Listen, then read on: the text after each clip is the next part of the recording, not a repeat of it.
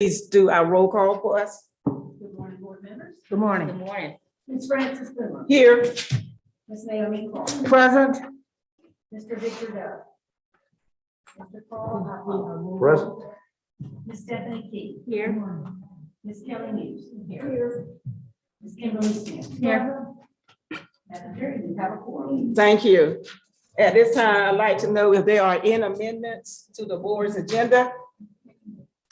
If there are none, I would like to get a motion to adopt the October 19, 2021 board work session agenda. So moved. Second. It has been moved and second that we adopt the October 19, 2021 board work session agenda. Are you ready for the question? All those in favor, let it be known by saying aye. Aye.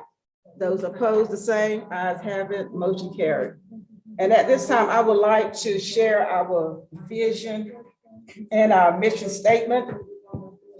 And our vision is that we envision a public education system that challenges all students as learners and prepares them to imagine and create a successful life, values educators and empowers them to inspire innovation in every student, leads in education and community engagement, and invite all students, their families, and all members of the community to work together to support public education to the benefit of our students, our community, our nation, and our world.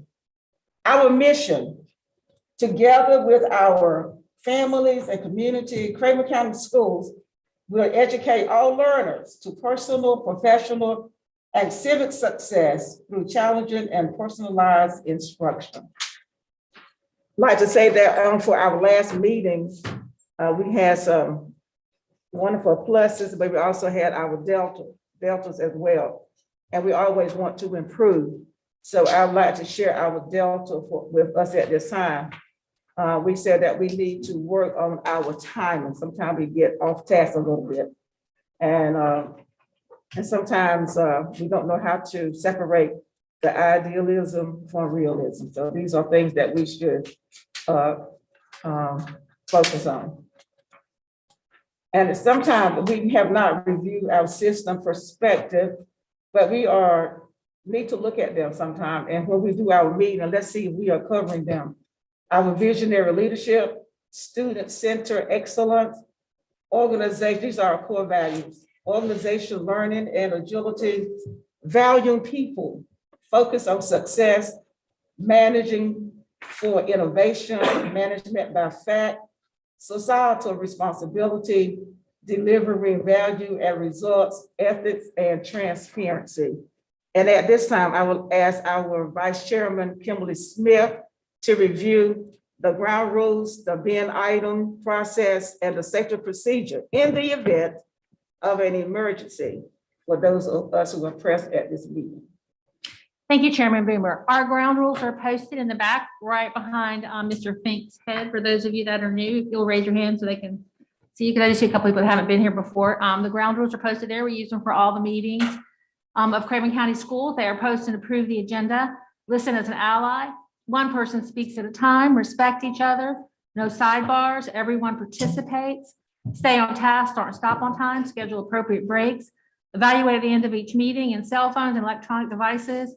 If everyone in the room can make sure they're on vibrate or silent, and I would just encourage the board members to put their phones, away to avoid perceptions if you can. I know that a lot of us have work and we check them every once in a while. We'll try to schedule enough breaks where we can check them, but it just avoids a lot of issues that we've had lately if we can just put them away for a little bit. The bin item process is out on the gray section. If you have an item that's off task, that it's gonna move us away from the agenda, if you can put it there, Chairman Boomer will make sure that they are covered before the end of the meeting. Our safety procedures, if there were a tornado, we're gonna split the room in half, right down the middle. The right to my right is gonna go out this right-hand door into the interior hallway. To my left, it's gonna go out into the interior hallway. We'll get down, cover our heads until we get the all clear. If we have a fire, we're going to split the room the same way. To my right, we'll go out to the right into the parking lot, across the street. To my left, we'll go out into the parking lot, into the furniture store next door, until again, we have the all clear. If we were to have an intruder in the building but not in the room, we'd secure the doors, call for help, alert the building, and wait for the all clear. If the intruder were in the room with us, we would do kind of the same thing. We'd alert the building, we'd have someone who could call for help, and then we would take care of each other the best that we can, because that's what we would have to do. So that's it. Okay, thank you. And at this time, we're going to ask our board attorney, Mr. Brian Gatchell, and he will lead the Board of Education to, for our oath invocation this morning.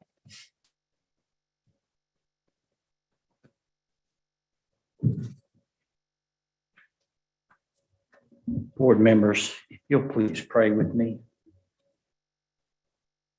Return to us, O God. Dwell in the midst of us in this place, in our cities, neighborhoods, and nation, that we would again acknowledge you. May you see reason to call us faithful, and may we reflect your glory to all those who would see. In you, may both youth and those of age find reason to be joyful. May all marvel at your handiwork, your steadfast love, and your saving mercy.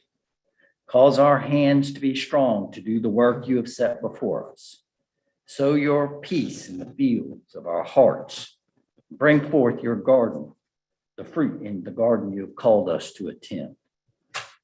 Give us increase to our fellowship and pour out on your heart a spirit of compassion and mutual concern. We give ourselves over to your instruction to speak truth to one another, to render judgments that are true, and to find solutions which lead to peace. May we not harbor ill will in our hearts against each other, but may we be intentional in making this a time of cooperation and kindness. In you, we do find truth and hope, and in your name we pray. Amen. Amen. At this time, I would like for everyone to please stand, and we're going to ask our board member, Naomi Clark, if she will lead us with the pledge of allegiance. Thank you, Madam Chair. I pledge allegiance to the flag of the United States of America and to the republic for which it stands, one nation, under God, indivisible, with liberty and justice for all. Amen.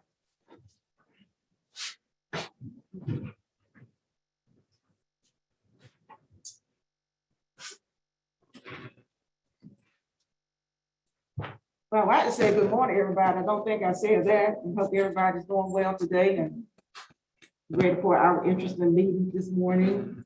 And at this time, I would like to recognize our student and parent representative. We would like to recognize Ms. Jessica Williams. You raise your hand, Ms. Jessica. She look like a student, but she is a parent over there. And she is a parent of a student at Graham A. Barton Elementary School.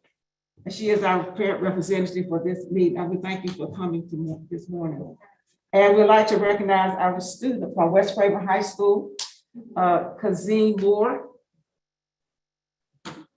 Layla Tockley, close to, from West Craven. And we would like to thank you guys for coming too. I don't know them, but I do know their parents. So I know they know they're gonna be good today. But we do thank you guys for coming, and we will be calling on you to get your opinions, I'm sure, as the meeting goes on. We'd like to also recognize for the first time, Ms. Stacy Freewood, our principal of the year. So let's give her a hand. And I better say Havelock High School, because I don't want them to stay on me. Saying something. But thank you, and we appreciate all the hard work that you do. And it is, I know your family is proud of you, and we all are proud of you. And we say thank you for being a part of the Craven County school system. Thank you for all the hard work that you do. And now, Miss Anita Moore, our wonderful teacher of the year.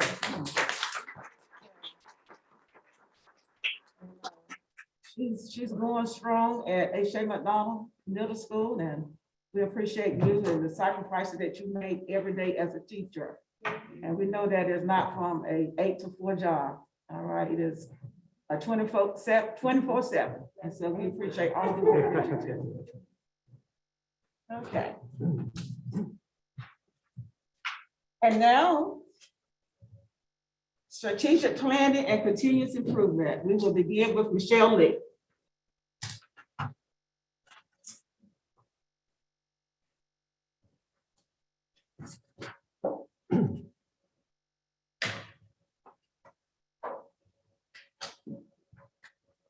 Good morning. Good morning.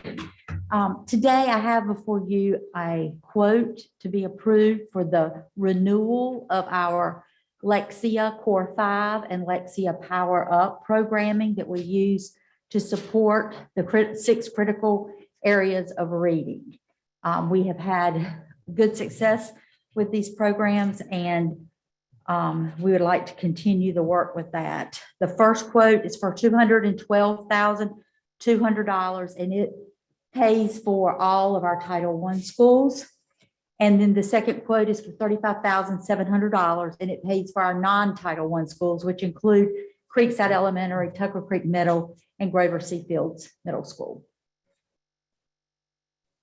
I have a question, Ms. Lee. Yes, Okay. And I'm going to vote for it. I know that I will, but I do have a concern. 200 and because this is a lot of money that we're paying out for this program. yes, ma'am. And I just want to make sure that everybody's utilizing the program. I want to make sure, is there any way that we know that at home, I know that we said that this is the program that's going to bring up our reading score. This is the answer, the big answer to our thing. It's piece of the puzzle. Piece of the puzzle, Yes, but we said that this was a big piece of the puzzle. Yes, ma'am. Okay, so my question is this. I know that they do have sometime during the day to use this program. Yes, ma'am. Did we not understand also that it was suggested that these students take their iPads home and read at night? Or did I misunderstand that? During the pandemic, we did encourage that. Both of the middle and the elementary Lexia programs are adaptive in nature. Mhm. So that means when they answer a question correctly, the material gets harder. If they answer it incorrectly, it gets easier so they can be successful and build them back up.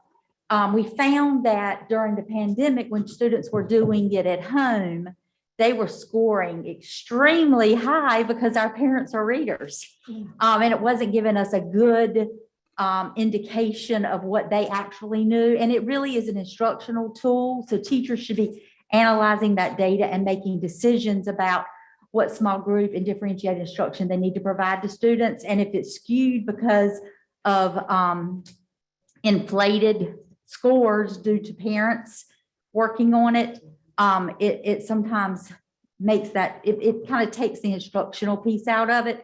We still do encourage students to take their iPads and use it to read from our Epic and our digital library and resources. So they certainly still should be using and reading at home every night, but the actual work in the program is better done if it's at school where teachers can monitor it for fidelity. I guess my question is, are they supposed to take their iPads home and is it suggested that they read something each night? Because I thought that what we said originally. Yes, ma'am, that is correct. I know that there's been a little bit of concerns about the iPads going home now that kids are back in the building full time. The only decision we've made previous to today is that kids needed to have them at home so that if something happened and they had to go virtual, or if kids were quarantined, they had their device at home. So at this time, they are still supposed to be taking their devices home and they can read from them. They're supposed to. That is the. So that how is do we the- know whether or not that's being done? I do Do believe. we have a way of tracking it? Teachers are tracking student reading minutes every day. And that can be done with a reading log and a book. Kids go home at night. They should be reading 30 minutes every day on something, either a real hard copy book or from their iPad. Okay, so So- at night, so what I'm hearing you say, that at night, those, especially elementary children, Mhm. I guess, they're supposed to spend 30 minutes of reading each night. That's And if correct. they have their iPad, they can read from Lexia each night. They can read. Lexia doesn't have a digital library. Lexia is a program where they play games to determine their skills level. Oh, okay. But we prefer they do the Lexia part of their work during the day when it can be Okay. monitored. So maybe that's why iPads are not going on, I because they I are doing know the work they're- in the classroom. I think we're having some issues with the iPads going home because now that kids are in the building every day, Okay, they're forgetting them, they're leaving them at home. They're not Okay. charged when they come in the building. okay. And teachers are using it for an instructional tool in their classrooms. So I think that as the younger children it was easy when they were at home. They took their iPads and they stayed at home. But bringing them back and forth every day, I think teachers are struggling with 7 kids left their device home or 8 kids' device isn't charged, where if they leave them at home at night, Okay. they can do that. And now that we can get in the library, there's no reason kids aren't taking actual hardback books home with them every day. I just wanted to know for my own, because I had a few parents who inquire about it. Yes, ma'am. But then I also know that when we got this program, I was under the impression that, that they would be reading so much each night from their iPads. Yes. But ma'am. if that has changed. that Remember, need to be- we did have a digital library during the Mhm. pandemic.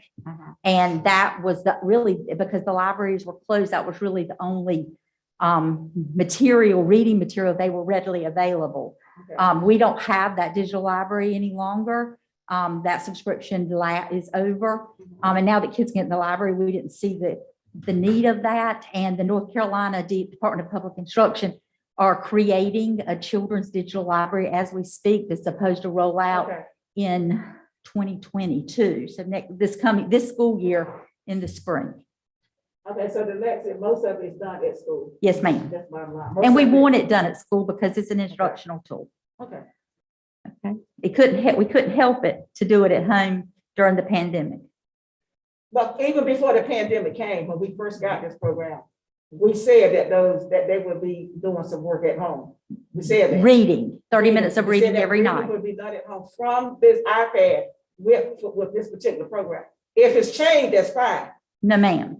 If it's not, if we're not, parents are not expecting their children to bring these iPad home and read from their iPad at night, that needs to be communicated to them. Okay. Because some of them were under the impression that those iPads were going to come home and their children were going to read at night from this program. But that's what we said, unless I misunderstood.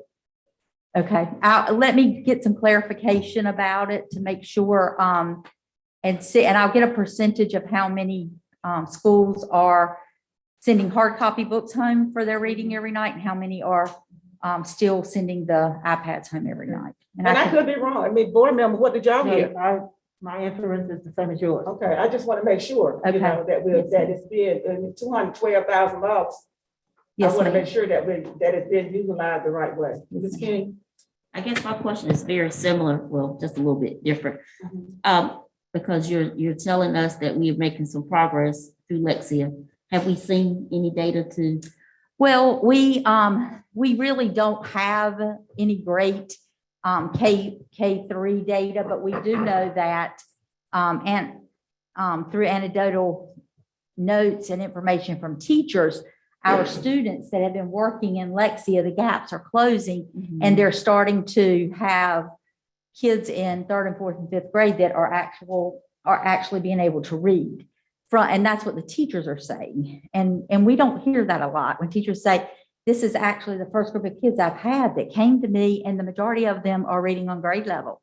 So, but because this work, these gaps that are being closed happen at early grades, they're not tested grades. We know that it's going to catch up. We just haven't had a year yet when we have good data to support the work.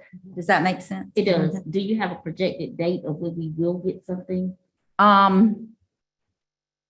I think if everything goes normal this year, our data for our 3rd graders this year is going to show that the children have had a stronger foundational reading instruction in our elementary schools and that the gaps are closing for our upper elementary students.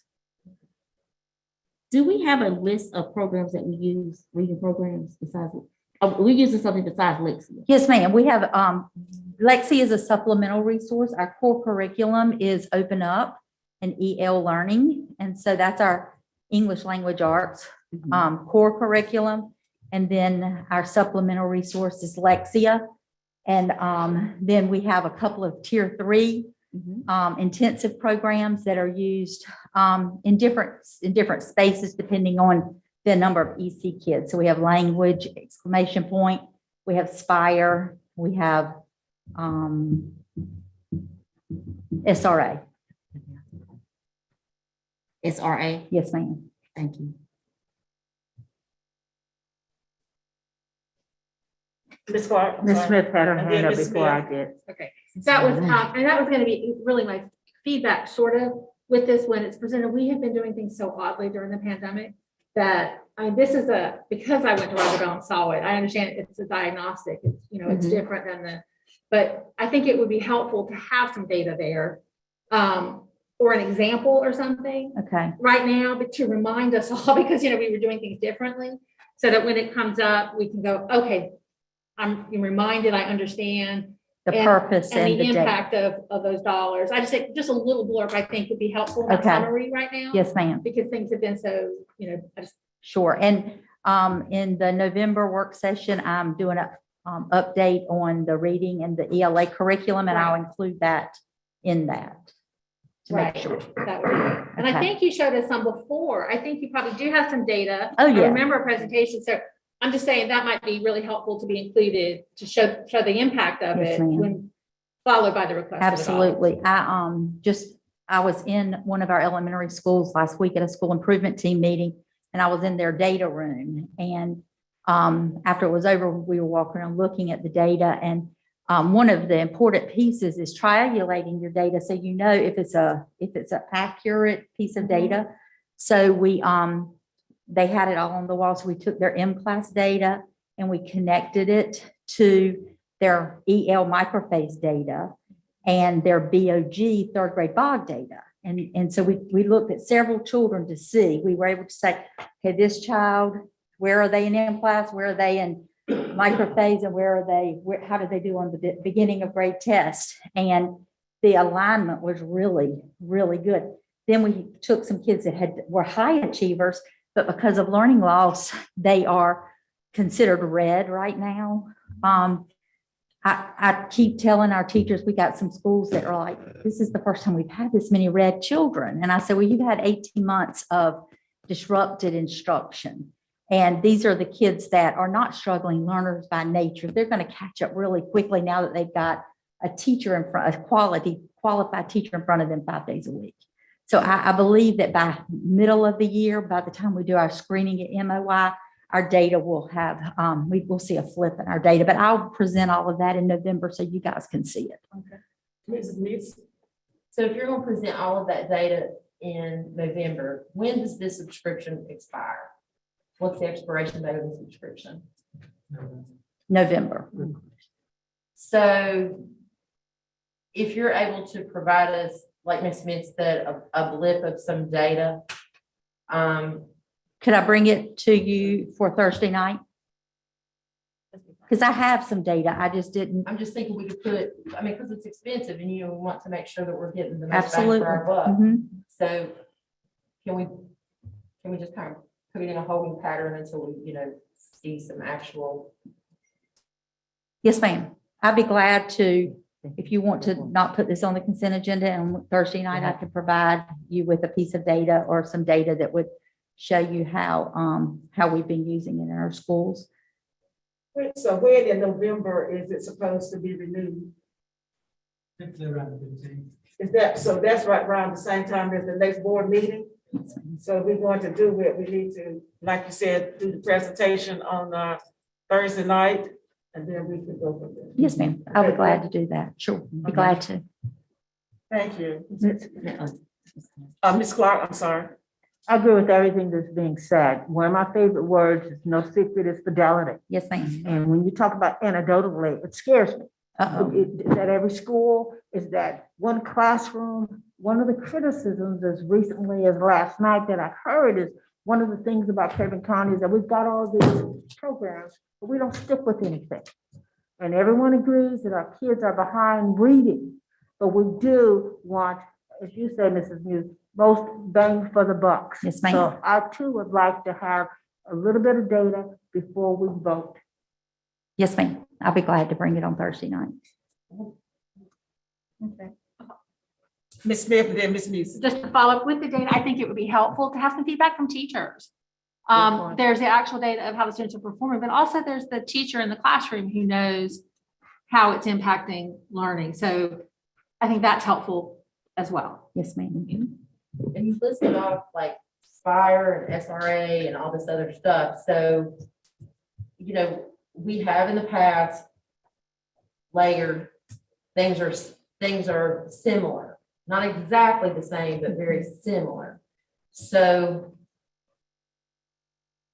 is this similar to those other supplemental? No, ma'am. It's They're completely not. different. Yes, Okay. ma'am. It's different. And we had, Mr. Griffin and we've done the work of identifying what our core curriculum is, what supplemental resources we are using, what are district endorsed.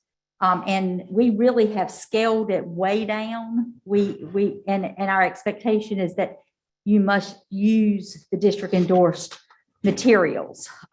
We still are struggling with some schools that have more money than other schools through their PTA and things.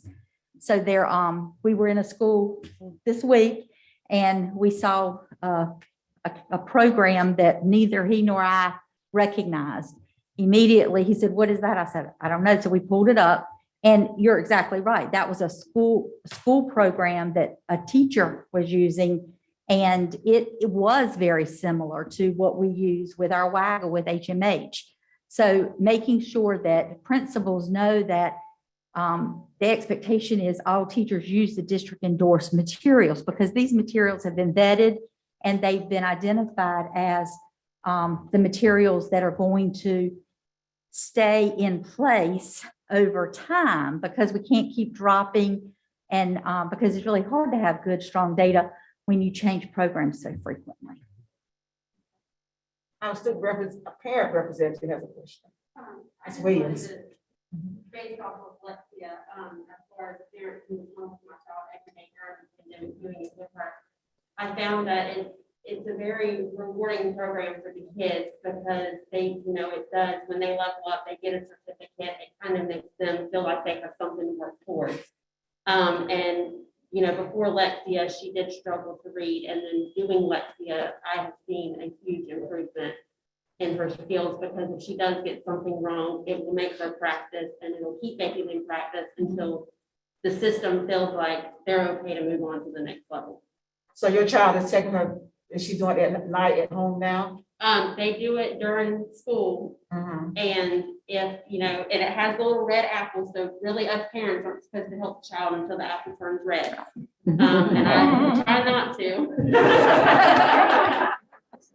She's like, "Mom, like, Morgan, red," and I will help you.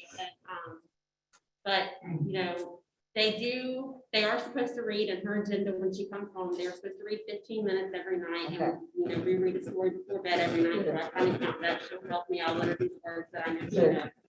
And I think Lexi does a lot to thank for that. Good, good, So I, as a parent, I see a lot of good in Lexia. good. Thank you for sharing that. We need to hear that. Ms. Pepper. Ms. Morris? Oh, yeah, I can speak from it as a parent, and as a teacher in middle school, I'm an 8th grade teacher. And so some of the kids aren't doing Lexia anymore, they phase out of it. They phase out of it sometimes in 7th grade, just because they've mastered all the material. And so when other kids in school are doing Lexia, you're reading during that time. They have a system that they're reading. My kids go to Base Plain, they're in 1st grade and 2nd grade. And they do Lexia, they get rewarded for leveling up, So they like to, no, can I do Lexia? I'm not a teacher, so I don't help them with their Lexia. They come home with, Malaysia is, my daughter, she's in first grade, so she's behind in her reading level, so she comes home.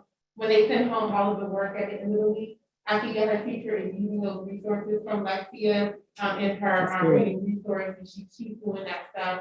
And she likes to do it at home on her own because she wants to get better. My daughter knows she's behind because her brother's on the 12th grade, he's on level 12, which is good because he's almost at the third grade level. So he has a challenge, which is good for him because a lot of the kids aren't where he is. And my daughter, she's behind. And so that's giving her what she needs. So I love that it's level. I love that it's a challenge for my son and closing the gaps for my daughter. I think it's a really good program. The middle schoolers, they don't like it that much. We need some more buy-in with that, but they know that it's a part of the culture of our schooling. That's why there's an expectation. So I do think it's a really good program. But I agree that, it should be, a lot of teacher input in, their data.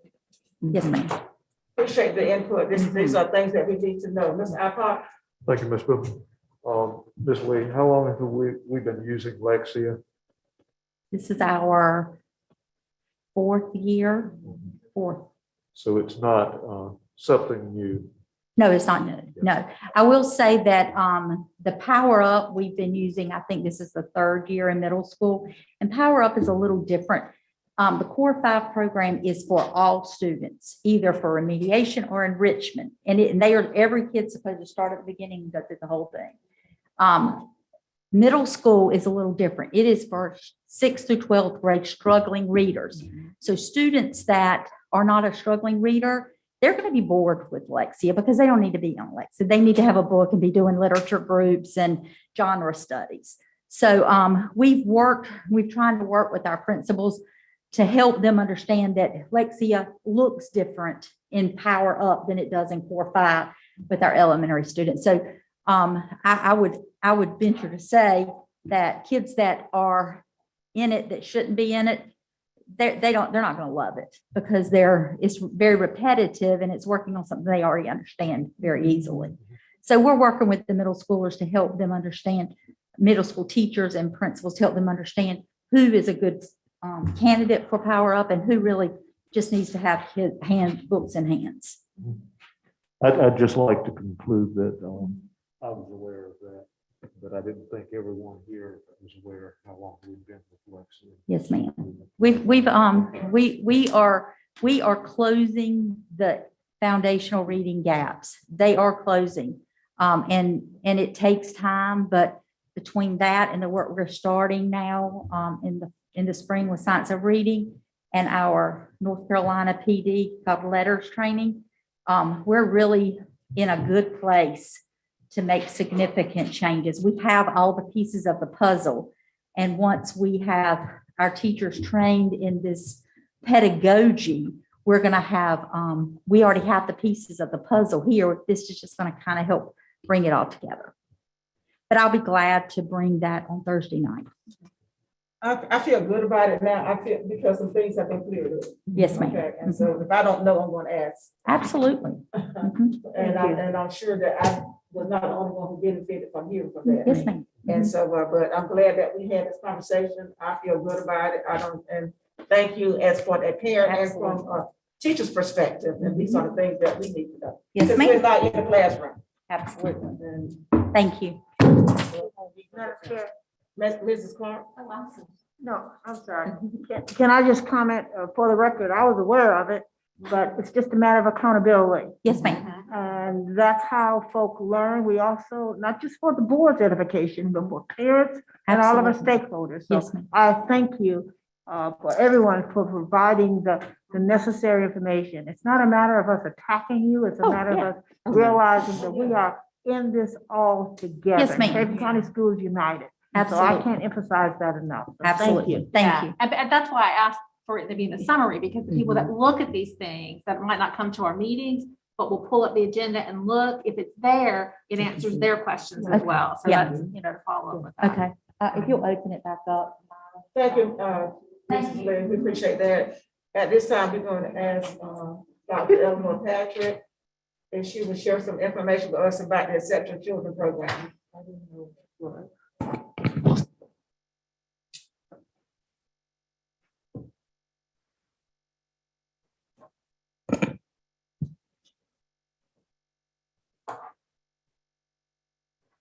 Good morning. Good morning.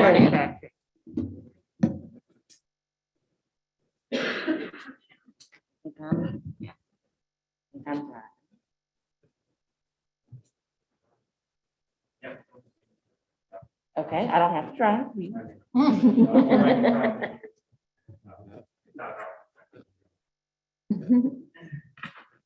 I will follow your lead.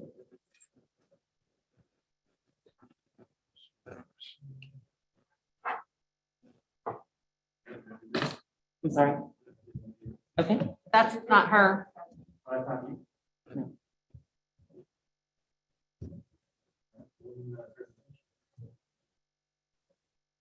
It should be a link. Yeah.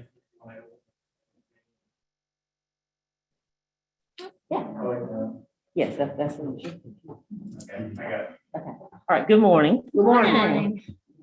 So the information that I'm going to share with you, this is the program update for the Exceptional Children's Program from the last time that I presented to you all. So I last presented in June. No, wrong days. I'm sorry, July. So I last presented to you all in July, and this is the progress of the EC department from July until now. Okay, we have identified 4 goals. So we've looked at some of our data, both what I refer as hard and soft data. So some feedback that we have received, as well as some actual hard data. And so we have created 4 goals. Our first goal is to have 100% of our EC positions filled by October 1st.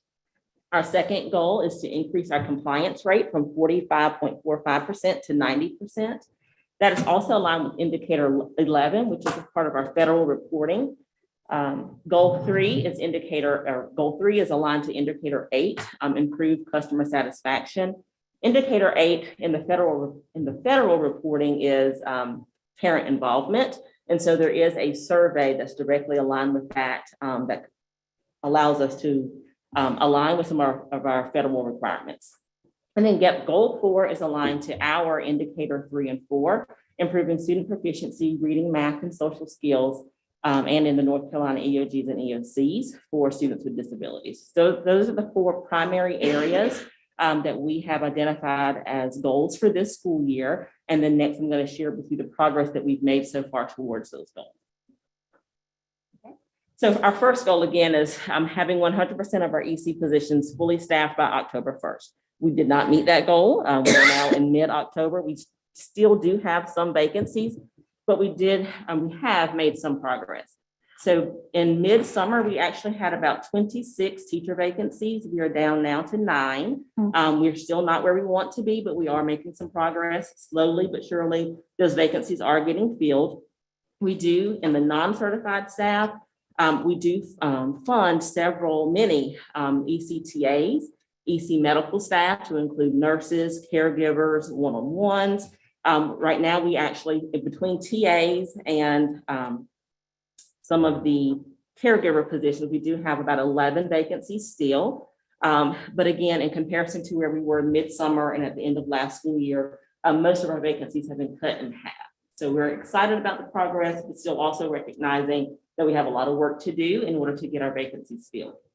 So in some of the things that we've identified as strategies to help us meet those goals, we have posted our EC vacancies in additional recruiting platforms. So Indeed, you may be familiar with. So we posted our school psychologist vacancies there. We honestly have not gotten much back out of that, but we gave it a try. And then we have posted our physical therapist and occupational therapist positions on the GPI job board. Again, we haven't had much to come from it, but we at least wanted to try something other than Teacher Match, because Teacher Match was our only platform. So we gave these things a try. We'll continue to leave them posted, and hopefully someone will see them posted there and apply. We did increase or have an employment incentive for our EC staff members. We started a supplement for our EC staff to go across 3 years using ESSER funds. Our current staff members are very excited. They will receive their first supplement in October. I got lots of emails, text messages of EC staff members dancing and clapping. Super excited for the EC staff. And that is more so of a strategy to retain our current staff members, because once we get them here, we need them to stay. We also are working towards increasing our school level staffing using ESSER funds. We are hoping to add an additional TA to all of our schools, either part-time or shared or a full-time position based on the size of the school.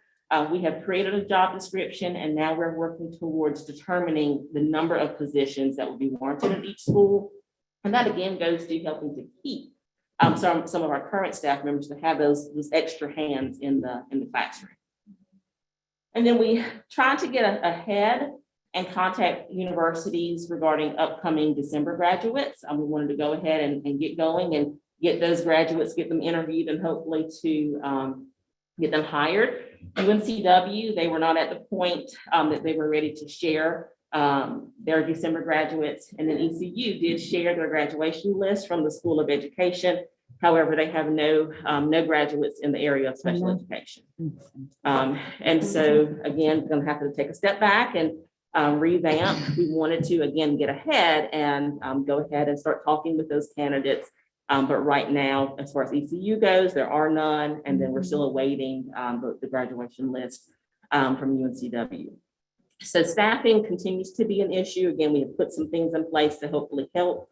We are pulling applications as soon as they pop. We're sending them out to schools. We've done some conversations or had some conversations with potential candidates. And again, just working towards getting those vacancies filled.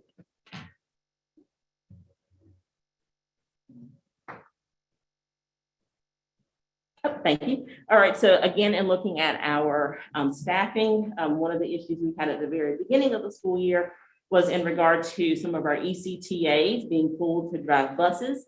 And so that was requiring them to be late to the EC classroom, as well as leave the EC classroom early. So we have talked with transportation and we have gotten that minimized. There are some areas where that staff member still might leave about 10 minutes early or 10 minutes, arrive 10 minutes late. At the beginning of the school year, we had large chunks where, for instance, a high school driver may have also been driving for an elementary school, and that was putting them about an hour and a half late getting to the classroom. So we have resolved those issues. Again, there still may be a 10-minute window where someone might have to go from Ben Quinn to Oaks Road or from Trent Park to Bangert, but it's more of a minimum, it's more minimized. We have thankfully increased the pay for substitutes for ECTAs. Believe it or not, the rate for an ECTA substitute was $58 per day. If you know anything about the work of an ECTA, it's some very difficult work. And so that has increased as of October 15th to a minimum of $91 per day. When you have things like the effective teacher training, that pay might be a little bit more. But thankfully, we're very glad to celebrate that increase. $58 per day is very hard to get someone to come in to sub at that rate. And we have talked with Dr. Miller regarding the funding source, so that will be coming from the EC budget. However, if we get in a bind, we've got the backing of somebody else's money to help with that. So also we have talked about hiring some additional EC liaisons. We haven't solidified any changes with that yet. We currently have 4 liaisons that serve all of our schools. They help with IEP meetings. They support some of our beginning teachers. If there's a vacancy, the liaisons fill in for IEP meetings in that regard. They do a lot of work, but there's only 4 of them. And so recognizing the work that they do, and they're on a teacher salary. And so they are not in an administrative role, they are employed as teachers. And so looking at the work that they do, what we're asking of them, definitely realize the need to have more, and we'll continue conversation with that. The fourth one was another attempt that we tried. We considered contracting with EC teachers for some of our adaptive and separate setting classrooms just to help get them filled. We actually interviewed some candidates for those positions as well as for our virtual academy. However, we hit a little bit of red tape in that North Carolina general statutes do not allow you to contract with an outside company for teaching positions. We've talked about it before that we are contracting for speech language pathologists, for psychologists, many other positions, but we are not allowed to contract with a company for teaching positions. So although we found some really good candidates, the red tape kind of got us there. So we've got to take a step back and find another strategy. But we gave it a shot. And then also we are working towards researching and implementing strategies to support our beginning teachers. We began some support sessions on Zoom about 3 weeks ago. We offered 6 sessions throughout the week, before school and after school. The liaisons were available during those times. And it was open to all EC teachers, so not just beginning teachers, but an opportunity for any EC teacher to, hop on Zoom, ask questions regarding, we were focusing on out-of-state transfers as well as IEP writing. The attendance was low. So out of those 6 sessions, we only had 3 teachers to attend. And so we're relooking at our process. We did talk with principals about it. And I think just some additional reminders being sent because it definitely is a need, but folks kind of forgot that it was an opportunity that was available for them. So we're going to revamp, but then also increase, I'll say the marketing and ensuring that folks are aware of those sessions. And then the North Carolina EC conference is coming up in November, and we are providing funding for some of our teachers to attend. Typically, I think EC leadership has attended the conference. And so we're hoping to form a bit of I'll say a PLC. We had invited some of our veteran EC teachers as well as new EC teachers to kind of go together. It is a 2-day conference. So we're hoping to form some partnerships between those teachers to have that support, but then also for all of us to learn some new information regarding EC. So again, it's a 2-day conference. In Greensboro, we've got about 15 between liaisons and teachers that we've asked to go. All right, goal 2. This is the one that I probably have focused on the most. Increasing our compliance rate from 45.45% to 90%. I think I like this one because it's got a number. And so this is one of our areas that we are required to report. So the 45.45%, that is our compliance rating from last year. This is the percent of our students who have been placed or evaluated and gone through the full process in the 90-day timeline. So there's a 90-day timeline. And so for about half of our students, their process, if you will, has lasted more than 90 days. At the beginning of the school year, we had around 135 students that were beyond the 90-day timeline. Some of the students were well beyond the 90-day timeline. Some were, quite honestly, a year behind in their evaluation taking place. And so we've identified who those students are, and we've put some strategies in place to help that. So a lot of the issue is that testing did not occur, or a lot of testing did not occur when schools were closed. But the request for testing didn't stop. And so if you kind of think about it, a request came in, but no evaluations were taking place, and you look at really about a year, and so super behind. And so we have revamped. We kind of created a plan. Our school psychologists do a lot of work within the schools, sometimes regarding strategies, working with teachers. And so we have pulled them, and they're focusing now on getting the evaluations complete. We shared that information with school principals and EC staff. We have contracted with three psychologists that work in other school systems. They're coming in on Saturdays. We started this past Saturday doing we're calling it our Saturday clinic, but they're coming in to get evaluations done, as well as after this past Saturday, 2 of them said, well, I'll be willing to come during the week. And so they're coming, actually 1 came yesterday. So again, we've got 3 outside psychologists that are coming in to help us get caught up. We have provided training to school administrators in ECATS. That's the system that we use for IEPs. So we have trained school administrators on how to run reports in ECAT so they can see who's coming up due for some type of evaluation or who is overdue. That way principals know. And then our school liaisons, they receive a database list from Melanie Rhodes once per month. Principals also receive that same information. And again, that's a step to help make sure everyone knows, okay, these dates are coming up, this evaluation is due on this date, don't miss it. And so again, that goes out every month to the liaisons and school administrators. Goal 3 is regarding our customer satisfaction rating. Again, this is indicator 8 with our federal reporting.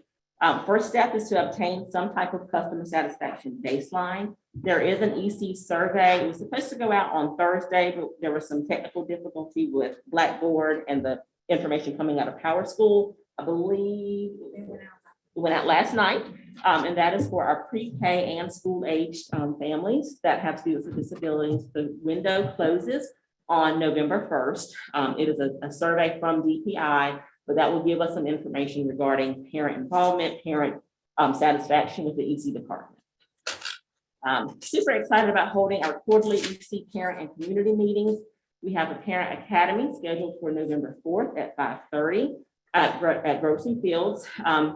This has turned into I've called it a cross-department informational session. If you know anything about EC, it touches every bit of the school system, from school nutrition to transportation, facilities. And so on that date, we've got about 15 individuals that will have a table or a booth to share information regarding different areas for our families with special needs. And so things like transition programs, physical therapy, the difference between a 504 and an IEP. So we'll have all that information there for parents, as well as a speaker, and then we'll close out the night. And then somewhat related to that at the very bottom, conducting meetings for parents regarding community resources. So on November 22nd, we'll have someone from Easter Seals on Zoom to talk with our high school parents regarding transitions for their students and things that are available in the community. And then also related to that, increasing our communication between parents, teachers, and other staff members. We started an EC newsletter that's sent out twice this is for staff. We have found that there's often just a lot of information that needs to be shared with teachers and principals. And so twice per month, we have sent out a newsletter so that everyone's kind of on the same page and getting the information that they need. And that we have gotten a lot of positive feedback regarding the newsletter, just because there were lots of information being sent, but not everyone knew information that was being shared with different groups. All right, last but not least, the most important, goal 4, improving student proficiency in reading, math, and social skills as measured by the North Carolina EOG and EOCs. And so we started out very early in the school year conducting training on our research-based programs. Those programs are SPIRE, Trans Math, Language, and Number Worlds. The training was conducted, and then in our most recent newsletters, the training videos were sent out so that anyone who missed it or wanted to go back and watch it again, they could go back and get that information. We also have formed a PLC, particularly regarding SPIRE, with Kim Connor. She's one of our liaisons, and so she is meeting with teachers who just want to talk more about the strategies within SPIRE or the resource. So she is, again, has formed that PLC as that additional support. We shared our walkthrough form with school principals back in the summer, so they would be aware of what we're looking for when it comes to the implementation of those programs. And then we started our walkthroughs on September 20th. Very excited about that. We've gotten into the classrooms. And then in our newsletters, we actually have been sharing pictures of best practices that we see in our walkthroughs. And then we have connected teachers that are really rocking and rolling with some teachers that might need a fresh idea. So we have put them together. We've had some teachers who go over and observe other teachers, but those walkthroughs have helped us help the teachers with their implementation. And then we are starting a process for analyzing our benchmark and universal screener data. For M-Class, it does a beautiful job of giving us data for our EC students.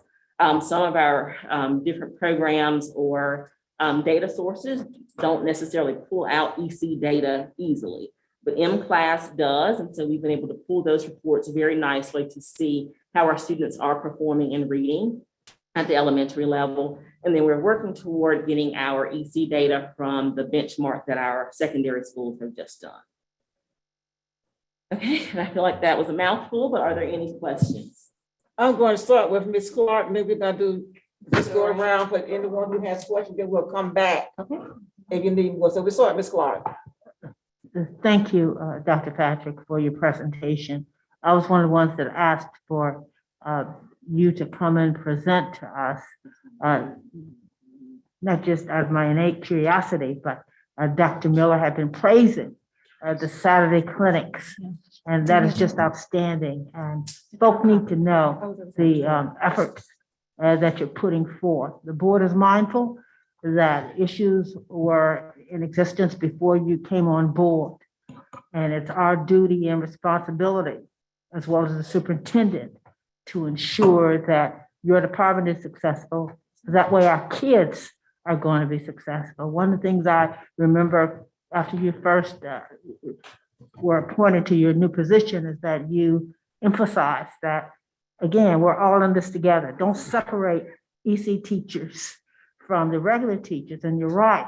But that being said, I'm going to ask the board at some point to consider, she's added or requesting that we add EC liaisons, which is just excellent.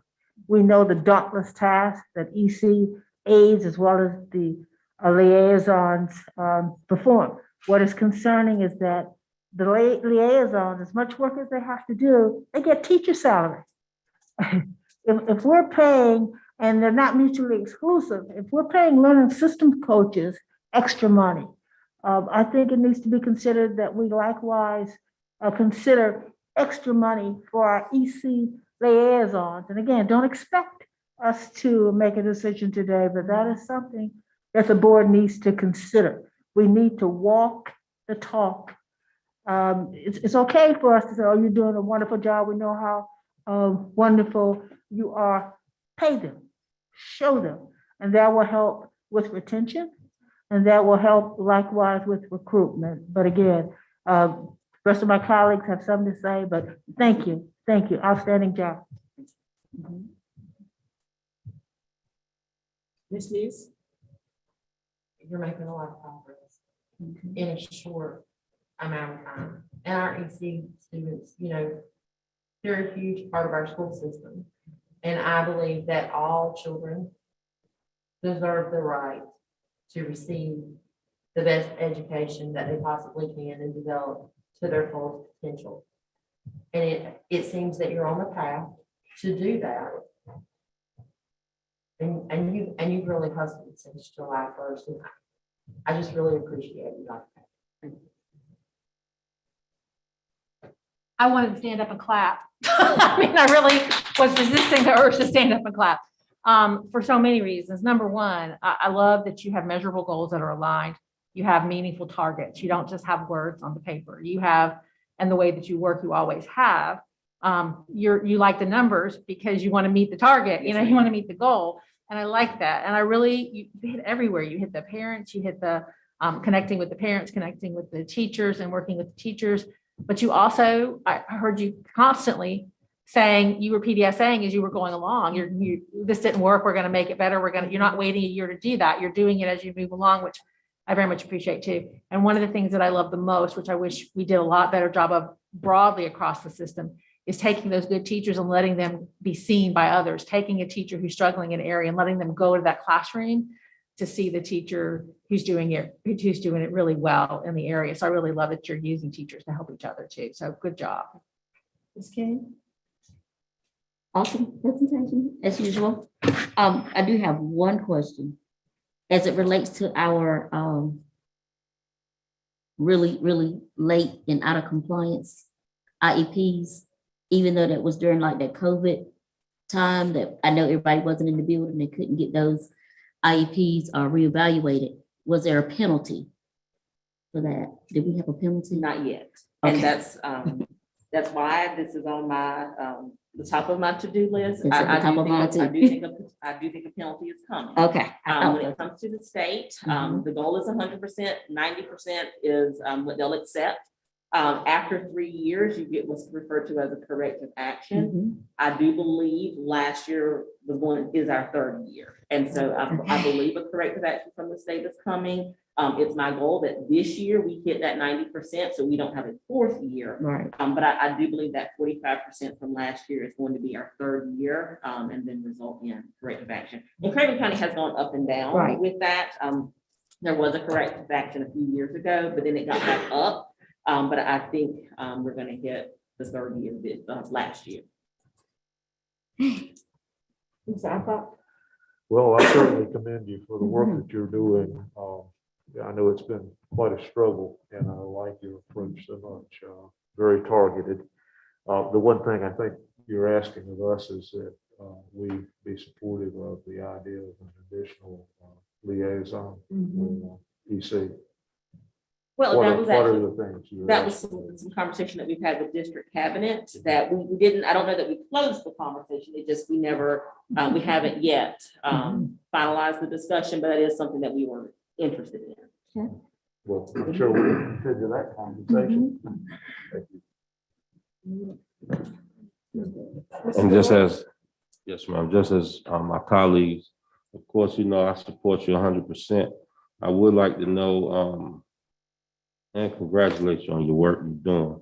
But as far as we had some town hall style meetings, when you first came on, the data that we received from that, does this, anything that you presented today represent the feedback from the parents Most that definitely. did show? I heard it was not a great turnout at all of them, but was anything, what was represented from their concerns or needs in the report? Definitely.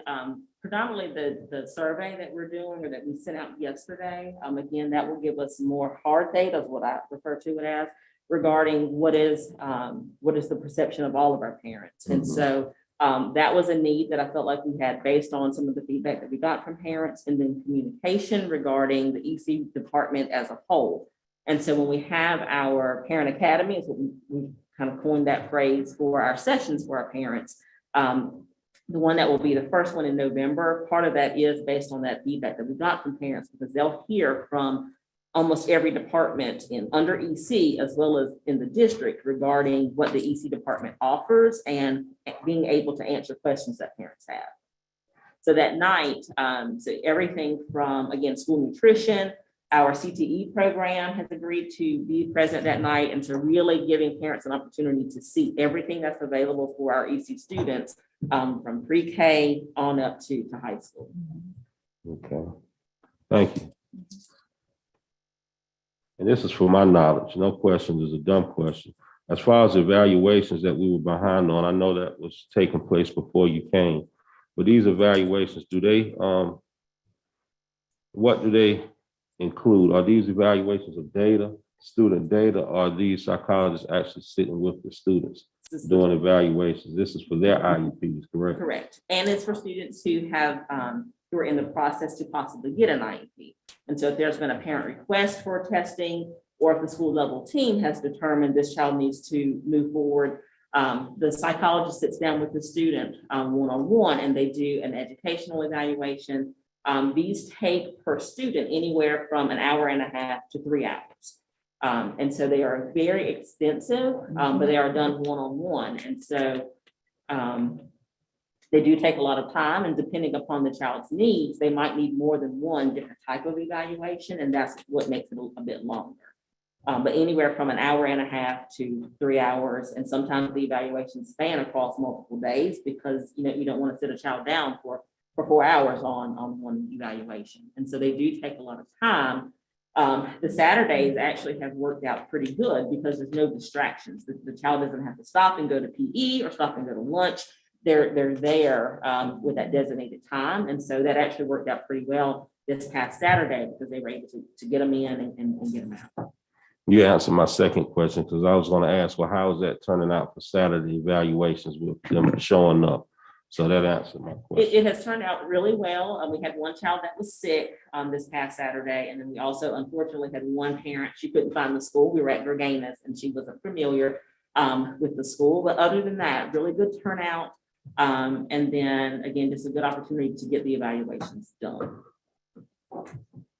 And I do want to say it is by, we have kind of put the students in order by their due date. Parents are not required to bring their child in on a Saturday. We called them and said, you know, if this works for your schedule, we'd like for you to come in, but if they, you know, do better Monday through Friday, we don't force the parents or require them to come in on a Saturday. This is only if it works for their family schedule. Anyone else? Dr. Patrick, thank you for Yes, ma'am. such a wonderful job. We knew that you were going to be challenged in this with the Accepted Children Program, but you have taken it on and you have done an excellent job. And I know that you have got a lot of support from other people, but it comes with good leadership. And we appreciate all that you've done. And I know that all of us feel real optimistic now about the direction that is the Accepted Children Program is headed towards. And I know it takes a lot of hard work and dedication, but we appreciate all the effort that you have put into this. I would like to know one thing though, and I'm in agreement with everything has already been said. What was the, just for the public knowledge, we said that what was the supplement? How much was the supplement for those teachers? It'll be a total of $3,500. Mhm. This first year, $1,500, Mhm. and then the next 2 years will be $1,000. Good. Very good. And good, and I know it's difficult to find teachers because students are not going to college in the Accepted Children Program anymore, not like it used to. And it has been for a long time, East Carolina has had, that program has not produced many students in that area for a right good while. And so that's one of the reasons why it's hard to find, you know, those teachers. And it looks like the only way we can get them now, most of them is through lateral entry. And it's only through, you know, with the lateral entry program. And so, but I'm glad that we got coaches and mentor in place that when the teachers do come in on lateral entry, you know, they have somebody to work with them to help them get certified, you know, so they don't leave. And so, but you have a challenge. You have a great, but I like your attitude and I like the way that you have approached it. And so, like I said, we all feel optimistic that our program is really going to be one that we are even more proud of. So thank you for your hard work and thank for all the people that are working along with you as well. Thank you. Thank you.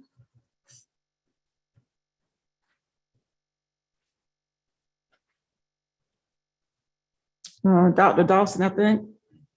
Is it, no, Ms. Lee, for your policies, okay.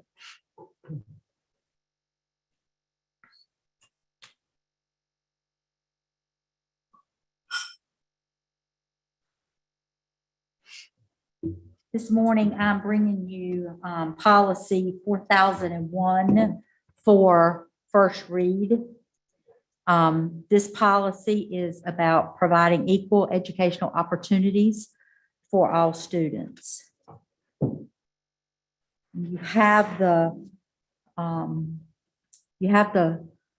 form, the handout there at the bottom that shows the changes in the policy. There's 2 requirements by the School Board Association and 2 recommendations, and I'll just quickly go over that with you. In the first paragraph, this is a recommendation to clarify the language and the obligation of the Board of Education to offer equal opportunity education to everyone. This particular recommendation takes out any descriptive characteristics and replaces it with every student and all students. The next part, the second paragraph, is a requirement. The board, the law, it deletes the reference to repealed policy 7225. So that's a requirement that we remove that language from this policy. And then there's also a requirement for the third paragraph that it overlaps policy 7231. So those are the two requirements that we remove. And then, of course, at the bottom, there's the requirement for change of legal reference. And that's it. Do you have any questions? Anybody have any questions about the policy? I do. What triggered the change in the policy to start with? So Let me say this too before you start. No, don't be sorry. I do understand that every student means every student, and sometimes the scriptures is not needed. But correct. still, what made someone zero in on these descriptions to see that there being an issue? I can't give you a for sure answer about that. The State Board of Education has a process that they follow, and they go through every policy, and it's on a rotation for them to review with the Public School of Law. And then they make any recommendations and changes and send it to Ms. Myra. And Ms. Myra sends it to the departments for us to bring forth to you all.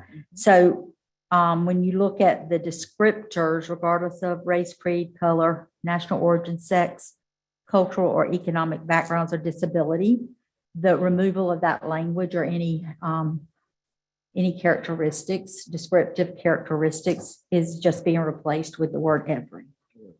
So I don't know what prompted the state to do this, other than I believe it's just on a rotation, and it just happened to be one they were looking at.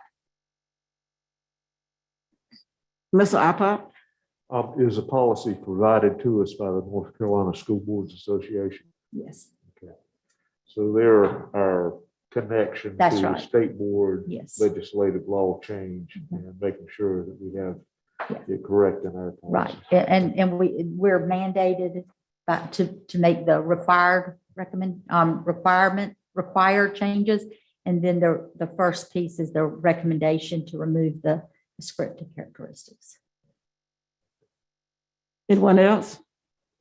I'm like you, Mr. Dove. I wonder about that last night when I saw it. I'm saying, why would they?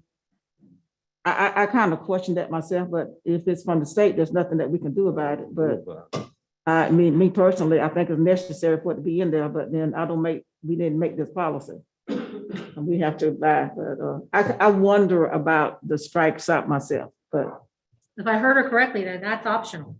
Yeah, we don't have to remove it. I believe that when you have descriptors, you always worry that you're going to miss someone that needs to be included in the description. So by changing it to every or all, you're ensuring that no one slips through the cracks. But certainly this is a recommendation. It's not something that you have to take action on. And it is first read, so it'll be back to you next month. That'll give you a little bit of time to consider it and think about it. And we'll bring it back next month for second read, if that's okay.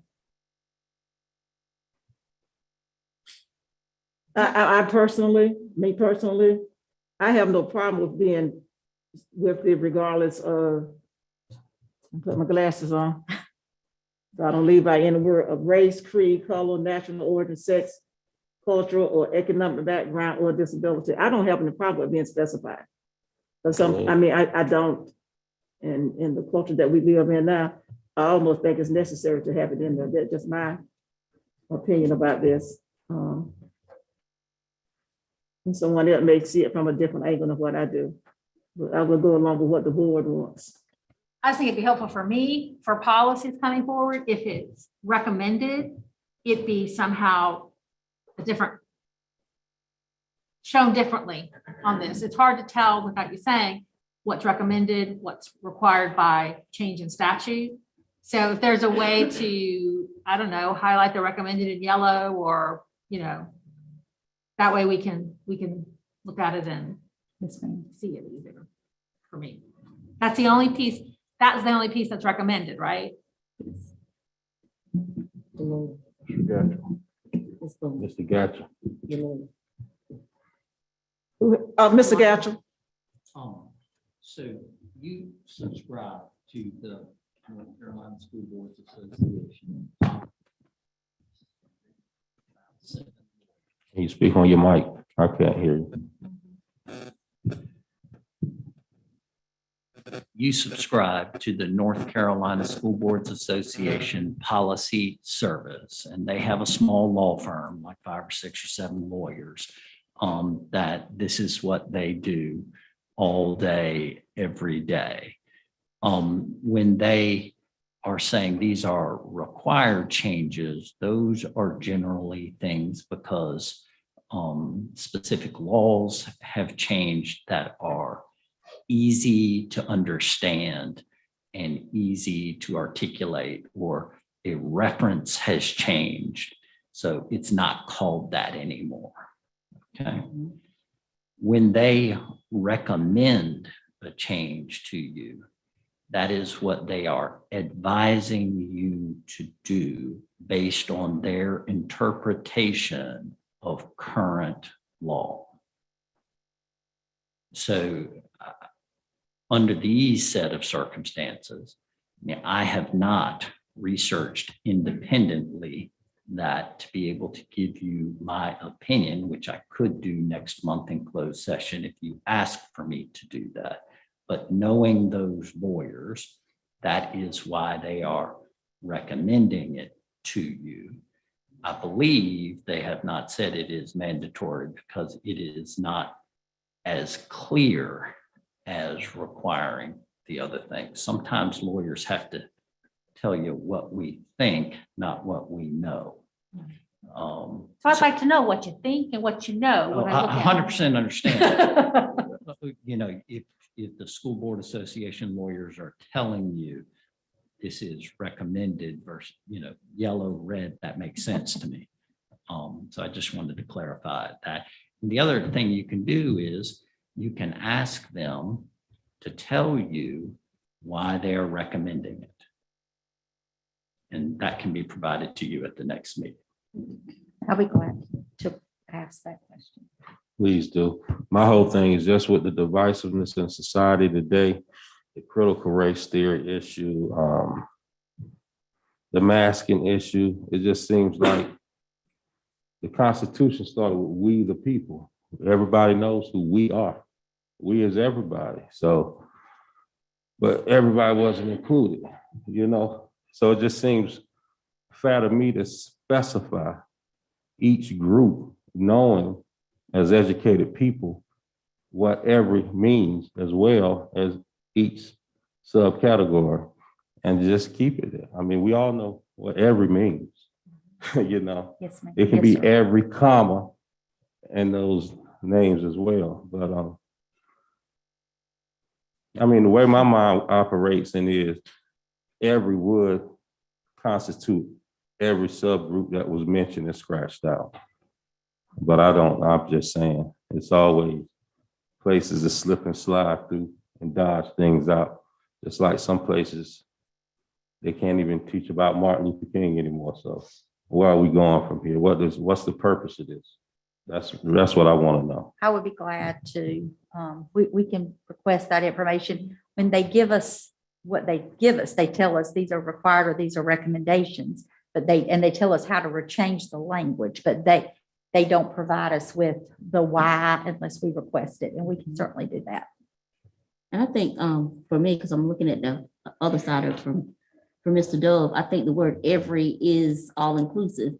And if you start putting some characteristics, there's some characteristics that you're going to miss that also want to be included that you may not think that they should be included, that because they are part of the every, they want to be included. So just putting that surface general characteristic of every would include every characteristic without having to name every characteristic, which you may sometimes miss. I can see that. I can see that too. Ms. Smith? Sometimes less is best. I'm sorry, Ms. Smith? I agree with Stephanie. I was thinking the same thing. For me, it's just like the people in this room. Some of us are wearing black tops, some of us are wearing beige tops, some of us wear purple tops. what if I miss a top, right? So if it's every, then that means all, just like you said, we the people. Well, we the people means all people. So when you get rid of the labels and subgroups, that means every child, all children are entitled to the same, and we're not, when you start putting labels on everything, it would be, to me, it would be easier to miss something. So I actually kind of like every better because it's inclusive, not exclusive. And I agree with both of your points as well. I see it both ways. Typically, I do agree with that from the start. My whole thing was just, where does this derive from? Where does the change come from? This is the language all my life that I've seen. I mean, what are we missing with those categories right there? We know all the colors. If it's a new color that's created in the world, I get it. I don't think we've missed it. I think that more has come than what we are in tune to right now at our age and our generation. There are a lot of things from this generation that they would say that they would think that should be included, that we may say, well, it's already included because it says this. Well, no, I want it more specified to say this. So I think it's more of a generational type thing. And you know, things are coming up now that you and I are not privy to, because we don't, you know, that's just a world that we haven't lived in before. We're having to live in, we're being forced or made or encouraged to live in a different world now. And if you're living in that different world, then there's going to be some different language that we may feel sometimes uncomfortable about seeing that characteristic. But if we have the word every, it already covers every characteristic that can come in your mind. Mr. Alpert? I prefer the language every today, but I think we all understand that every student hasn't always been every student. Right. That's all I was That's saying. right. That's what Mr. Douglas said. That's why when I said we also said we didn't include everybody when it said we. And if you'll look at the list of characteristics, essentially every one of those has been a battle that's been fought at some point or other. And that's why they ended up in the list. But I do agree that today, where we are, to understand every and what it means. And I can agree with you all on that. I just wanted to make that point. You're right. You know, I just wanted to make that point. I mean, Definitely. every is fine, but I still want to know, why is it an issue now? Because what I see, it's including transgender, it's including whether you agree with a lifestyle or not, it's being included by naming these here. There's nothing missing from there in our world. In your mind. Body size. Is your mind is Body, right. yeah. Right. I mean, and not to jump in and Jump in. there's a family emergency, so I'm gonna step in for her, or Ms. Lee. And I think that, and we will certainly do some research, but when you think you have everyone, you may not have thought of everyone if you're not one of those everyone. So by saying every, I think every, and I mean, I would encourage our students to speak to this if the board is okay. I was gonna ask you to. Seeing yourself to mean everyone, as you've said, we, by leaving it every, and that is my guess without asking the School Boards Association, because later you will see they had other characteristics labeled and they said protected by federal and state law. Right. So, I mean, I see them having a conversation, so I would be happy for them to speak with, you know, to see that they see every student in this language. Okay, and that's why it's good to have these dialogues with our students. I mean, if that's the pleasure of the board, but We find if they have something they want to say, we don't have a problem with that. That's why they're here. Do y'all understand what we're talking about? Can we Okay, put it so- on the board so they can see? Yeah, that's fine. Can you put that on the board? The screen for the equal policy. educational opportunities. the policy that is attached. to the policy.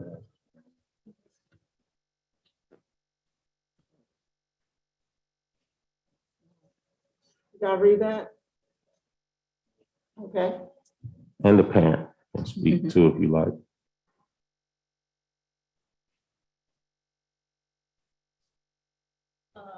I agree with what with what Mr. Bell was saying about what's the need for a change when it covers everyone. It says race, is it creed? Mhm. Creed, color, national origin, and all that stuff. There's not really much that can be left out of that unless you want to include like sexual orientation, but that's not really necessary for this. So, and I also think that in the past, everyone has been used, but it's not, they don't always mean everyone. So I think having like a description of every single thing is a nice layout. Mr. Moore? Kind of agree with what Layla was saying. I feel like the policy was being kind of explicit, but at the same time was being implicit. But putting every as the word to cover up everything probably wasn't the best, but at the same time, it probably was the best word to use for opinionated things like race and sex and all that stuff. But I feel like every was a cover up for like being implicitly a big statement. That makes sense. What they're trying to do is change it to every and take out what's struck. So do you agree with what they have taken out, or do you think the word should be every? I still agree. I agree with it taken out, but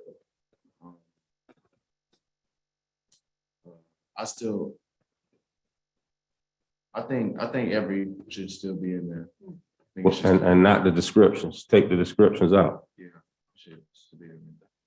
You have anything to say? I feel like it needs to be every, because in today's society, you're always gonna leave one person out. They're always gonna find a way to be told that they were left out.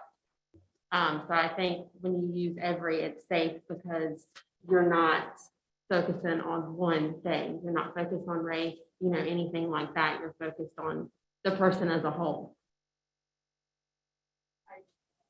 I can agree with it too. Like I was just saying, my whole thing is, I understood what you said, Ms. Miller, but I don't think body size is, origin, sex, I think that covers Age. body size. Age. And age, I think it's all covered there. But I'm fine with every. I just want to make us think. Oh, I didn't think we were gonna take every out anyway. Every was going to remain. But I think the question was, do we take out regardless of the Right. other things? No, But I'm talking every is about, going to be there. But do we need to take out the rest? And I think that's what the question was. right, I think it all could stay. Or if we took it out, it's fine too, but Right, either way. And either way. since it's first read, if it's the board's pleasure, we will contact the School Boards Association, the legal counsel, and get some clear direction on the recommendation and why is there a specific law change that prompted this. Okay. And we will bring that back to you next month because you're not scheduled to take action until second read anyway. Okay, that's fine. Anybody have any more comments about that? Thank you, we appreciate that. Thank you for your input, students, and Ms. Williams, thank you so much. Y'all bring some good information to us to help us think about the situation. Can I just say to you, that my request on the policy wasn't just for this one, like anybody that brings one. You got it? Okay. Okay, thank you.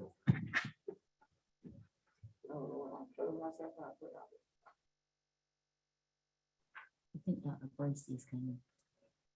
The HR. All right, yes, HR is next.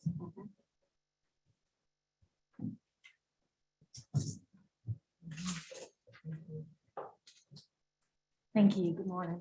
Thank you, sir. We appreciate it. Thank you.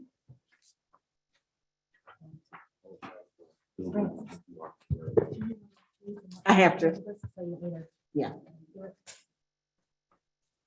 Good morning, board members, Dr. Miller. Gives me great pleasure to present to you the personnel report for October. The electronic copy that you received, there's only one change. Okay. We made that change yesterday around noon.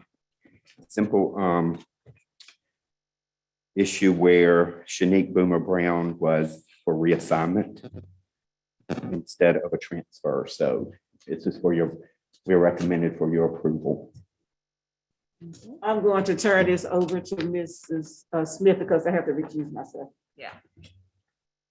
So board, you have it before you. Do we have a motion to accept the HR report as presented? Were we going into closed session regardless? I don't believe so. So, I have no objection to the report, but at some point I would like to consult with our attorney and go into closed session, would you like to do that before the report is approved, or whatever protocol allows. is your question regarding the report? No, I have no objection to the report. Oh, okay. Okay. Then is there a motion to approve the report? So moved. Oh, second. Okay, so it's been moved and seconded. Any discussion?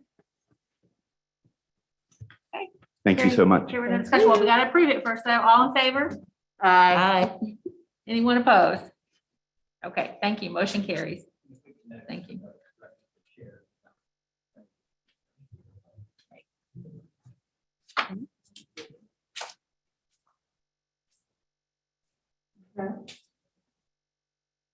Now return of human resource. Jennifer Wagner.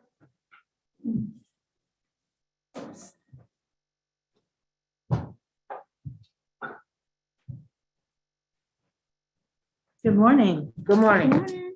This morning, I bring to you an update on Goal 4, Community Engagement, for our organizational review for today, October 19th. So first, I would like to highlight our district goals in regards to our strategic plan. And as you have been informed, and as you are aware, that we have had 2 goals related specifically to community engagement. One has been very specific in regards to listening. And another goal has been very specific in regards to customer satisfaction. And this year, as you know, while we have been analyzing our strategic plan and have had an opportunity to be able to make updates, we thought that now would be the perfect time to be able to incorporate a new goal. We thought it would be really important to be able to add the work in regards to communications. We felt that this was something that was missing, that was specifically related to the work in regards to community engagement.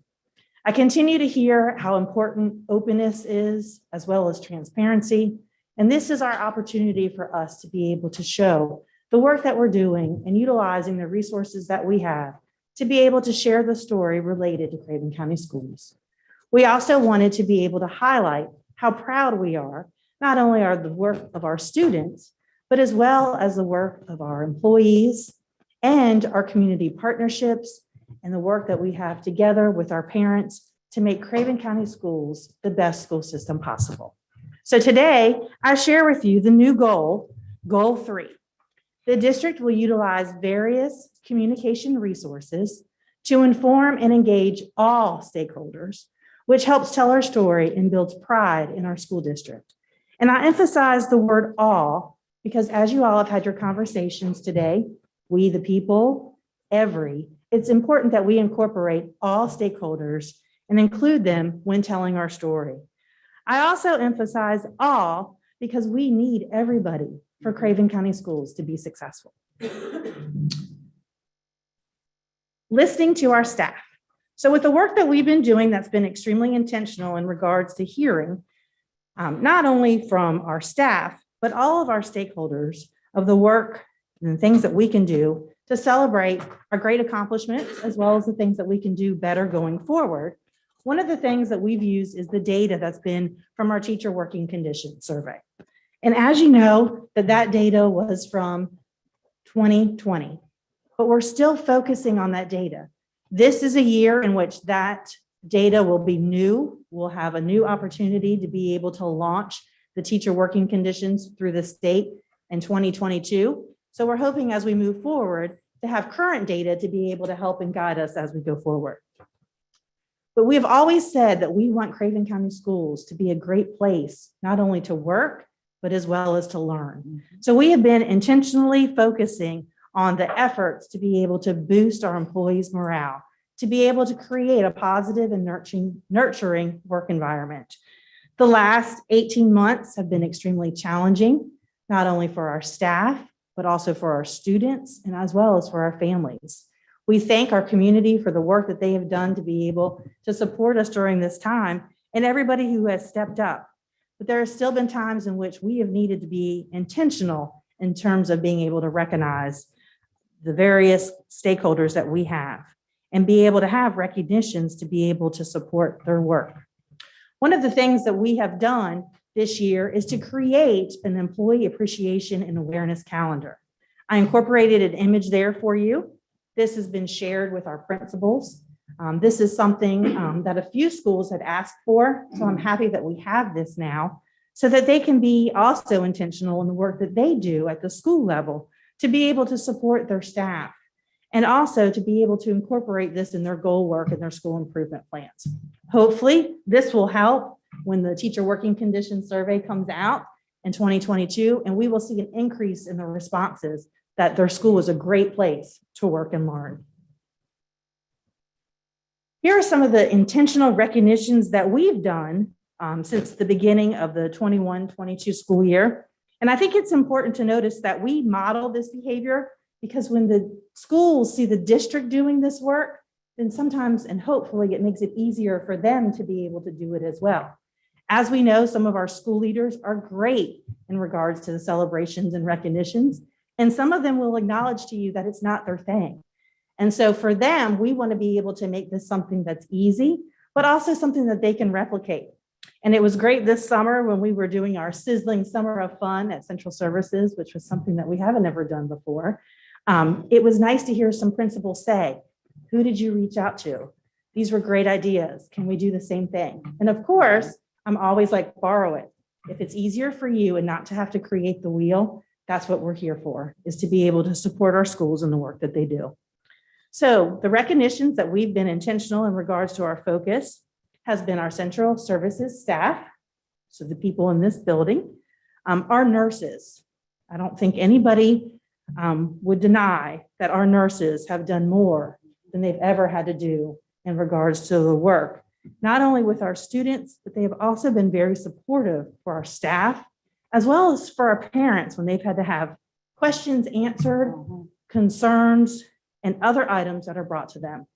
Our nurses will tell you that they are starting to see the ability to be able to do more school nursing than having to intentionally focus on COVID, which I know makes them happy. I think they were extremely happy when I stopped in to be able to do the recognitions. Somebody had a yucky toe, and I think this nurse said that she had never been so excited to work on a yucky toe, right? But things like hearing screenings and other things that are really important when it comes to students being able to be successful in the classroom, these are the things that our nurses are looking forward to getting back to. Our technology staff, where would we be if it hadn't been for the support for our technology staff? Kudos to them and applause, because you kept us up and running in a time that was more critical than ever. We acknowledge them and thank them, and it's nice that they have a day during the month of September to be able to recognize their work for going above and beyond. And also our principals. It is National Principals Month. So it has been fun to be able to celebrate our principals because they, as school leaders, have had to be the support and the rock for many. And at times when I'm sure that they wanted to collapse as well. We all know that this is not easy work, but it is very important to be a strong leader. And so we applaud you as well. Rewards and recognitions. So we really wanted to be intentional with our work through community engagement with the rewards and recognition pieces. And we always talk about our core values from the district perspective, how important it is for those to be able to demonstrate those. We acknowledge those at the beginning of all of your meetings. So we also have our students do their character words and their presentation specifically on these words. So why not highlight the employees who are going above and beyond in these areas? So coming soon, we will be having the superintendent shout out for demonstrating these district core values. And I am not surprised one bit that we have already had people who have been intentionally sharing employees who have been going above and beyond, not even knowing that this was coming. So that makes me extremely happy because it's going to be very easy for us to be able to select the first two candidates who will be receiving this special recognition. So I'm sure when this goes on, we will be inviting you as well to take part if you would like to also acknowledge our employees who are stepping it up and who deserve to be applauded for the work that they're doing. And it's not only in the classroom, it's outside of the classroom as well. And it's not only in regards to learning, but it's also things that make the school run successfully day to day. And we are thankful for everyone who is doing not only their part, but also many others to make sure that we're able to stay in school this year. And so we acknowledge those people as well as our new superintendent shout outs, which will be coming soon. Listening to our stakeholders. So as you know, we've had a relaunch with Let's Talk, and I'm excited to share that it has been extremely successful. It has provided us an electronic platform, and as you know, in the digital world that we live in, that a lot of people prefer to be able to share not only their questions and concerns, and we've gotten compliments as well through this platform. So for that, I'm very successful. I'm very happy, and it's very successful because it also gives us the ability to be able to follow the chain of command. Not only that, we're able to direct the topic specifically to the person who is closest to the work, which is exactly what we want to do. They're also able to provide an answer quickly, which you'll see in the data that I'll be sharing with you, to the person who submits their inquiry. We have a new updated landing page with topics that are relative to the work that we're doing in 21-22. And if you haven't had a chance, I invite you while you're here today, you can visit the various places through the homepage on the district website, but also on the schools too. So you'll see at the school level that they have the ability to start at the school if they have a question or a concern, as well as a compliment, or they can also do it at the district level, but it also goes back to the school first, which is what our principals had asked for. It also helps us with our customer service. Not everybody likes the score that they receive. We have some very competitive people in this room, which I'm sure will not surprise you. We all want 10s when we receive our customer service rating. And sometimes, as you know, people don't always like the response that they get. So sometimes that can reflect in what our customer service rating is, even though that is what the unfortunate possible answer is, it might not be what they want to hear. The other feature that's working really well that I also like is the text feature. People also now have the ability to be able to text their concern or question or compliment.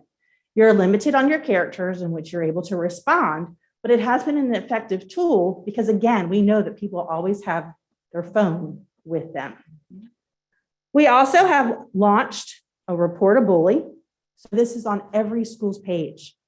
We had Say Something for our middle and high schools, and now we have the report a bully form for elementary, middle, and high school, okay? And it does have the ability for someone to be anonymous. So they can submit their information without even having to say who they are. So just another way for us to be able to enhance communication and information coming to us. And our chat bot, I'm looking forward to this. It's the ability for us to be able to have frequently answered questions already there on display. So I know it's going to take a lot of work to be able to build that, but the nice thing is that K-12 Insight is willing to work with us to make that happen. So be on the lookout for that soon. So the data. So here is the district data that the report feature allows for us to be able to pull from Let's Talk. And we did this from the first day of school, okay? So it shows that we have a great customer service score with 8.5 as our average. And not everybody is sending, though, their response, but that is based on the responses that we received.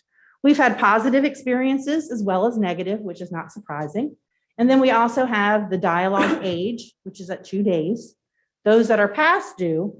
And one of the things, so that you are aware, past due, I think, is something that is important to highlight, because sometimes when people submit information to us, we have to do an investigation to be able to get them an answer. So we can't always answer them immediately. So that's where the past due comes in, is that we've had to do some work and digging to find out based on what the information is that they're seeking. And then we have unresolved critical dialogues, which at this point we did not have any. The next is the score distribution in regards to the feedback that we received. As you can see, out of the 108 dialogues that we had since school started, we had 22 who provided feedback. So thankfully, of those, the majority were positive. We did have some in the 4 to 6 range and some in the 1 to 3 range.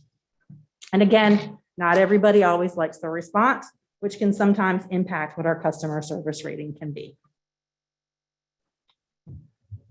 On the next slide, this is the one that I really wanted to highlight because it shows our reply time. This is something definitely worthy of celebrating. 12 hours. I am thankful for all of the people who are entered into Let's Talk as users, because I know that this is in addition to all of the work that everybody is already doing. And so to have a response time within 12 hours, I think is definitely commendable. So this will definitely support our customer service.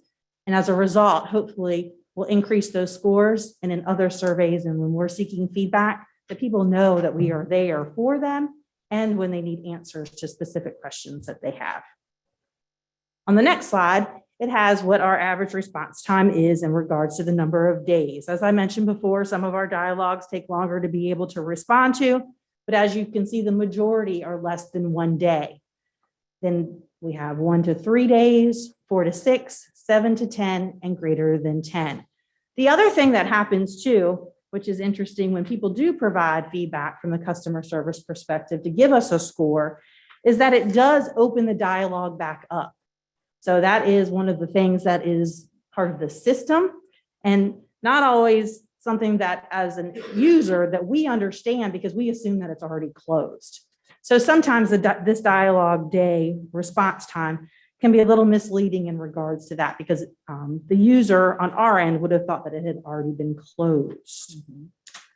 The customer type, I don't think it'll be any surprise to you that 71% of the people utilizing Let's Talk are our parents. Then close behind is our community members, and then we also have our employees and our students. Next is the dialogue type. So you can see between, if you combine the two, the majority are questions and concerns. I'm also glad to see when those compliments come in, we quickly share those with the person again closest to the work so that they can be celebrated by their superior. And one has already been one that Dr. Miller wanted to use for her superintendent shout out for definitely going above and beyond. And as I mentioned before, demonstrating the district's core values. Next is how people are accessing Let's Talk. So right now, the majority of people are utilizing the district's landing page, but they also have the ability to be able to go to the high schools, the elementary, as well as the middle schools. Our customer frequency also shows you that the majority of our users are one-time frequent. They're not frequent flyers, they're just using it one time. And that's where we are right now, because we're at the beginning of the school year. So that doesn't mean that this can't change. So you can also see when a user submits a dialogue, whether they've utilized it before or not. And it puts a number next to them, so you know how many times they've utilized this platform. And the report also does a community voice, which I like, because it shows the words that have been utilized the most frequent during the submissions for the dialogues. The one that I think stands out the most, which I think is really important to highlight, especially with where we are, is thank. So that tells you that everything that is submitted through Let's Talk isn't necessarily negative. The other words that are larger were also some of our top 10 words, and you will not be surprised to see COVID. You also see please, and you see students, okay? So they were very intentional with their messages that they were communicating through this platform. So next are opportunities for improvement. Let's Talk does have the ability to be able to have a library where we can do very intentional campaigns if we want to seek feedback, which I like. So we're hoping to utilize that feature more often and drive people specifically to Let's Talk to be able to get their input.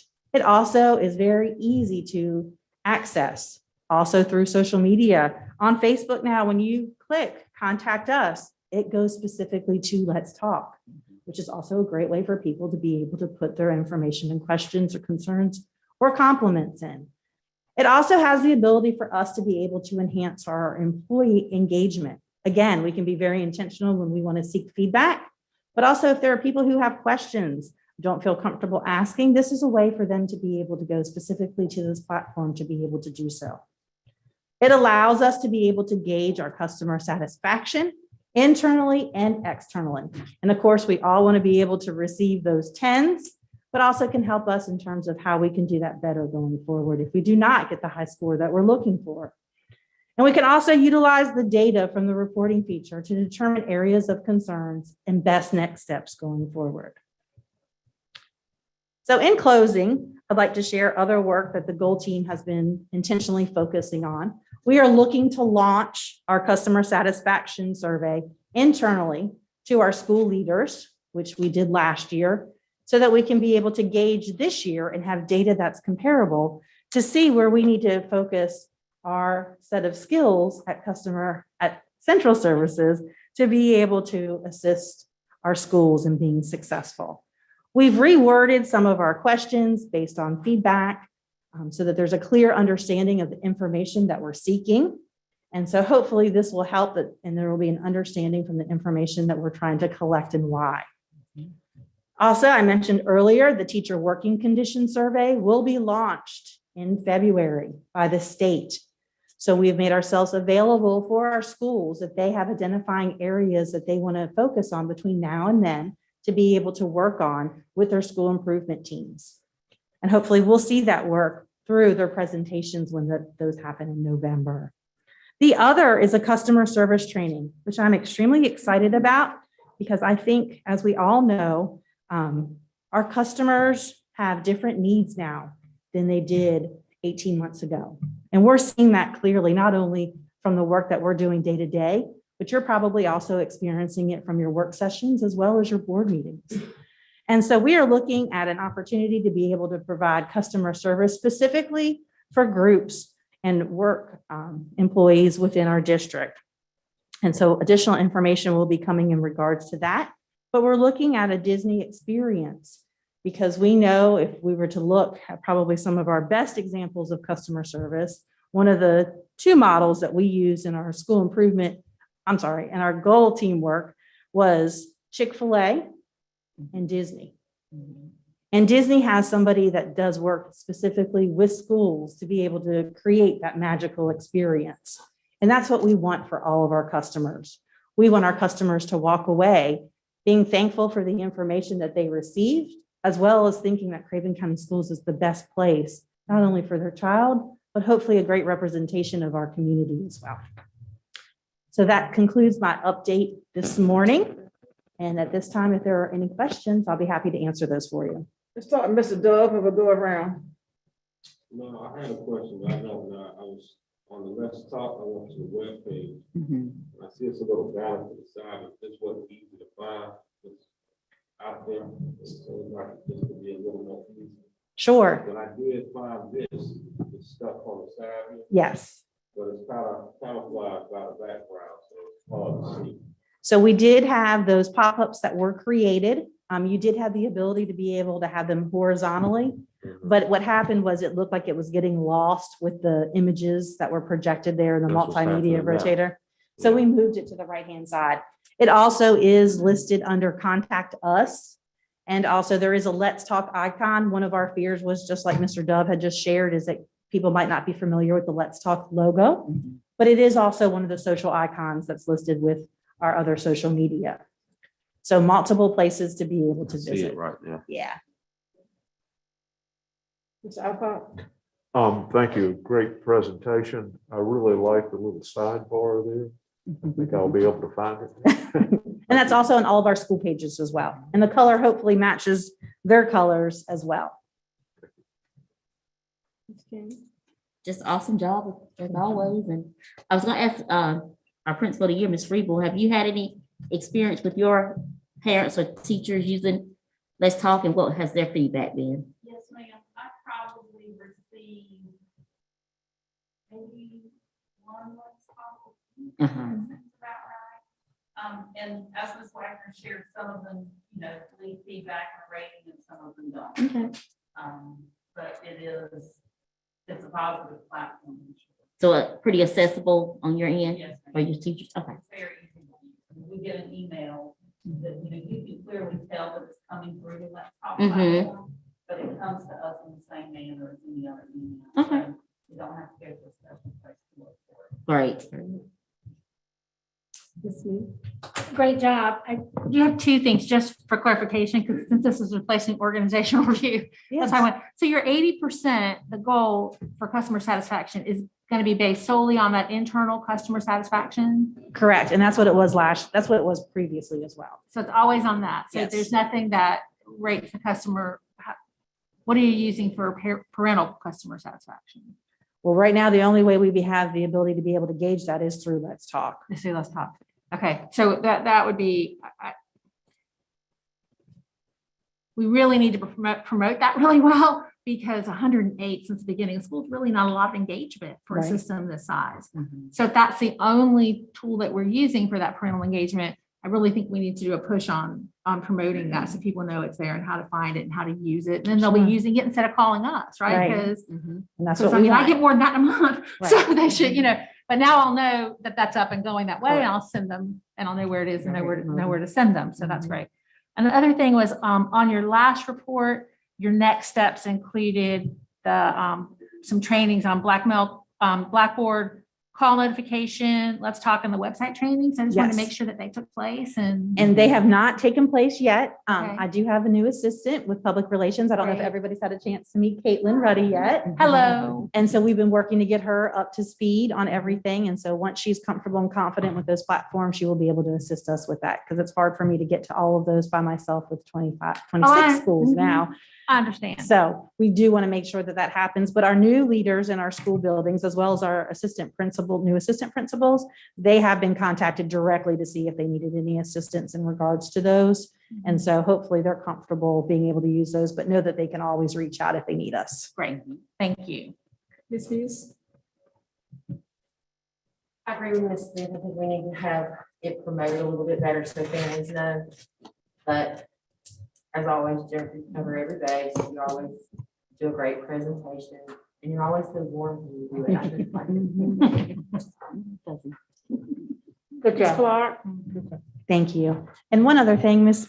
Smith, that I could share with you, we will do district surveys to be able, like we used to do in the past, in regards to collecting information from our various stakeholders. So since we're a year with our teacher working conditions, we wouldn't survey our teachers, but we would be able to survey our other stakeholders, which would be our parents as well as our students. Great. So we will be able to get some data there as well. So we'll use the Cognia platform for that. We're not in a position right now to be able to do that. I think we wanted to get more comfortable and confident in this school year before we started asking for feedback. And so, and also the data that we have before is probably not going to be comparable. So I almost feel like we're going to be starting over, because we also, I think, all acknowledge that school does not look like what it used to. And neither do anybody's experiences as well. So this might be a new place for us to start, to be able to have data so that we can utilize it in trend going forward. So I know that in the past, we've had those survey instruments and have been able to go back to previous years, but I don't really think that we'd be able to compare apples to apples in doing that. So we will have more surveys, just not right now. Great job, Ms. Wagner. We appreciate it. Thank And you. I agree with Kelly. You do it so well. I just like your mannerism. Thank you. You're the right one to relate to the public. I appreciate that. Not everybody can do that. And so we appreciate your leadership. And welcome, Caitlin. You want to stand up so we can see you? Welcome aboard. We appreciate it. And She's been a great asset to the team. I bet you have. Good. I can look at everybody's eyes over these masks and those break time.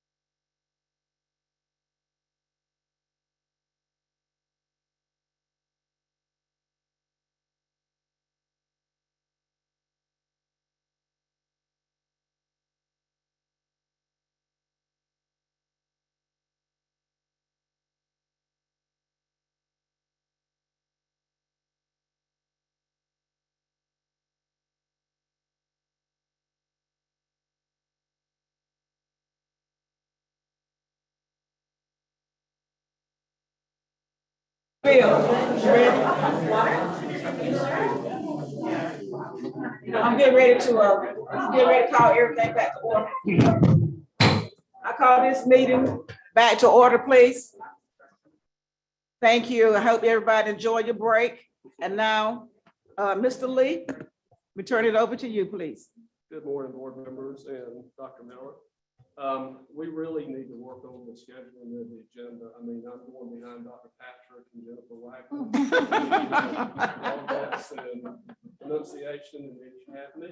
So anyway, hopefully you'll get some.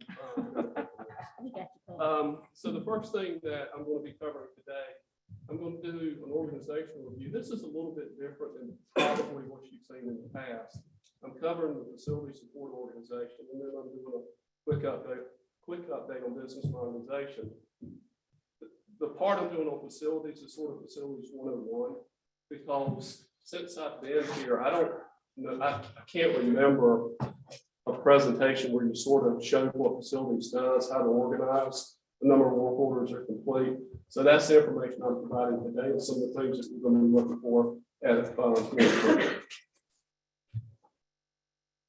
So the first chart is the organizational chart. And as you can see from this is a pretty lean organization, given the amount of work and the number of facilities that they have to support. You're basically organized into the known areas: carpentry, HVAC, plumbing, ground support, and all that. And then you have a small span of supervisory responsibility. We have basically a maintenance coordinator that reports straight to the interim facilities director. So you have a lot of work being performed by a very small amount of people. So I think they do a yeoman's job. They really do well keeping up with what they have to keep up with and keeping the facilities in as good shape as they possibly can. So they're doing a great job. I mean, if you look at the total organization, it's about 132 people.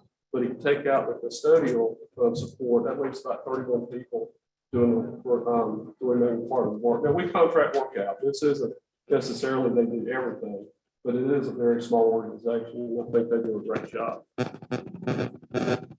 So the number of work order summary for May, June, July, August, and September, you can see that. This is the number of submitted and completed.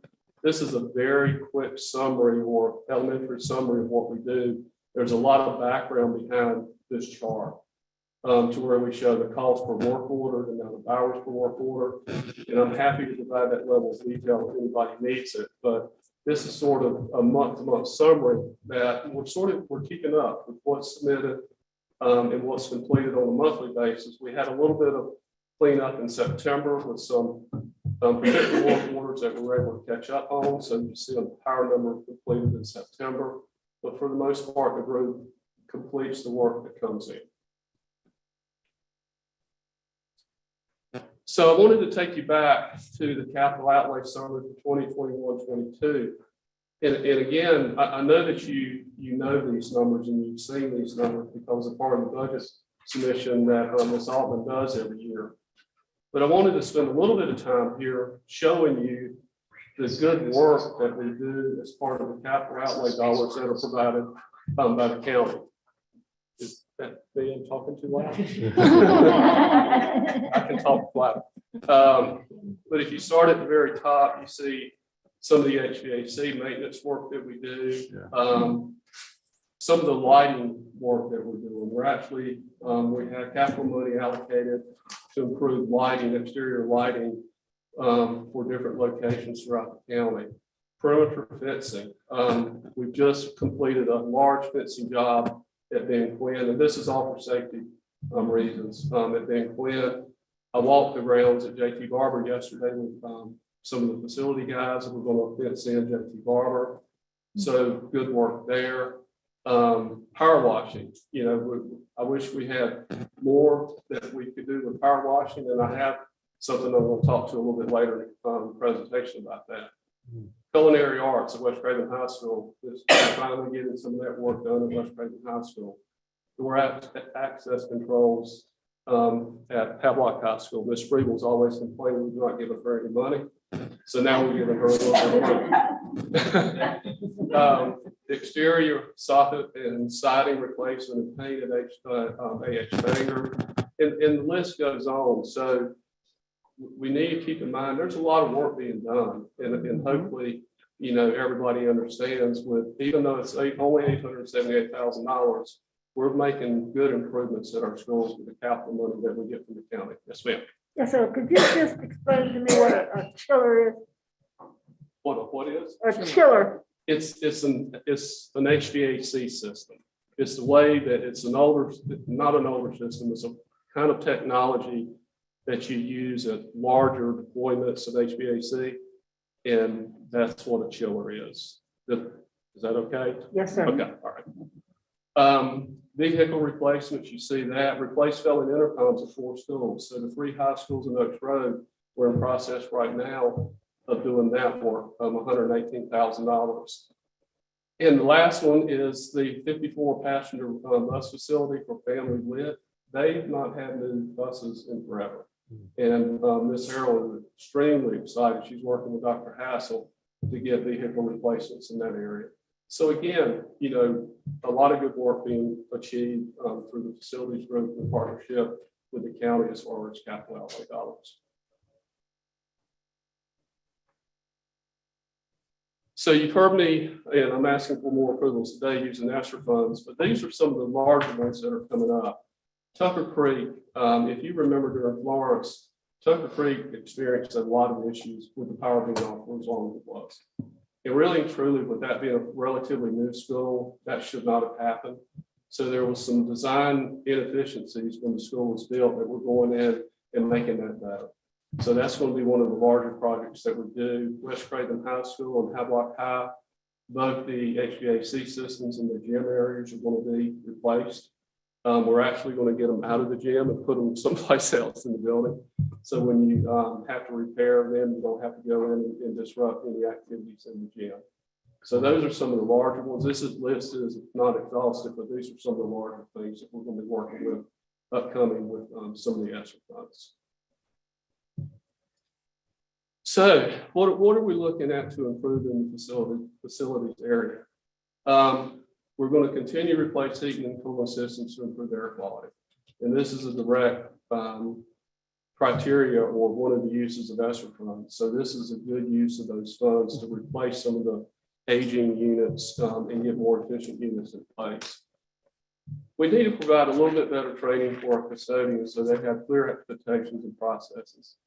Our custodial group, I think, do an outstanding job.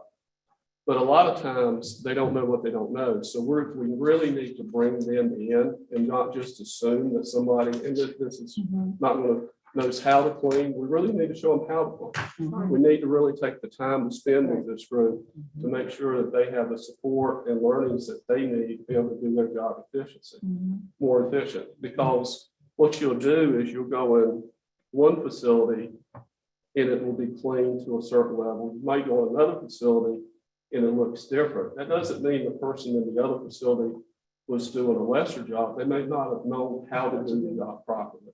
So we're going to spend a little bit more time with our custodians to make sure they understand. Yes, Ms. Clark. I agree with you. I shouldn't have to go in one facility and it be exceeded expectations and go to a different building. That being said, if we talk about accountability, why isn't that the responsibility of the principal? It is in partnership with the principal. I mean, yeah, we really need to make sure that the principal comes to us when they see any of those inefficiencies and they're addressed properly. Yes, ma'am. We're in constant, conversations with administrators to make sure that we're delivering what products they need and doing things that they need. But you're exactly right. We have to have that communication from the school when and if we have issues. They're great. And I would like to say something too, Mr. Lee. I think it's very important, like Ms. Clark said, that at the administrative level, that you do have someone working with those custodians. But I also would like to emphasize that it's very important how the administrator that we choose. Right. Not everybody has they may have the book knowledge, they may have the degree, but they don't necessarily have the people skill and working with people. Okay. And I think that in situations like that, we need to make sure that we got the right people to work with those people, to encourage them. I mean, yes, they do have a job to do. And, but I think sometimes I'm just saying, I've seen it happen before.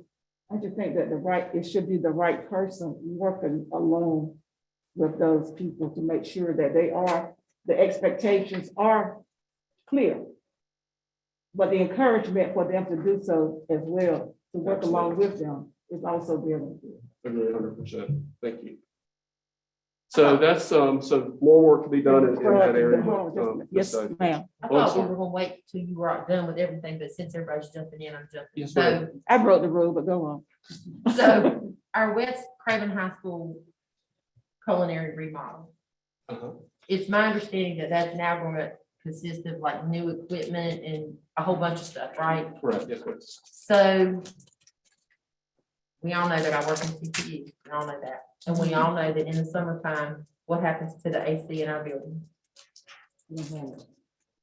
When that happens, in CTE labs specifically, because we have so much equipment, like in our culinary labs, our freezers and our refrigerators and all that stuff stay plugged in.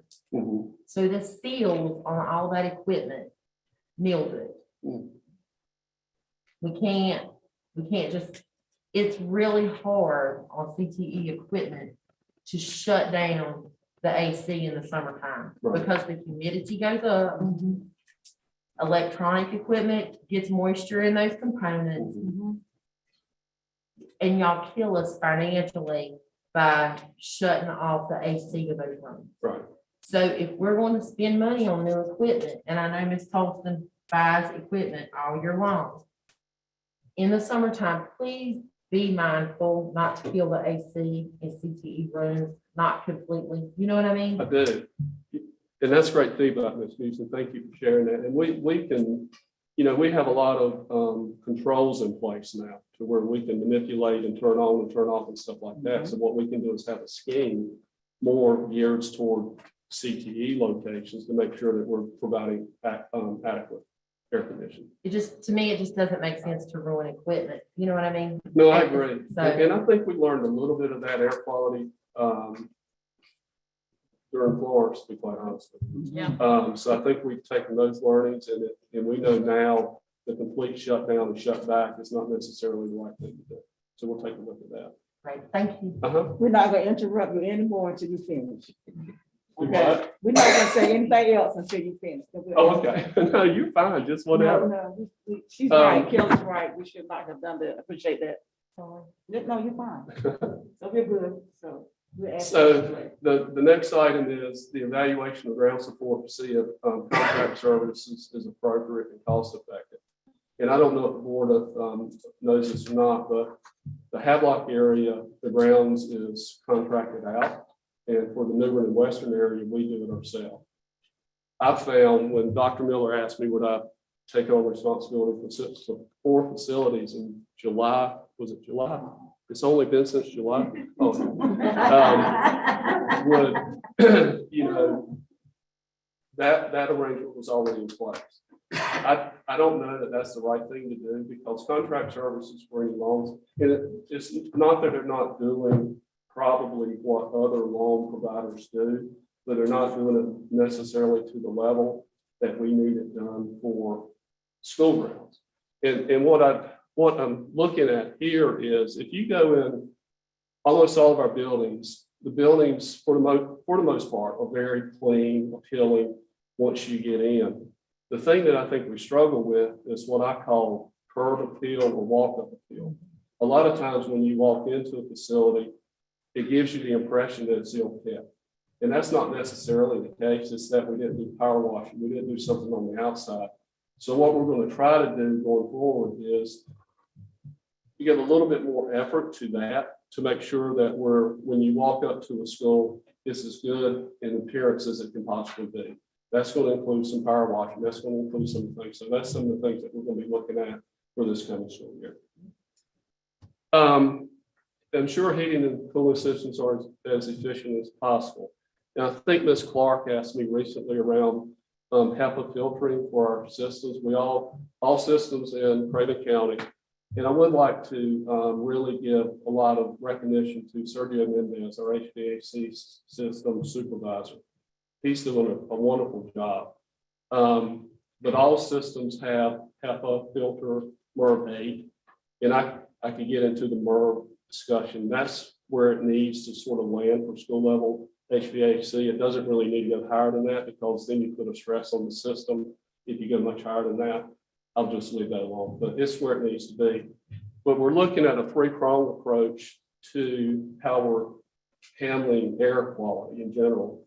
We're looking at ionization units, which basically it attaches around the air handler and it shoots ions into the air, and the ions attack the bad stuff and make bad stuff fall.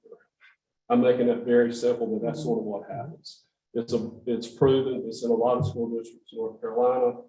It's in a lot of universities, hospitals. So it's a lot of use for ionization. Filtering that I mentioned, MERV 8 on all of our units. And then sterilization. We look at the pulls. We take the individual pulls in each one of our systems and periodically wipe those down to remove any residue that may be on the pulls and sterilize those and make sure they're as clean as they can be. So that's sort of the three-pronged approach that we're taking to making sure the air quality is as good as it can be. And then lastly, and I'll speak to this in another part, is the installation of generators at 5 schools. Through partnership with Golden Lincoln County, we're able to actually put in pulsable generators at 5 different locations, which we're extremely excited about. If we were to have a storm, we actually have schools that could be used for shelters that have post-school generators. So this is something that's going to be hugely beneficial going forward. So that was facilities, quick and dirty 101. So now the business modernization update. And again, for a reminder, this is basically where we're converting the HR systems, payroll systems, and the financial systems to a more modern solution. And again, I'm making that a little bit more simple than it is, but that's basically the intent of this work. And as you remember, we were sort of slowed down by the state, and they would not let anybody convert until July or after. They were throttling it back because, in all honesty, they were not completely ready for work. So we had to wait for them, which is okay. I mean, this needs to be done correctly. So the earliest dates for implementation were July, and New Hanover and some other districts went early. I don't know that if they had it to do again, they probably would have gone a little bit slower. And Stephen, if you go to the next, and this is the overall state plan that I'm sharing. Just to let you know, Charlotte Mac, Gas, and there's a whole lot of counties doing the same thing we're doing. It's not just us. And there you see Craven. And we were planning to implement the financial piece in November. We've had a few staffing issues in this Altman's group that may change that date. We're working through some of those details now. And when it does change, I'll make sure that I communicate that to the board, what our new dates will be. But for now, the financial piece will be done in November, and then the payroll and the HR pieces will be done sometime next year. A little bit later than the original plan, but again, we were sort of at the mercy of the state as to when we could do this. So we're not any farther behind than anybody else. We're right on schedule with the other districts in the state. And that was all I think I had. So any questions on any of that? Yes, Mr. Oh, I'm sorry, I'm not supposed to recognize. That's fine. We are one family. That's fine. I know in our last meeting, and I had asked for it to be on the agenda, I thought you were gonna address it. They had spoke about a system, that system that would kill all types of viruses and bacteria, including COVID, that would have to be installed. And I received some information on it. And I mean, it looks very promising. With our numbers being low right now, assuming that numbers may rise in the winter months, I thought it would be something good for us to have. I know we haven't gotten into discussion about it more than the first time, but I wanted to hear something because you said we was gonna have some data comparing to the other companies. Right, and but I did get some of it, some data. Did you get anything on it? we did, and we've been working on that since the last meeting. Basically what we did, we've had conversations with the state. In the state, they truly don't vet the product. They rely on the county organizations to vet the product. So when they came back to us and said they were not able to help us with that, then what we did, we took a look at two different companies that we have on contract, chemical hygienist type companies, and they've been doing an evaluation of the product that was presented to you guys during the last meeting. So that evaluation is close to being completed, and hopefully we'll have some information about that very shortly. Well, the information that I received information, I don't know if I'm overstepping my boundaries, and I don't want to ruffle any feathers, but I'm prepared to make a motion that we do it in a sample school now, so we can determine our own efficacy on the program. I received some information comparing it to all the other systems that claim to do the same. And I read over it multiple times, and from the data that I've seen, it's a more superior product than those. And I know we have a school, I think it's in Havelock. Is it Havelock Elementary, or Miller, that has a mold problem? Several. You know, and I was thinking that if we at least did one system in that school and see the outcomes of it, then we can do our own further investigation, knowing that it's a safe product. And being the, go ahead. Well, the preliminary information from the two companies that did the evaluation was the product is not on the EPA listing. So they're not recognized by EPA on their listing. And to be able to do what the product claims it needs to, that it does, it has to have a pesticide registration as well from EPA. And this gets kind of strange in that COVID, being a virus, actually falls under the pesticide part of the EPA organization for approval. But they don't have either one of those. So they don't have any EPA approvals currently. They're working to get that. We had conversations, I didn't, but our chemical hygienists had direct conversations with the manufacturer. And so we need to understand that the presentation made before the board, that company is a reseller of the product. So what we had to do was go to the manufacturer of the product to get the information, and that's who we've been dealing with. They basically said they understand they're not on the EPA listing, they're not registered as a pesticide. They say they have an organic exemption because the product is citric in nature, but they've not been able to provide what that makeup of the product is. So we're still working on that stuff as you go. If you're asking for my recommendation, I would say let that work play out with these companies and make sure that, you know, we're not doing something that we shouldn't do. And then if they say, yeah, you can try this or try another location, then we can do that. We can put it in the school to see if it's going to work. With no disrespect to you, because you know I'm very fond of you. Let me let you see my face. I wasn't asking for your recommendation, but I know soap and water isn't a pesticide either, but it kills COVID and things of that nature. So I feel like this, if I personally asked for it to be presented, and it hasn't come up right now. We're about to go to the next level. And I know I'm the freshman on the board, but it seems like it was overlooked. I mean, I definitely sent it to be put on the agenda, and I haven't heard anything spoken about it. So if it's going to continue to be set aside, I mean, am I overstepping if I put a motion out now? I mean, can some of you all, my colleagues, speak about it and what you feel? I'm not ready to pull the trigger on it until we have all the information from the manufacturer. But Charles is my guy. If I'm going to put something in an air handling system at a school, I need to make sure it's safe, effective, and efficient. Now, that being said, I know that New Bern Christian Academy has something in their school that they use, which is the same concept, but it is also the same system that Vidant Hospital uses in their air handling system. So, I'm not a chemical expert, whatever in this, but there's no way I'm going to vote on something unless it's been fully vetted. Absolutely. And just a little bit about the EPA list and don't quote me on it, I think there's 578 products identified on that list, and this hasn't been identified on that list. And not to say that it won't. Right, I mean, there's work to be done on it, right? And I think the manufacturer understands that he probably needs to take that path to do some of these types of things, but it is simply not there. Gotcha. And the only thing that is, he was, I didn't know where to look. The only thing that I would like to, acknowledge is that, because I'm a process person, for me, this didn't come through the right process.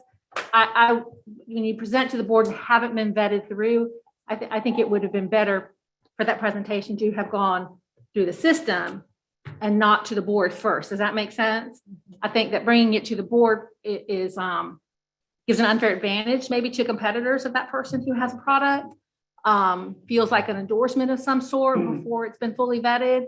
So my feedback would be that in the future that we are very cautious about who presents to us before it's been through the stages that it needs to go to. Very fine man, might be a great product, but I think we messed the process up.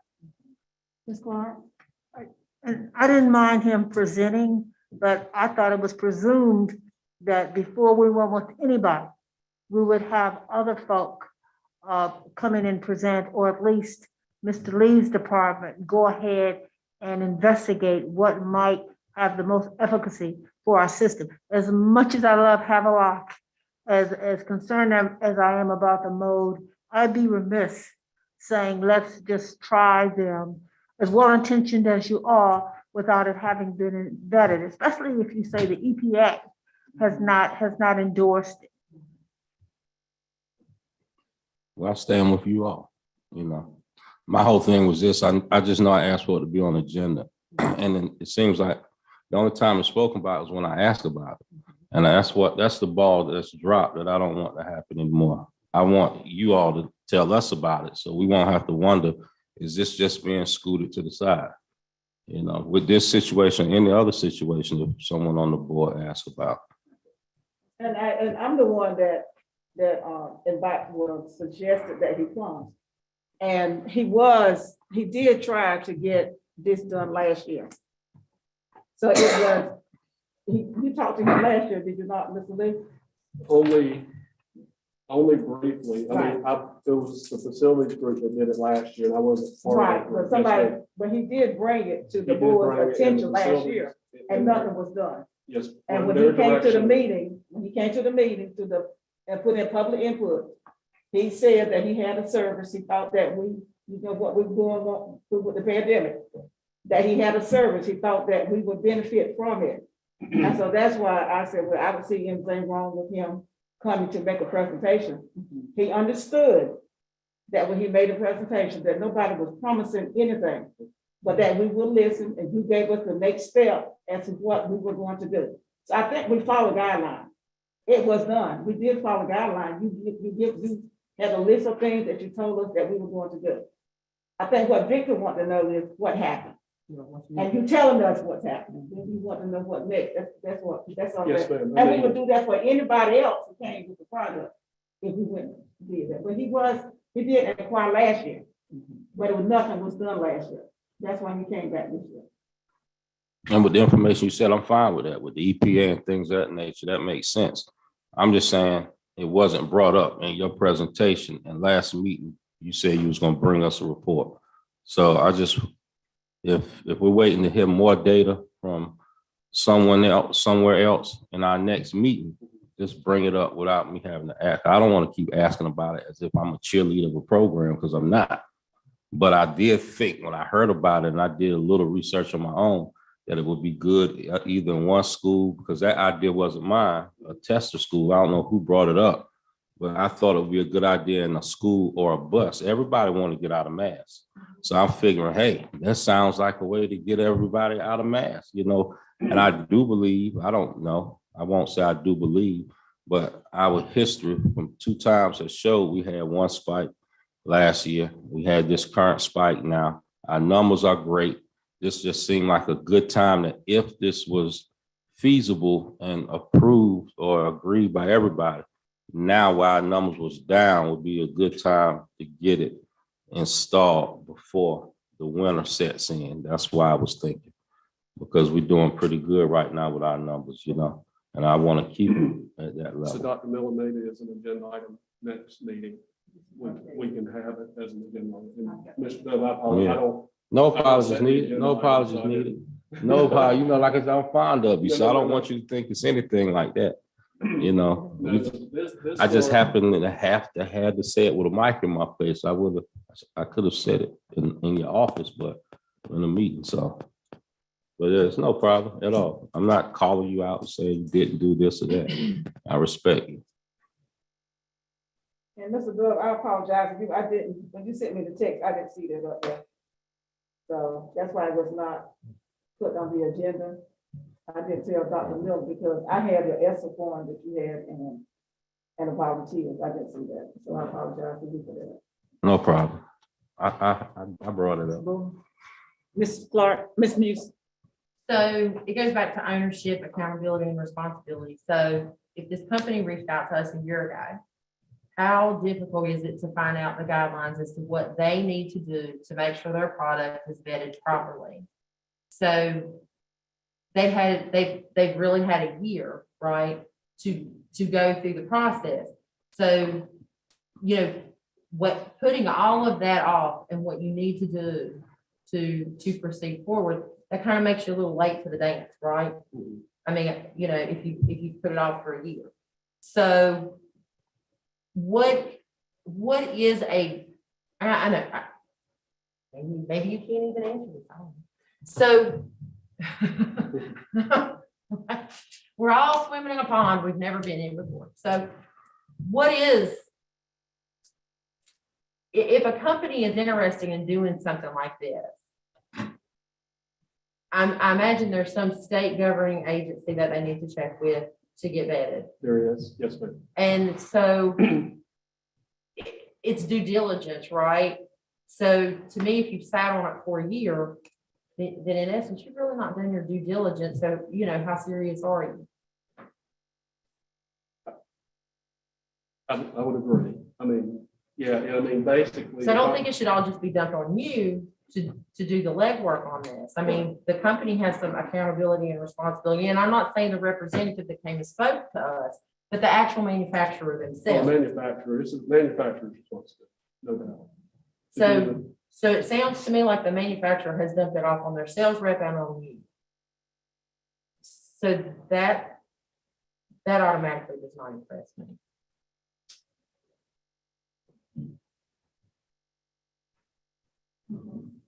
Well, it sounds to me like we probably didn't ask for the information that we got this year until this year. And last year it was just pushed to the side. Well, the questions that were asked of the EPA listing and things like that were asked, my understanding, were asked last year during the meeting. Okay. And the information wasn't they couldn't provide it because it was not part of EPA listing and it's still not part of EPA listing. So they've had Gotcha. a year, But yeah, and they've known about, they needed to get it on the list for a year. if they truly wanted to do work with school districts, public school districts, they need to be on The that. list. And they've known that for a year. They were asked for that information in the last meeting. Yes, ma'am. Thank you, Mr. Lee. Okay. Any more questions about that? No, ma'am. I just had a brief question. Mr. Alcott? As you were talking about custodians, it occurred to me, I don't know what our status is, how many are in the system, how many are contract. 90 full-time and 11 temp. As of now, that temp number sort of goes up and down a little bit. And we're using some of the ESSER funding. We have a temporary contract with ESSER funding that we keep that number regulated. We're getting as many as we can through the ESSER funding. So 90 and 10 to 20, depending on how that works. So the 10 to 20 are contracted out, so. Correct. Thank you. Okay, thank you, Mr. Lee. Want to have any more questions before you leave? Ms. Clark? No, ma'am. Anybody? Okay, thank you. You're welcome. I think I have one or two more things. These will be easy. Well, I don't know. Maybe they'll be. Bringing forth for approval, the rooftop unit replacements for Vanceboro Farm Life. This is continuation work that we talked about with using ESSER funding to replace some of our older systems. You see the bid information in there. The low bid was Alfred again at $230,000. And I'm asking for approval for this work to proceed. I know you did, but I want to speak it so we can get it in the record that you did. When you picked these projects for ESSER funds, you went to the master plan of priorities that have been ranked and pulled from there, correctly? Yes, ma'am. We Thank you. had, prior to me, in facilities, Mr. Russell, Dr. Dole worked with Mr. Griffin, and there was sort of a priority list that we're working through. Great, thank you.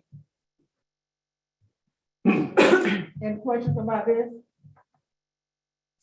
All right, I need to get a motion to approve the bid I make the motion. To approve the for bid. this bid for $230,100 for the elementary, to repair the roof at Vanceboro Farm Life Elementary School. Can I ask if you want to act today, or do we want to put it on consent agenda? We can do it either way. Do you need it right? So Thursday's all right? Thursday. Okay, so all those want this for consent, thumbs up? Okay, so this goes for consent. Okay, Okay, the next item for recommended for approval is the bus camera upgrades. And this is the last, if you remember, this has come before you twice before. This is the last upgrade, and this catches the remaining buses. Fortress Mobile was the only qualified bidder, and the work is being awarded to them at $175,582.40. So this completes the bus camera upgrades. Until we get new buses in, then we have to upgrade the new buses, but that's in the so you had cameras just for all the buses? This gets cameras on all the buses in the school system. Yes, ma'am. I had a quick question. Mr. Alpert? I see it's talking about a Wi-Fi link, and I'm guessing that's the uplink to load or save at some master the footage that the cameras have. Correct. Yeah, we don't have to do the old fashioned way where you have to do this, change outs and stuff. If you get to in proximity of a Wi-Fi location, you can actually download the footage through that Wi-Fi connection. Yes, sir. And it doesn't do anything in terms of Wi-Fi connectability of the bus in general. No, that's a different thing. We have 35 buses that we're in process right now of putting that capability on the buses. And what we're looking at is activity buses, longer route yellow buses, but EC buses as well. And we're putting that on 35 buses as we speak. Thank you. Ms. King, what's the difference between the Nova X-Stop arm and what we have now? You said we're upgrading 4 buses with the stop arm system. So what do we have now on those buses? It's the same, the stop arm system is the same. What this does, it gives you better visibility of when the stop arm is. Okay. Yes, ma'am. Mr. Durham? I'm going back to number 2 for a minute. On the quotes that you have for the upgrades that we have, not you, but we have, I see, is it just standard to always pick the least expensive, or did you all look at referrals from each of these companies? Because, cheap is not always best, You're exactly right. Price is the driving factor. I mean, if you do a selection criteria or selection matrix, then price is 51%. Then price has to be the highest consideration, but you're right. I mean, if we have history with the company that they didn't perform, or if we have other issues, then we can go to the next lowest bidder. And Instead of lowest bid set. and we do have history with that company. We have history with this company. Okay. Yes, sir. Yeah. all these companies over here have done work in this. Great work, okay. Okay. Anyone else? So we put this on consent, thumbs up. All right. And I think it's the last thing. Yeah, the last thing. I know you guys are ready for me to sit down. This is the generator project that I was talking about earlier. And what I'm asking for is approval to spend $2 million, $2,015,000 for 3 generator installations, that one being at Havelock Elementary, the other being at West Craven Middle, and the last being at Arthur Edwards. This is a great example of a partnership between the county, the school district, and a foundation like Golden Leaf. After Florence, there was a lot of mitigation plans that needed to be put in place. The money that we're going to use for this is actually tier money.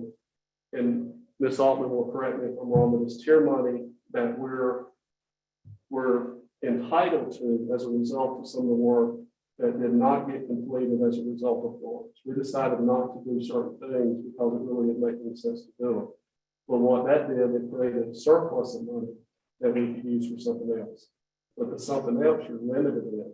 It has to be part of the mitigation plan. And part of the mitigation plan is installation of generators in schools. So that's why we did what we did. It's a great plan. We reviewed this with DPI. They gave us kudos for really thinking outside the box to say this is a great use of the money. And we're really excited about this, having 5 schools in the district that will actually have whole school generators. Did I do my job? And if I can add to that, this is something that the county commissioner asked us to partner with them on. And by getting 5 generators at once, we were able to get a better price with them purchasing 2 and us purchasing 3. And it's also important to know if we did not use these funds, we would have to revert those back to the state. And then they would divvy those out to multiple districts. So I'm not about letting money go back, right? I want to see it spent here in Craven. And Mr. Lee is right. DPI sent us an email and said, what better way to demonstrate a partnership with your county commissioners than you all to work together. And they actually got the grant funding and with them they were able to get this price that allowed us to get these, which will be very helpful in the event of another storm one day. I hope it's beyond my time when it happens again, like we've had it, but in the event that we do, this is going to help save some of our buildings and get our kids safely back in school quicker. So I just wanted to give a shout out to the county commissioners and their partnership. And they came to Ms. Boomer and myself. We meet with them once a month, their chair, and mention this project to us. And I'm glad we're able to partner with them, again, with the blessing of DPI. Just one more point. The reason is you don't see bid information here. The county managed to bid part of this. We're the county's sort of doing the work, and we're paying the county for the work, and that's why you don't see bid.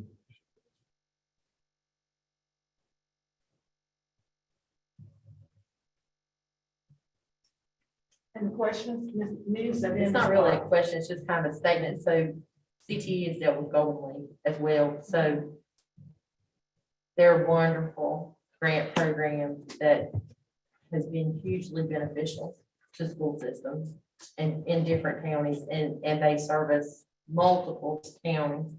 So, and the partnership with the commissioners is a really nice thing. So yeah, I think it's right. I want to say something before you do this part. Can somebody adjust the system? It's getting cold. I see people. And so I'm letting right here. That's a bad sign. Want everybody comfortable? She put her coat on. I said, wow, I am cold. All right, Ms. Clark. Wonderful program. I wanted to know, how were the schools selected? That's a great question. We're sort of directed by FEMA on what can be mitigated and not mitigated properly. So we took their direction on those 5 schools. If we had made the selection ourselves, it probably would have been a little bit different, but they look at a lot of different data this far on what needs to be mitigated, and these are the 5 that they came up with. What this will probably prompt is, we'll probably work with the county now on our sheltering scheme for storms, and that may change, because it would be wonderful, like I said earlier, to have a shelter fully generated. That's what I- And then you Yeah. don't have to worry about the issues that we have with bills. Thank you. Right, I'm sorry, we put this generators on the consent agenda. Great, thank you. And now something for Ms. Williams. Oh, yes.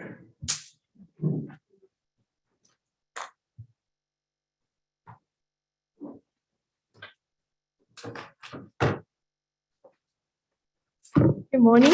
Good morning. School Nutrition recommends that the board receive an update as to efforts to increase participation in the schools. I just recruited Mr. Griffin to help as my assistant. He will be helping me throughout this. I did bring gifts, meaning food, so he would help as that time goes by. So meal participation for this school year has been slow. We had a slow start. We started off serving about a little between 3,000 and 3,500 breakfasts and about 4,000 lunches, which is slow for school nutrition over the past years.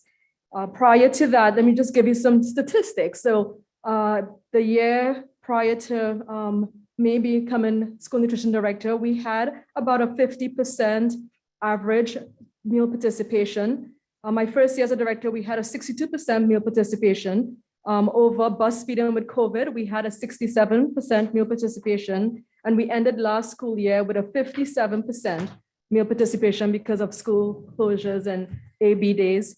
So we decided that we needed to come up with innovative ways to serve students, and we targeted certain specific groups because we realized that we were missing certain groups of students, and mostly the middle and high school students.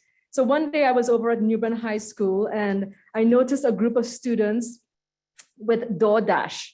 And Principal Simmons was there, and I approached Principal Simmons and I said, do you allow the kids to have DoorDash? And, he said something to me that really resonated with me. He said, I'm not going to take that away. How about you come up with something that will not want them to do DoorDash? And I thought, oh my goodness, how profound. You're right. You are very right. Don't take their options away, but how about you provide something that would get them excited about school meals?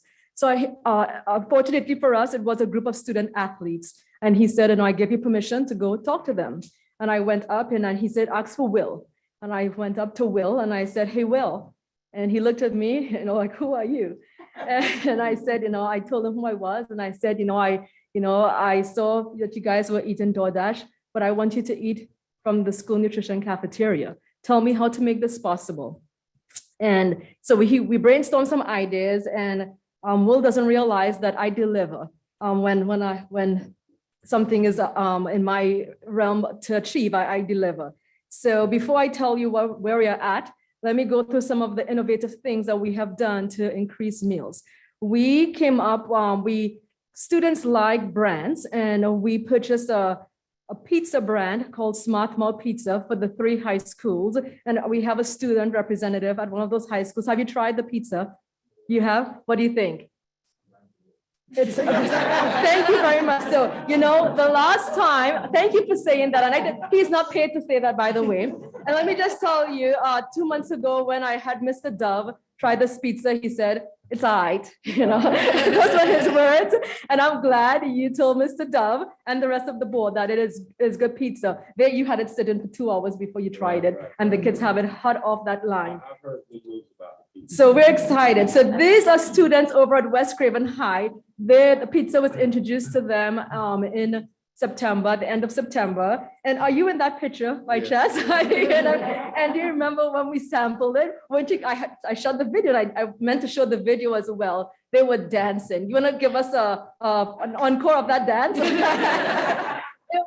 It just melted my heart to see them eating the pizza. And I can't do a good rendition of what they were doing, but they were dancing. They were, sort of in love with that piece of pizza that they were eating. So we appreciate that feedback.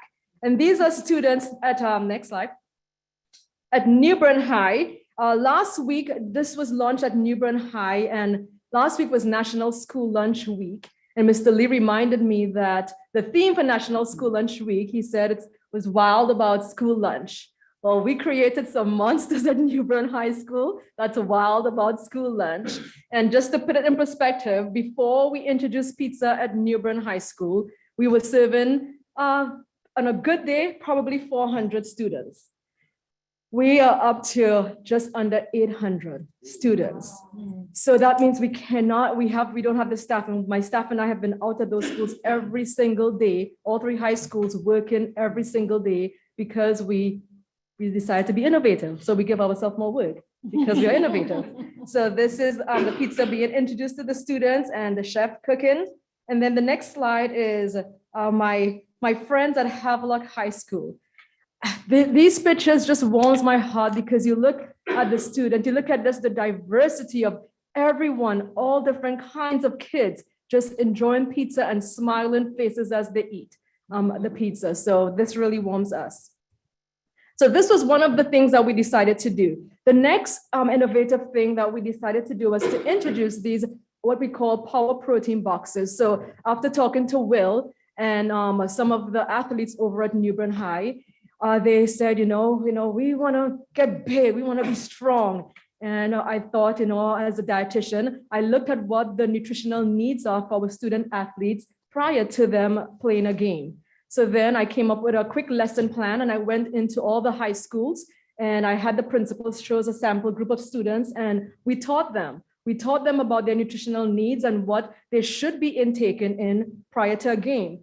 And we love our band boosters, but we saw one of the high schools prior to a game, they were feeding them fried chicken. And I looked and I thought, yeah, it's calories and it's good that you are feeding them. But in my mind, that fat needs time to digest. And when we have fat, it slows us down too much, right? So just before a game. So then after the game, I asked them, how did y'all do? Well, they didn't do very good. They lost. And, and I said, well, sometimes, when you don't have your best game and you try to figure out, well, why did I not perform the way I should? A lot of times it's 2 things. It's your rest and it's what you eat or drink. It's your energy. So as a dietitian, most professional sports teams, they have a dietitian on staff. I know that we don't have the budget to support that at our schools, but you have me. So then I decided to do some work additionally to what I've been doing to come up with these protein power boxes for our students. And this is where I enlisted Mr. Griffin to come help. So we have the protein box number 1.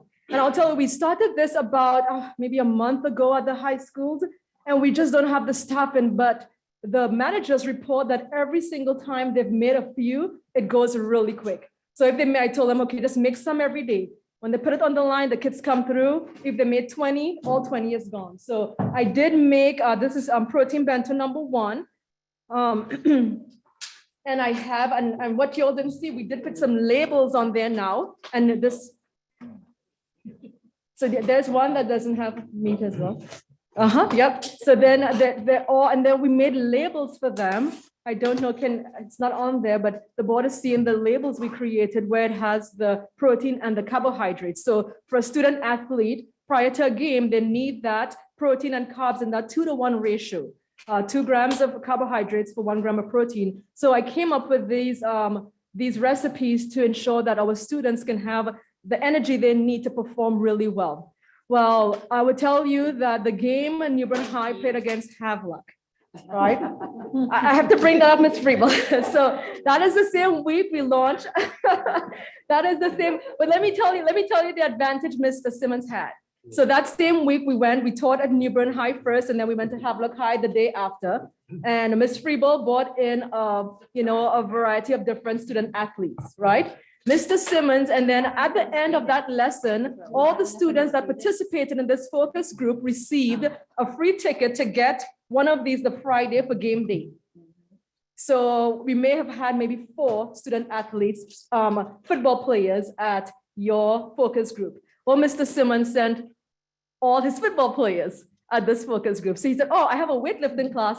Funny enough, the weightlifting class had all the football players. So all of them received that ticket and redeemed their ticket on the day of the game. And they ate. And I went to the game and I'm sitting thinking, I want to think, this is us, right? We did this. Then I felt bad for Ms. Freeble. I'm like, okay, well, how did her student? But then when I put two and two together, they really didn't. We had about 3 of your students who played sports that evening. So where does that leave us now? So what is the outcome? Thank you. Oh, thank you, because I missed it on the slide. So we also developed, this is a post-workout drink. It's packed with protein and it's everything that we have. It might still be frozen. I put it in the freezer this morning just to make sure it was, yeah, it's still. So it has peanut butter, it has yogurt, it has chocolate milk, and it has four ingredients: peanut butter, chocolate milk, yogurt, and bananas. For a post-workout drink. So they wanted something that they can have in between, but this because we can't afford PB Fit, which would have the less fat. If we were to get PB Fit, this can be a drink that they can have for that 10 minutes that they have halftime, the halftime drink. And I'm yet to be able to afford that PB Fit. But we do have peanut butter, lots of it. And because of the higher fat content in the peanut butter, I did not recommend this for that break time, but a post-workout drink for the student athletes. But anyone can get it on the line. It's served in a 16-ounce container, and all these can be served to any one of the students for one of their meals. So where did this leave us after coming up with some innovative efforts to increase meal participation? Well, drum roll. At the end of last week, we are at a 71% meal participation. Which I think of it, we have all the things against us. We have supply chain shortages, food shortages. We have utensils shortages. We have staffing shortages. Yet Craven County School Nutrition can produce 71% participation with all these challenges. It's not by accident, right? Not by accident. It means that we are conscientiously doing all that we can to make this happen. Students are eating more breakfast, and my data further tells me that as of now, I have more, quote unquote, the paid students are eating more school lunch than the free students. So then do I stop there? Because what 71% tells me is that I still have 29% of my students that are still not eating. So my goal is the USDA ties my hands on a lot of things, right?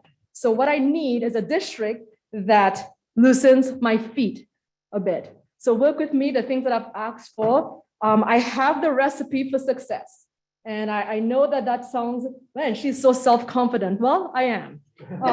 So I know what I'm able to do. I know my capabilities. So I need I need a good team. So I know how to hire good folks. I know how to motivate folks. So I need a district that will not tie my feet to get us to where we want to be, which is 100%. So questions. What do I need? Oh my goodness. Are you ready for my list? Well, I would work with Mr. Lee and cabinet, and I would tell you guys specifically the things that I need. And if you can do the research, look around. You would not see a director in North Carolina with my credentials. You would not see, they may have years of service, but service doesn't produce outcome that we have. So it takes motivation, it takes experience, some experience, it takes the skill and background, and it takes a good team. And right now I have that recipe for success. I just need a few added things. Any other questions? What do you need? I will work with Mr. Lee, that guy there, and he would tell you exactly what we need. Okay, drill down. All right, chain of command. But I appreciate your time, and just know that when we say in school nutrition that our goal is to feed all kids, 71% really brought tears to my eyes because I know it took a lot of work and effort from everyone on my team to get to this point. And I dare to say that if you look around other districts, people are struggling, and we are too, but we are out there busting our little hindies to make sure the job gets done. And I know that even introducing some of these things to the school, when students see things that they like and it's familiar to them, then and you give them more options, yeah, they will eat. But we have that shortages, and we go out and shop at Sam's Club and all around the neighborhood just to be able to get some of the items to feed our kids. So. We're open for questions. questions or comments at this time? We'll start with Ms. Hughes and Ms. Alpert. Ms. Hughes I first. think you need to present at every board meeting because you always bring up something. And protein drinks and stuff like that. My daughter and I do them all the time. So thank you, thank you. Your energy is wonderful. Your energy is wonderful. So get with Mr. Lee and make a list so we can untie your feet. Thank you. Thank you so much. Mr. Alpert? Well, first, always, we commend, by focusing on student athletes who are leaders in schools, and they will set a tone that a lot of people follow. And then by selling them on how you enhance their performance through what they eat and what you're going to provide to them, I think is brilliant. Yeah. Did you see what they do to Rose High School in Pitt? My stomping ground? Oh, yeah. They don't have what we have. It's all about food. Yeah, we want that for all our students. And that's really the little nutshell. We know that food and nutrition is for the whole student. That's how they learn. A student that's hungry cannot learn. A student that doesn't have the right nutrition cannot perform on the field. So it's the whole student, and we'll get there one group at a time. And this is just an example to the whole group. If we work with the student athletes and they see outcome, then who knows what can potentially happen with all our students. And I just wanted to say thank you for presenting. Your tone is infectious, and I can see how you inspire your team, because when you speak, it's like a pep rally, and I'm hyped up just listening to you. So I see it's not a challenge for you to get a team to go behind you. And I just applaud you for what you've done this year. And Thank getting you. those numbers up, and I'm confident that you'll hit that 100. I'm confident of that. Thank you. Appreciate that. Thank you so much. Thank you. Job well done. Thank you. Thank you for the goodies. One in Jennifer next month.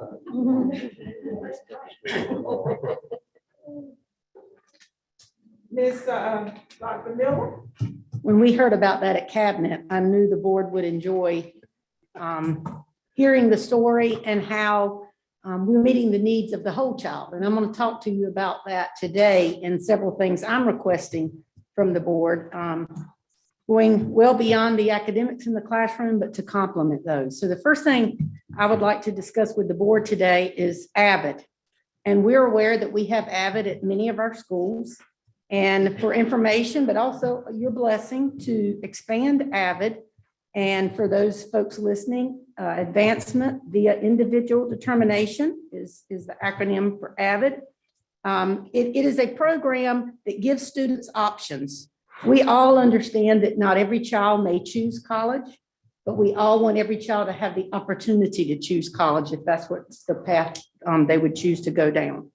So the last couple of middle schools that do not have AVID, that we are asking the board's blessing really to expand to, would be Havelock Middle School and Tucker Creek Middle School.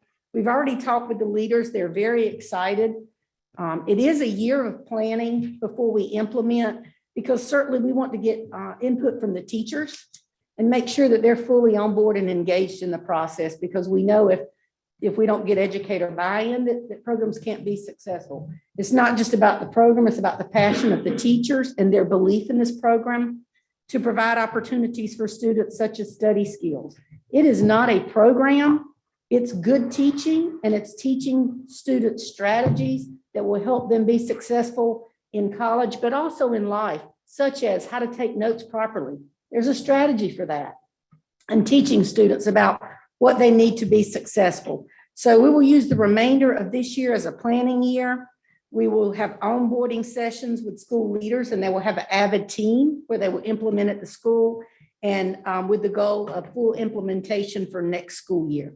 I did include a little clip about AVID. I think it really takes a student's perspective and shows you what AVID can do to change a student's perspective. So I will ask Stephen if he will click on that little video at the end, and it'll show you what students believe and how you can take that belief and turn it around through AVID. My job is to make college easier because students have a lot on them. Sorry, Coach. Plates. Like Harper, an econ major who piles on the pressure. Grammarly can help her stress less. People like me. People like me. People like me. People like me don't go to college. Nobody's ever gonna convince me that I'm gonna be somebody someday. Street cred, it's more valuable to me than my education. My life will be defined by those who doubt me. I know there are some out there looking up to me. I'll let those AP and honors students be future leaders and policymakers. Because me, I'm just one out of a long line of statistics. Who knows, maybe I'll even study. But it won't affect how my life is going to turn out. People tell me I can't succeed because they can't see past my skin color or how I talk. They say I don't care enough to be a first-generation college student. I am the last person in my family that's going to be successful. I'm aware of the skills and talents I possess. This is my destiny. That was me before Avid helped me see my potential, believe in myself, and turn all of that around. And now? This is my destiny. I am aware of the skills and talents I possess to be successful. I am the last person in my family that's ever going to be a first-generation college student. I don't care enough, they say, because they can't see past my skin color or how I talk. People tell me I can't succeed, but it won't affect how my life is going to turn out. Who knows? Maybe I'll even study statistics. Because me, I'm just one out of a long line of future leaders and policymakers. I'll let those AP and honor students be looking up to me. I know there are some out there, those who doubt me. My life will be defined by my education. It's more valuable to me than street cred. I'm gonna be somebody someday. Nobody's ever gonna convince me that people like me don't go to college.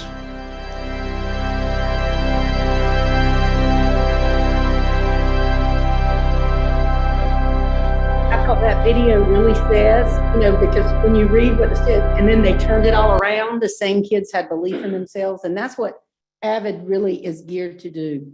Take particularly first-generation college students, but really any student that needs help being successful for whatever they choose in life, but particularly those who may not have considered college as an option. And if you walk down some of our high schools, they have the AVID students in all the universities and colleges they've been accepted into. And those same students would have told you 4 or 5 years ago that, we don't go to college, or no one in my family's ever gone to college. So while our families support that, these are specially trained teachers that learn how to help kids help themselves. So that's what AVID is about. So I'm asking for board support and any comment to support AVID being implemented at Havelock Middle School and Tucker Creek Middle School. Well, I'm gonna, I appreciate it's going to Havelock, because you've heard me say it. I think the one thing that I hear the most from military families is, why don't you have AVID? Why don't you have AVID? Why don't you have AVID? Because they come from their day of schools where it's standard. And so, the conversation earlier with some of the military, maybe really high performing kids, but still need AVID because their parents are deployed, they have family challenges, they have things that might keep them from being as successful as they could be. So I am very appreciative that it's going to be both of Havelock Middle. What was the barrier of it not being there to start with? Is it like money? I'm just asking because I don't know. I'm not. But I support it going there. But I'm just wondering. I'm sure it's other schools where it's needed. So what's the barrier of it entering all the schools? Well, these were our last 2 middle schools where we don't already have AVID. So that was discussed at cabinet, and we felt that the program would be beneficial to all of our middle schools. That would track them right into the high school where they'll continue the work and make sure they fill out loan applications and get an early start in middle school. So when that was brought to cabinet, certainly cabinet supported that and asked me to bring it to the board, and so that we can have a rollout, a planning year, and implementation for next year. Ms. Clark, Dr. Miller, will the school hire an additional teacher, or will they be allocated to them?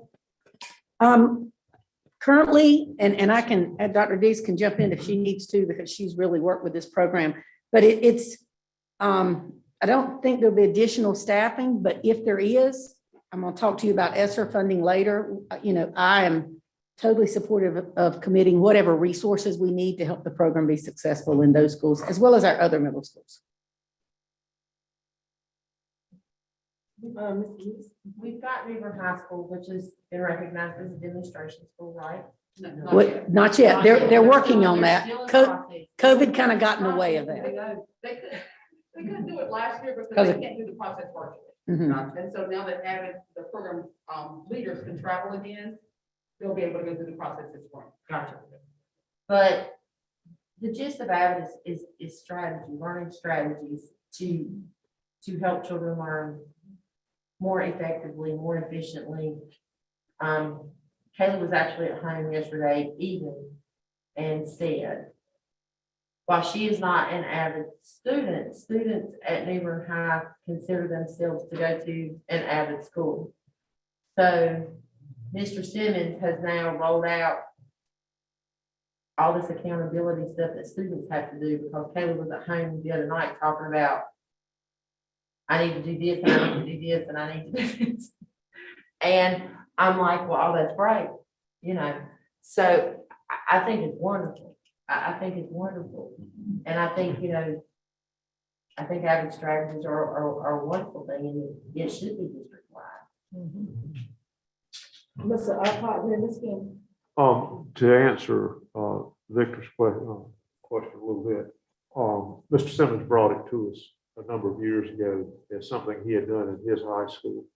We had Avid at. We had had a long time. West Craven. It started at West Craven Middle School. I was a teacher. And we lost kind of the key person that was the engine behind it. So now we've got coming to the board, Mr. Simmons asking if he can do it in the school because of his past experience. And that becomes the demonstration. And very quickly, we realized, you know, what was happening to those students, and it began to expand. And I think this is kind of that final expansion out where it needs to be. We do have it in middle schools, but we also have those principles going down into elementary. So the idea of what Avid does, what it teaches students is kind of permeating the whole system. Wonderful to get it to have lockdown and be a full complement, but it basically had to prove itself and did over and over. And this is where we are. I guess my question was this, and I was gonna wait to ask you later, Ms. Wendy, because it wasn't like, it was just from my personal knowledge. I was asking, why wasn't it already there? Everybody loved Avid when it came up as a topic of discussion in an earlier meeting. I saw how successful it was, and I was like, what was the barrier for it being in those schools before now? Was it finances? I didn't know, so I was just asking, but it's not technically something that I needed to ask in a board meeting. That's just me having a conversation. I was wondering, you know, I was just wondering why wasn't it already there?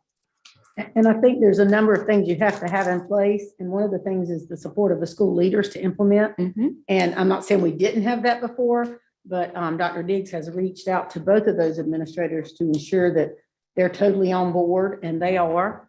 And I think we kind of rolled out in phases, and this, as Mr. Ipock said, would be the final phase to have all of our middle schools engaged. And the other important thing is if a student moves from one middle school to one of our other middle schools, they can just keep on. And as Joe Wheeler would say, this is really learning how to learn. That's what this is. It's learning how to learn. And it really aligns with continuous improvement, PDSA. Students learn what strategies help them be successful and learn to use those strategies throughout their life in all classes. So as Ms. Muse also said, it's not like an Avid class and then you stop there. You're learning those strategies in other classes. You're learning them in when you're in college, how to take notes, and they will help you be successful in all classes and in life, because it's not a program, it's helping a student learn how to learn and be successful. And basically, Mr. Dove, that's what I was gonna say, but I'll say it a little differently than Dr. Miller can. People don't believe in something that they've not experienced themselves. And I can say that because I was an Avid student and didn't know I was an Avid student until I became the Avid teacher. when I became the Avid teacher, I saw that I did have the potential, but I just needed that extra push and nudge. But not everybody needs the extra. So if you come from, or you're a part of a culture that didn't need it, you didn't see it as being needed. So I think that's what happened to some of our schools in Craven County is some of us hadn't experienced needing the extra nudge. And then some of us, as Dr. Miller, said, we saw it as a program, another thing that we were gonna have to do in our schools, instead of seeing it as a system of benefit to all of our students. And I just want to address the one of the last things that you said, Dr. Miller, because I think this is what killed the system in some of our schools is having the wrong people in the wrong places. Okay, because it's hard to digest what you refuse to eat. Okay, so if we are not very selective and intentional and strategic about who we place that bubble of student with, then it can kill that system. So we have to be and I'm very passionate about Avid. That's why we have it at Ade Middle School right now. Very passionate about wrapping our arms tightly around those who do have the potential. And we want to give them every opportunity that they can to choose whatever avenue they can, but they have to be exposed. Some people don't get the exposure that others get. So let's make sure we put the right people in the right place. And I totally agree that I always said you stand transparent before students. They can see straight through to your heart. They can. So you have to really believe these students can be successful because you can't, if you don't believe it, they'll never believe it. So I absolutely agree. And that's why we engage the principals to help us make sure we have the right people that are the core of that Avid team. So I agree with that. And we will be highly engaged to make sure that happens. Thank you. Yes, ma'am. Yeah, I'm currently an Avid student at Western High School. This is my 5th year being an Avid. I was actually in 8th grade at West Craven Middle School when Avid started. And I think Avid should be not only in every high school, every middle school, every elementary school, every school in Craven County. Because before I was in Avid, I didn't really take school seriously, notes, organization skills. I didn't really take that seriously. But now that I'm in high school, a senior in high school, we're still working on those college strategies, preparing for college. Right now, we are applying for college right now. And the first day that FAFSA opened up, October 1st, 95% of my class already completed the FAFSA. The first week, FAFSA already opened up. So in the curriculum of the FAFSA class, they're just teaching us and preparing us for college. So I feel like it should start like at a young age, like middle school, elementary school. I feel like that should be like really important in the Avid curriculum. He should have done this presentation, right? In a nutshell. You all came the right day. We needed you, right? And so, but I agree with Ms. King, because I've seen the program before. And we have the right people to operate the program. If teachers don't have high expectations, if they don't believe that every child should be treated that way, it's not going to happen. And I think that was the flaw. I can say that was the flaw that we didn't have before. And so the program works, but you got to make sure that you got people in the right place to be able to do it, and who are committed and dedicated and do have high expectations for all children, not just a segment of children, but for all children. And that's why I think you have that planning year, because that planning is the foundation that the program is built upon. And that's how you figure out who needs to be in what seat. So I appreciate that. And I totally agree with everything you've said. And what, anybody else? Should we have Avid strategies to elementary school, like especially our third? That's really what Yeah. And it's Avid school-wide. So, I mean, that's what I'm saying, but if we did it at all of them, because Avid involves a lot of writing, like note taking and that kind of stuff. And we've had a lot of our little kids on devices the whole time they've been in school. We've talked about their lack of handwriting skills, right? So app strategies could be very beneficial to all of our elementary students. Yes, ma'am. Ms. Layla? I used to be in out of middle school, but I had dropped out of it in high school. Like having minor stuff in writing in elementary schools would be very beneficial because it will set them up for middle school. Because in 7th grade and 6th grade, my minders were horrible. Like I had papers everywhere, but like 8th grade kind of set me up for the rest of my high school to have organization skills and those as well. Is that the goal? I would say for me, it is, but again, we have to make sure that, you know, the right folks are committed to this. And I think the best way to do that is exactly how we've done, move from high school to middle school. And then you have families that see brothers and sisters and the strategies they're learning. I would say probably in a lot of households, there's already some avid strategies being taught to our elementary students by their brothers and sisters. So once families start to see this, I think it will trickle down. And I agree. Again, learning how to learn is important the first day they step in kindergarten, and it doesn't stop until well after they leave us, because we're all continuing to be invested in learning ourselves. So I think that's a great idea, and I think Cabinet is committed to seeing that as well. Kazim, that's all you. Yeah, just like she said, elementary schoolers are getting prepared for middle school. It's like high school is being prepared for college. I feel like Avid should be for like all ages, just because there's some students in my class, some seniors, that don't even know like about college still, because I feel like they're not in a certain class, not in the right place. So I feel like some elementary schoolers should be taught to be organized and be in that program, not just a program, but in that curriculum, so that they'll be set up for the right things in the future. Dr. Patrick. Yes, ma'am. I don't know that I could let an opportunity to talk about that, go back. Okay. I know I'm out of line, but I did want to share my experience. I was a principal at Oak Grove, where we have implemented ACT for a number of years. My nephew was actually in Layla and Janine's class. I ran Layla and Janine because they were in elementary school. And I can echo everything that they have said about their experiences being learners up until their senior year. And then also for my nephew as an ACT student. Definitely a game changer for him and helping him to focus, help him to get organized. Don't know him, I said this, but it just really was a game changer for him. And certainly he is right now texting me.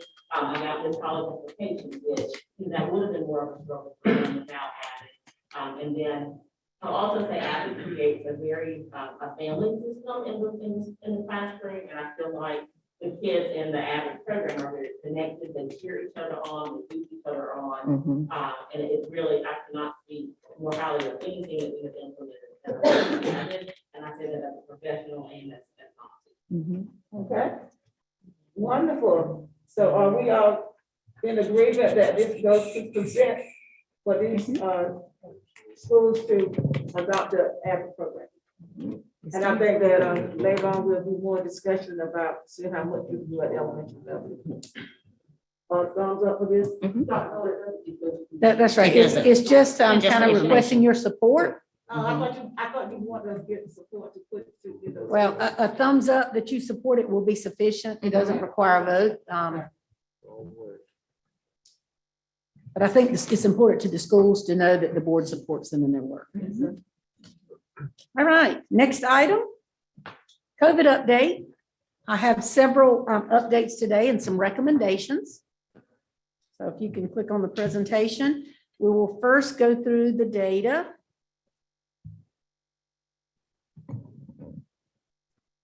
It's okay. And you can go ahead to the third slide.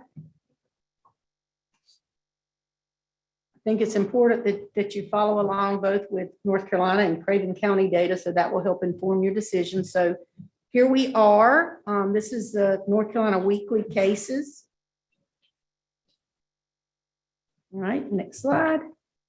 Craven County, you can see, thank goodness we're declining.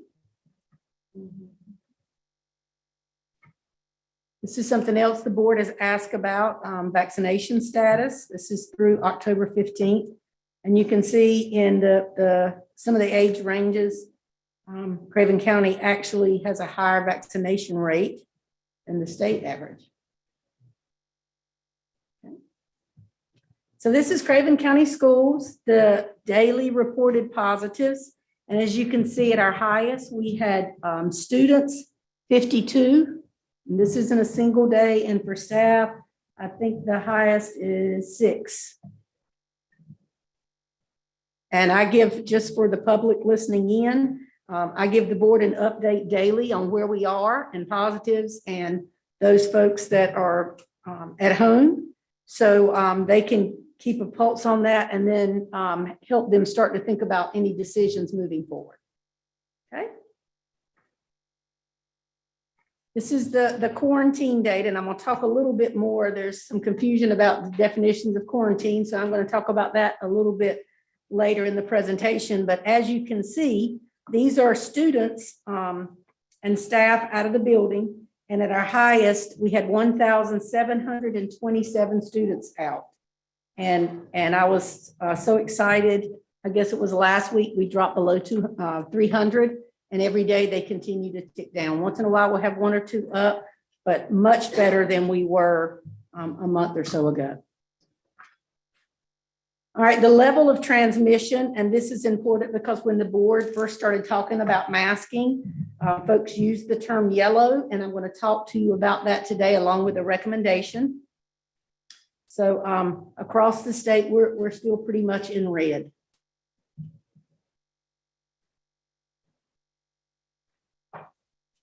All righty, so how is this determined? There are 2 things that determine how we move to a different color. Because now if our cases were lower, Craven County would be in the orange. But our cases have to be per 100,000, less than 100 per 100,000. And I'll share with you where we are as far as percent positives. But both of these numbers are getting lower every day. And just as we saw with the Delta variant in other countries, it was a quick peak and then a quick decline. And we're seeing that here, which makes me very hopeful. Okay. So let's talk about the protocols we have in place and any new protocols I'll recommend. So currently we have in place a limit on non-essential visitors and volunteers in the school buildings, athletic events and band participation, and they have to follow the established protocols. We had the approval of field trips that are non-competition for middle and high school. We said no overnight trips, and all other activities are on hold. So the next one is recommended changes for the board. My recommendation is that we allow visitors in our buildings. We open our schools up for our visitors. Our teachers have supports in places that come in and volunteer in our schools, monitor students, and support our teachers, provide them, whether it be a break to make a phone call or support kids with learning how to read. So my recommendation, since our numbers are lower, is that we open our buildings to our visitors. But of course, they must follow the established masking protocols, whatever they may be, and that they sign in, which has always been the case, so that in the event we need to follow up with any of them, we would know who's in our building and where they are. So that's my first recommendation for a change. That we continue to allow athletic and band events, and they follow the protocols, which, as a reminder, when they're actively engaged in the activity, they do not wear masks. When they're sitting on the sidelines, they wear a mask until they're actively engaged. My next recommendation is a change that we open all field trip opportunities K-12 for requesting approval. That doesn't mean they're going to be approved, because we have a process here they go through. They have to be aligned to the curriculum. Certainly, we're going to ask them what safety protocols they have in place, but that we open field trips K-12. Again, overnight trips, that we open them up for requesting approval. Again, they're going to have a safety protocol in place, just as they always have, but now related to COVID. That does not mean they will all be approved. And if they're out of state, or they will come to the board for approval anyway. And we open up all activities and events with the proper protocols in place. That would be blood drives, anything on our campuses, anything other than facility rental. I'm not recommending we open our buildings for folks to come, outside groups to come in, because it just makes me nervous that outside groups would come in and then our students return, and we're not sure the measures that they have taken in the buildings. But other than outside rental, my recommendation to the board is we open our buildings for everyone to come back. I'm sorry, I was just looking at this, so Ms. Love. Yeah, the blood drive, is that an outside rental? Or is It this is a not a blood rental. drive? They come in the buildings and our students who are taking Oh. the CTE courses help them, but visitors come in our buildings to donate blood. And that's why that event was not able to be held with the current guidelines, because visitors were coming into our building. But if you accept my recommendation, we would be able to do that.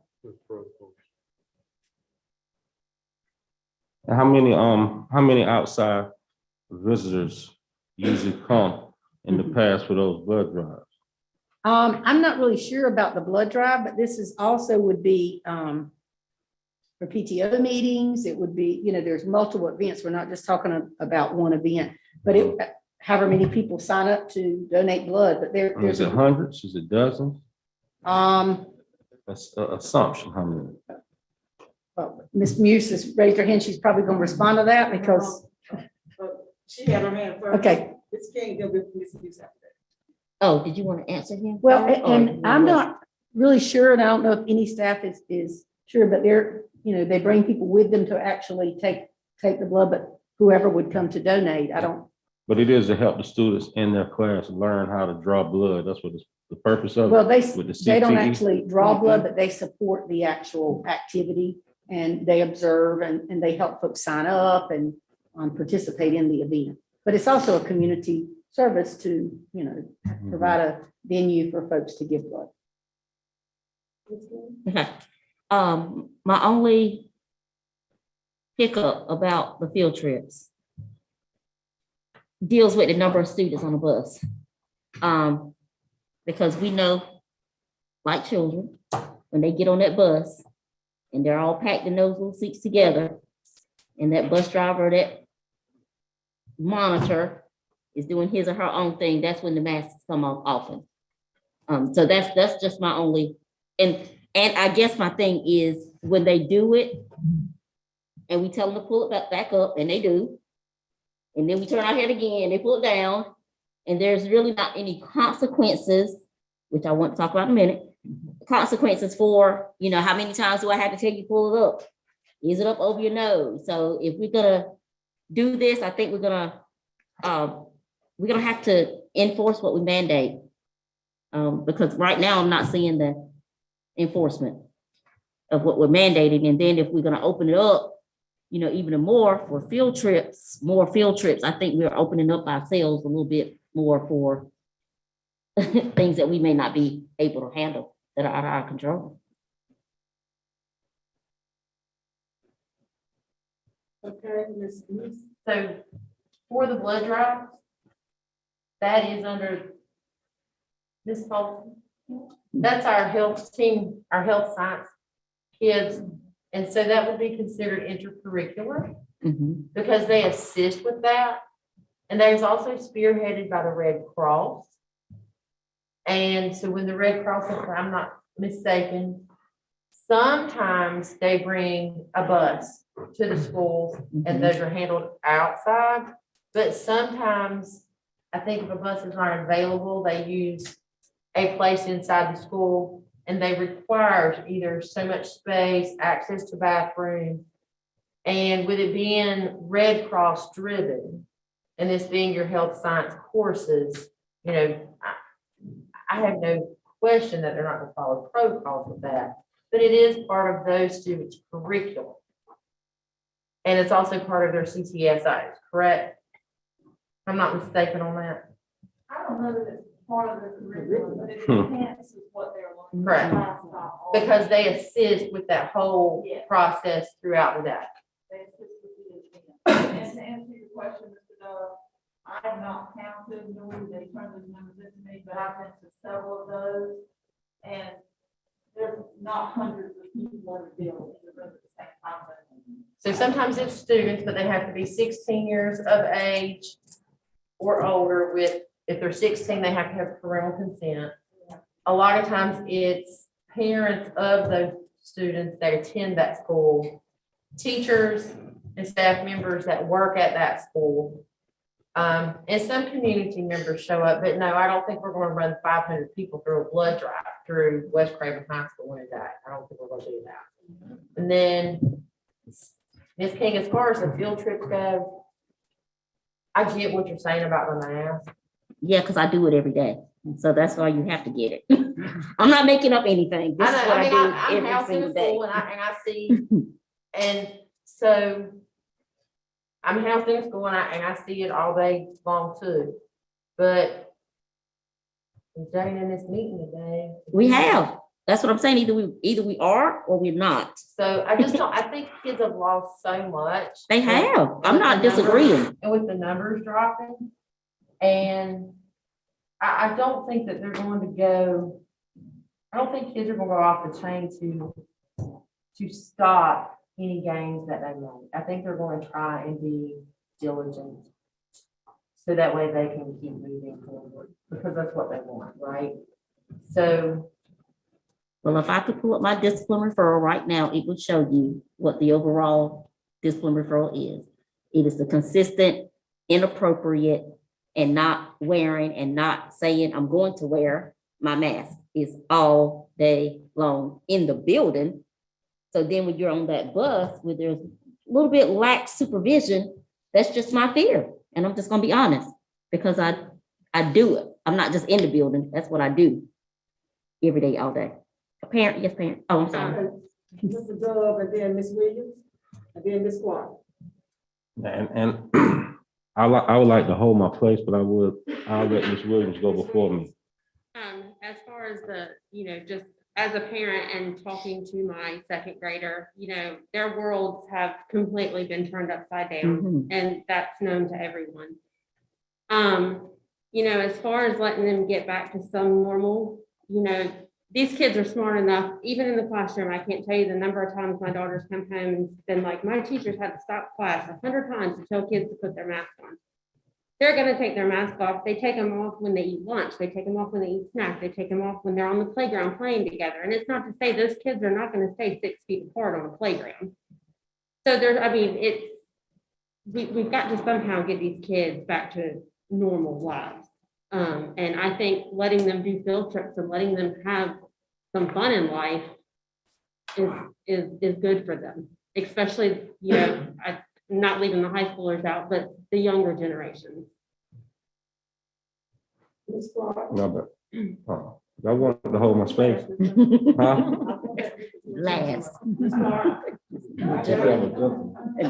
Thank you, Madam Chair. Following Robert Rules of Order. Oh, just clarification. This would include Booster Club as well? Yes, ma'am. All volunteers. Second comment. Mrs. King rightfully so has been saying since the inception, no consequences. None. And kids, and yes, I want them, Mrs. Williams, respectfully, to get back to normal. I'm just saying, at a minimum, we should try to enforce whatever rules or regulations we put in order. I'm in favor of your recommendations. But again, as with anything, kids gonna be kids. If you let them get away with everything, they're gonna do whatever the heck they want to. And this isn't a debate situation where we have to respond to each other's arguments. Mr. Doug. Mr. Dove. Oh, sorry. Then you later. Okay, I made that comment. I didn't know it was gonna bring up this much communication on it, but I do support what this, the new changes that you want. My question just was, I was thinking about volunteers coming and help teachers, certain groups, field trips, honestly, I'm fine with that. I understand what you said about the masking on the bus. I would just think that the adult in place should do the job. I thought they were doing the job. Thank you for If they're thinking that. not, And they are, but when they got 32 and 33 and 34, it's kind of hard. Okay. But at the end of the day, our numbers have drastically dropped. They have. So even though some kids might not wear their mask properly, I think the overall impact is that it's working. I don't think it's just happened all of a sudden. Now I have a different, I guess I have a different relationship with COVID than many. But I know it's been bad for the last month and a half, 2 months, whether you personally know that or not. I'm here to tell you, it has been bad with COVID deaths. So as far as that's why I was asking about the Red Cross. Opening up just to the general public, my spirit doesn't really agree with that part in totality. I agree with lightening up on most things, but just opening it up to any and everything called visitors, I think we need to kind of pinpoint what we're talking about instead of just let it be so broad.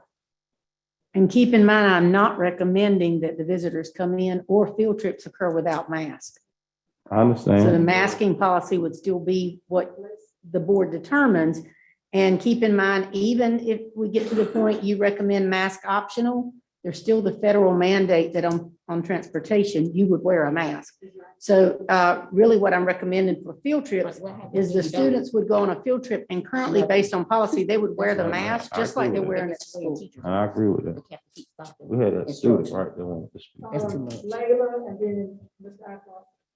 I feel like at the beginning of the year, masks were really heavily enforced by all of our administrators and our teachers. And I do usually hear administrators in like the hallways and going through saying, pull up your mask and stuff like that. But as the semester has gone on, I've seen people walk in the hallway with like no mask at all, like not even in their hand or pulled down, just none. And then I said something about it, and the kid was like, oh yeah, they don't care. And it just continuously people leave under their nose. So I feel like if you continue to implement the same protocol. Yeah, same protocol, and you punish them for like ignoring you, then eventually they're gonna listen to you, because you can't run that for so many times. All right, what's our, then Ms. News? Just as a clarification, I think when we're talking about visitors, what we're really talking about is volunteers that work hand in hand with our students. And which I think we've all been dying to get back to be able to support individual student needs. So I almost wonder if volunteers is a better word, right? Visitors, because it gets more to the point you were making. More intentional. I don't think that's what she means. Okay, so Dr. Miller, I'm gonna put you on the spot, right? Because you've been the football queen of Craven County since football season started. And I know that Ms. King and I had a conversation about football games, right? So what types of people have you been seeing at our football games on Friday? What do you mean? So you see students, you see their siblings, you see their parents, you see their grandparents, you see their friends, right? And for the most part, when our students attend football games on Friday nights, are they masked or are they unmasked? It depends if they're participating in the activity. So if they're spectators in the stand and they come to the game, Masking is not required. so what are you mostly seeing when you go to the game? In the student section, and I would let the principal or teacher speak to that, I have not seen a lot of masks by students. But our numbers have declined in spite of that. So the kids that we've masked all day long, Monday through Friday, with those masks off at 2:30 on Friday afternoon, go home, get back to the school at 5 o'clock on Friday to tailgate in the parking lot and hang out with their friends. And then they go into the football game and they have no mask on. And our numbers are still continuing to decline. So is it because the masks are working? Because I know my kid doesn't wear a mask at all, ever, unless she's at New Bern High School. If she is not in the hallways of New Bern High School, there is not a mask on her face. So our numbers have gone down anyway. But we know what's happening on the football field everywhere. Home games and away games, right? So if that's the case, in all honesty, so come Friday night, we'll just say to wear a mask everywhere else except the football game. And I love football, don't get me wrong. What's the point? So why continue to keep them locked down if they're not wearing masks anyway with football games? And it's the whole family. So I think we should do all. Because we already have that rule in place. That we are mandated that our children wear masks. It's not for the football, but inside the school, they should be wearing a mask. And like Ms. King said, if they're not wearing a mask, there should be consequences. But right now, as long as, yes, we're thankful that the numbers have gone down. Okay, and we said that when we get to a certain percentage, that we will come back again and decide whether or not it's going to be optional. So we're not even discussing that right now, because we get off the subject. It's not even the subject. But what I'm saying is, if that's what's happening at the football games, they're not wearing their masks. And everybody. I can't worry about a kid for 2 seconds to pull their mask down to drink on a field trip bus. I think it's fine for us to open it all back up. We didn't say that, okay. So as a parent of an elementary child, I rightfully have to ask, when the word consequences is brought up, I mean, what are we gonna do to these kids? I mean, what do y'all mean? What do you mean? Right, what I mean is, in my mind, if there's no consequence, there's no mandate. And what I'm saying is, because, you know, I deal with teachers all day, and most of the teachers, like you just said, your student does when they get home, they're complaining about, I have to keep stopping my instruction to tell Stephanie to pull up her mask. So as an assistant principal, what are you gonna do about it? Because I'm tired of stopping my instruction to ask Stephanie to pull up her mask when that is that's the mandate. But when are you as administration gonna help us enforce that mandate? And then when we call home and we call other places and there's really nothing we can do other than continually say, pull your mask up, pull your mask up, pull your mask up. You know, it gets kind of frustrating to a teacher. So I don't know the answer. I'm just saying it's just like we keep speeding down the highway, we keep speeding until we get caught. And then we get caught and we get a warning, we might speed again. But if we get caught and there's ever a consequence, like your license is revoked or a speeding ticket that's gonna hurt your pocket, then you might be more cautious about how we're driving. That's just the dialogue that I'm, talking about. I don't know. It's just hard to enforce. It's hard. And I get that. I guess my thing is these kids, especially elementary, these kids are new to this. This is not what they're used to. I mean, I just don't feel like we need to, hound them to, tell them to keep their mask on, but I don't really think that it needs to go any further. Well, we have students that we've already assigned to alternate learning, because it goes beyond just not wearing the mask. Now it's insubordination, because I have to keep telling you, let's do the same thing over and over and over again. So now we're starting to assign students outside of our school just because that's defiance. And it's simple, but it's sending a message to other students that, oh, well, they can walk around all day long without it. I can walk around all day without it. And if nothing's gonna happen to Car, then why are you gonna say anything to me? So you got to fight that battle all day, which we don't want teachers to have to fight that battle. We want them in there instructing from bell to bell and helping to fill gaps. We don't want them to have to be mask cops.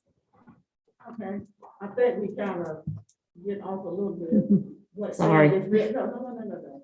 What said is very important, and you just asked a question, and it kind of comes to what do we do? Your concern was you don't have a problem with them going on field trips, but you do see a problem with them sitting on that bus without having a mask. So it seems to me that I don't think any of us have a problem with children going on field trips. We want them to get back to have some, but.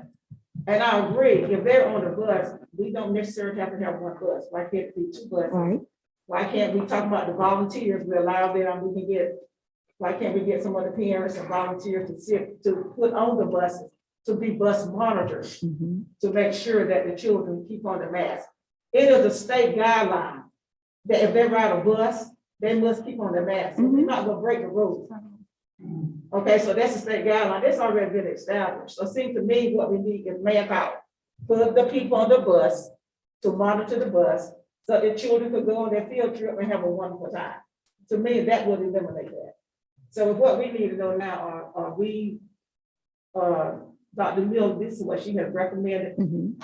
for our protocol changes. Either we are for them or we are against them. So where are we standing with this right now? I'm over here with my hand. I'm sorry, Don't go on. forget me. No, I actually think the recommendations are great, but not without concern.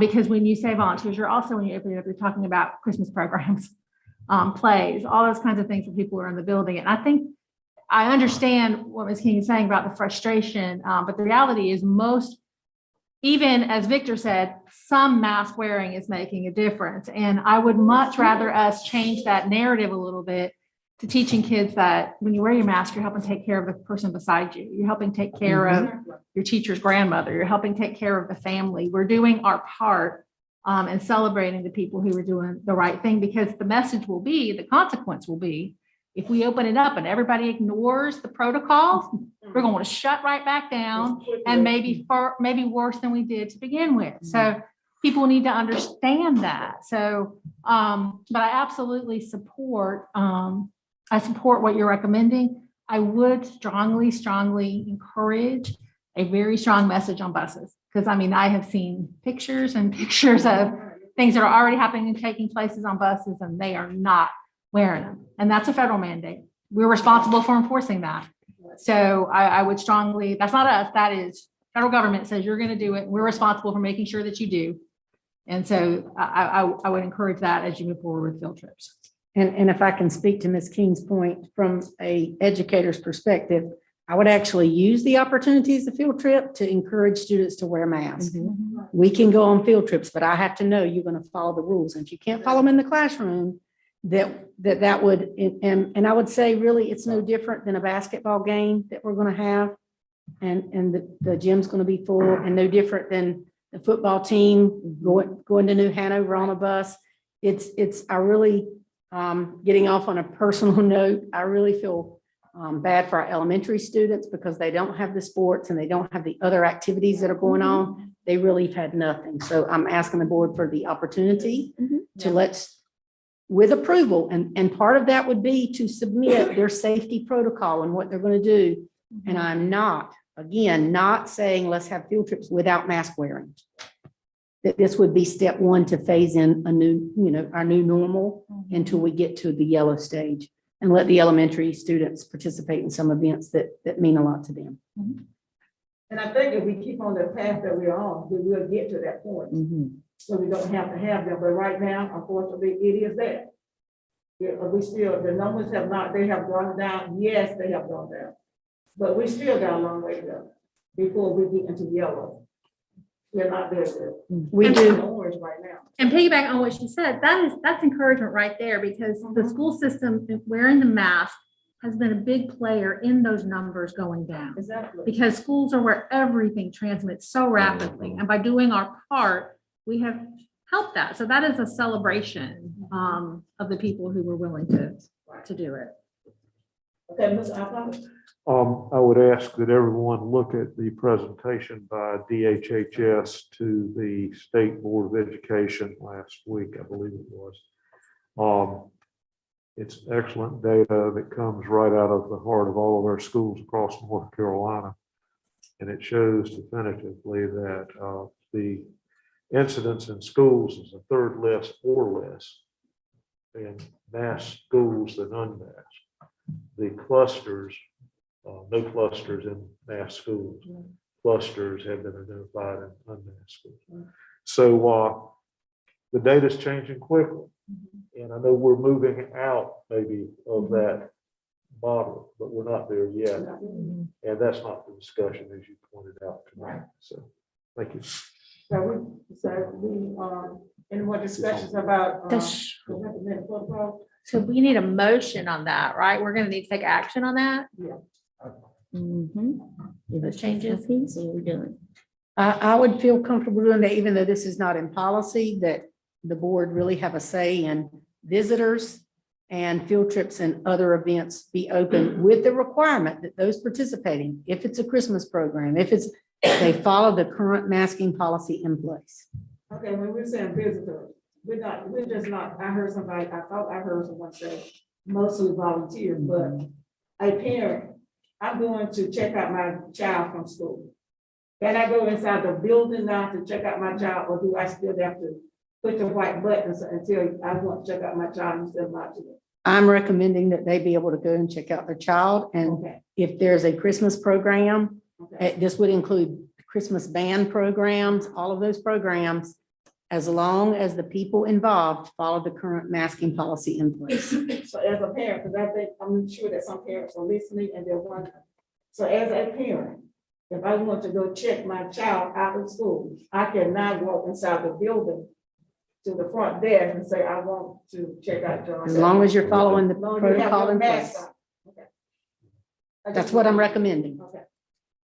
That's good. But I don't want people thinking it's just for volunteers. Well, that's why I put visitors, because I Right. thought that was, a visitor is somebody that doesn't work in our school, so. Okay, that sounds good to me. So move. Second. It has been moved and seconded that we accept the recommendation of a protocol change by Dr. Miller. All in favor, let it be known. Are you ready for a question? All in Yes. favor, let it be known by saying aye. Aye. Aye. Thank you, Dr. Miller. We really appreciate it. Okay, And thank you for your hard work doing that. all right, we're still in the COVID presentation, so an update on testing. So we'll move along a couple of slides.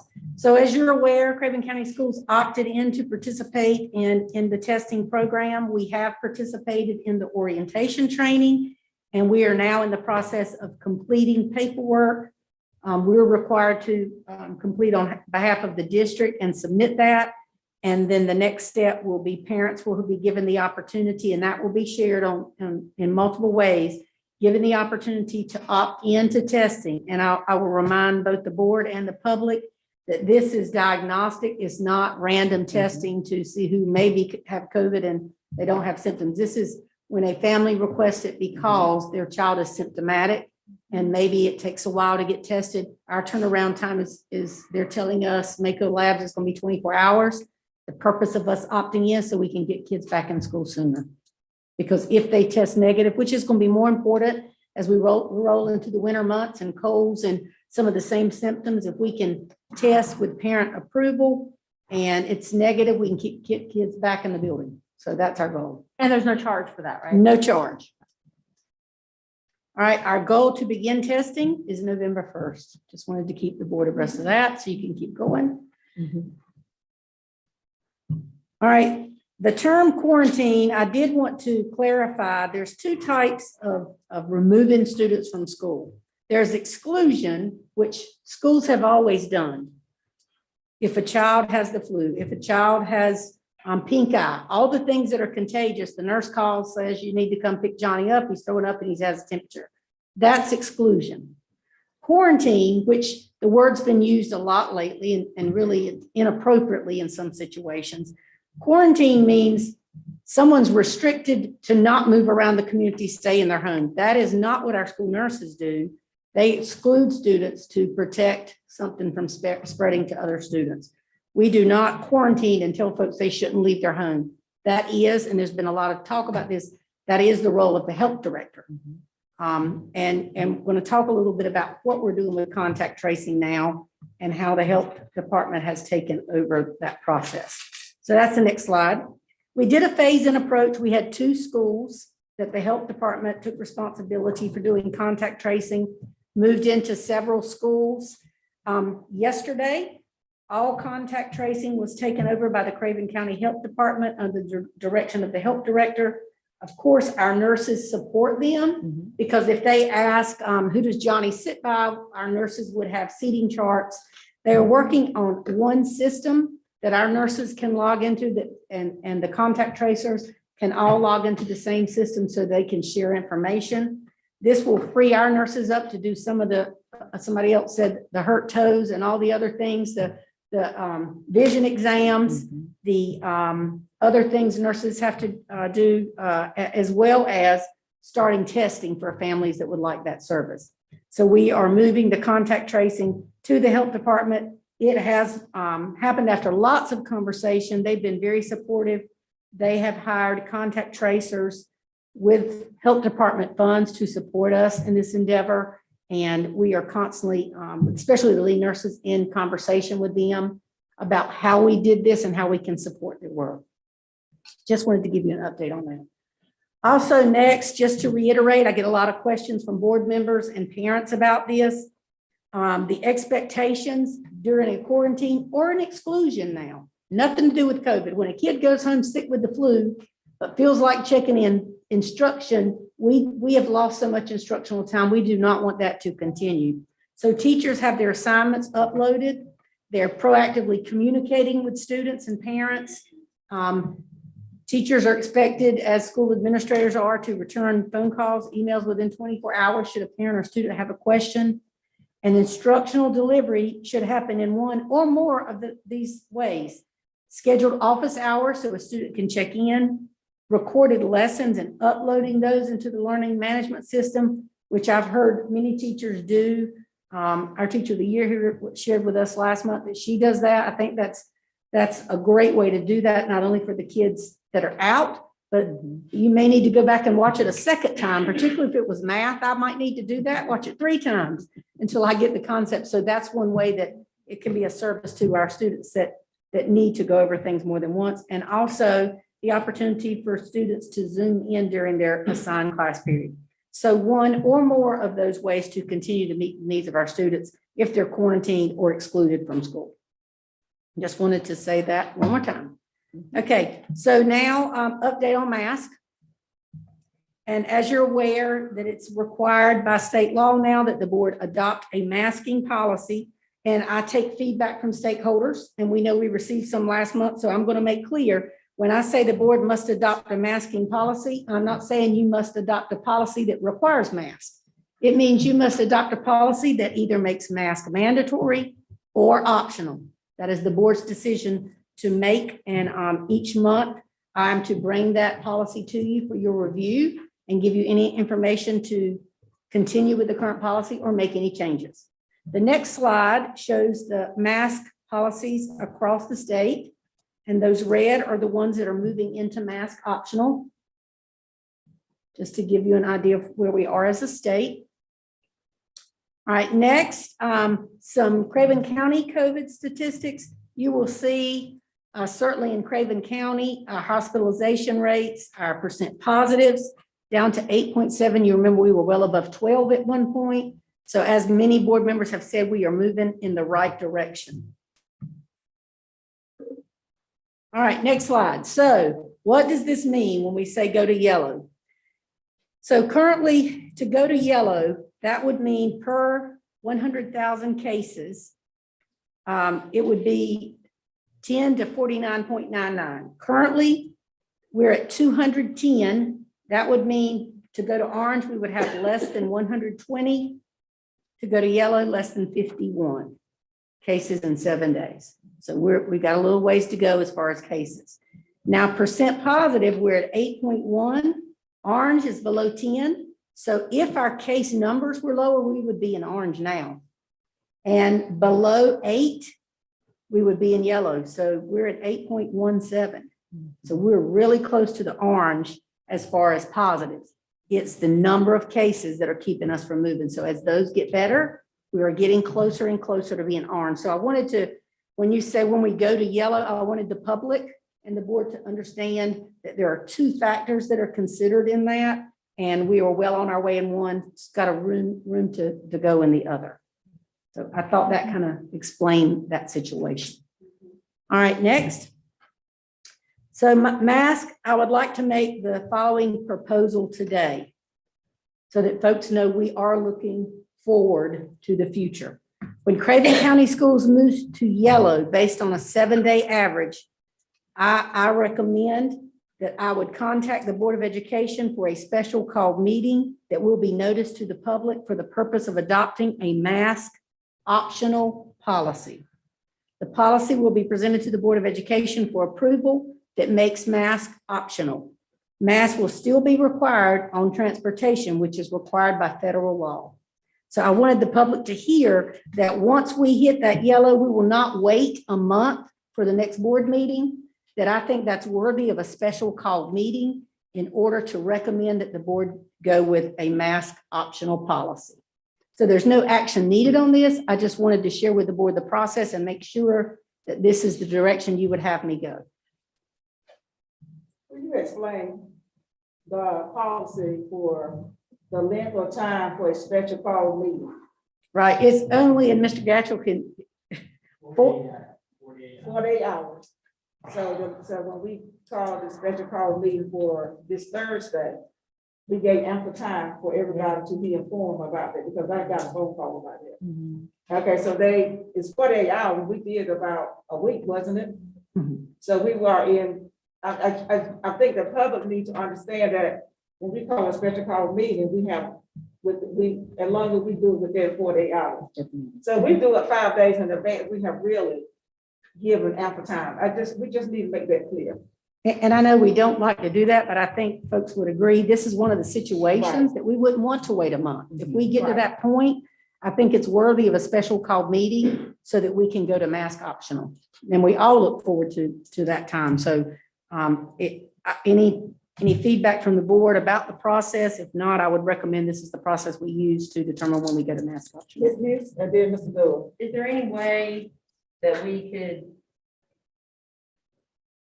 vote to give you pre-approval to be able to do that? Don't giggle. I already had this conversation with Mr. Gatchell. I saw your eyes go just like that, so I knew that you were Both trying. Dr. Miller and I have talked about that. And so, there's a couple things. The first, ultimately, it is your decision. There are so many things that so many other folks are telling you what you have to do.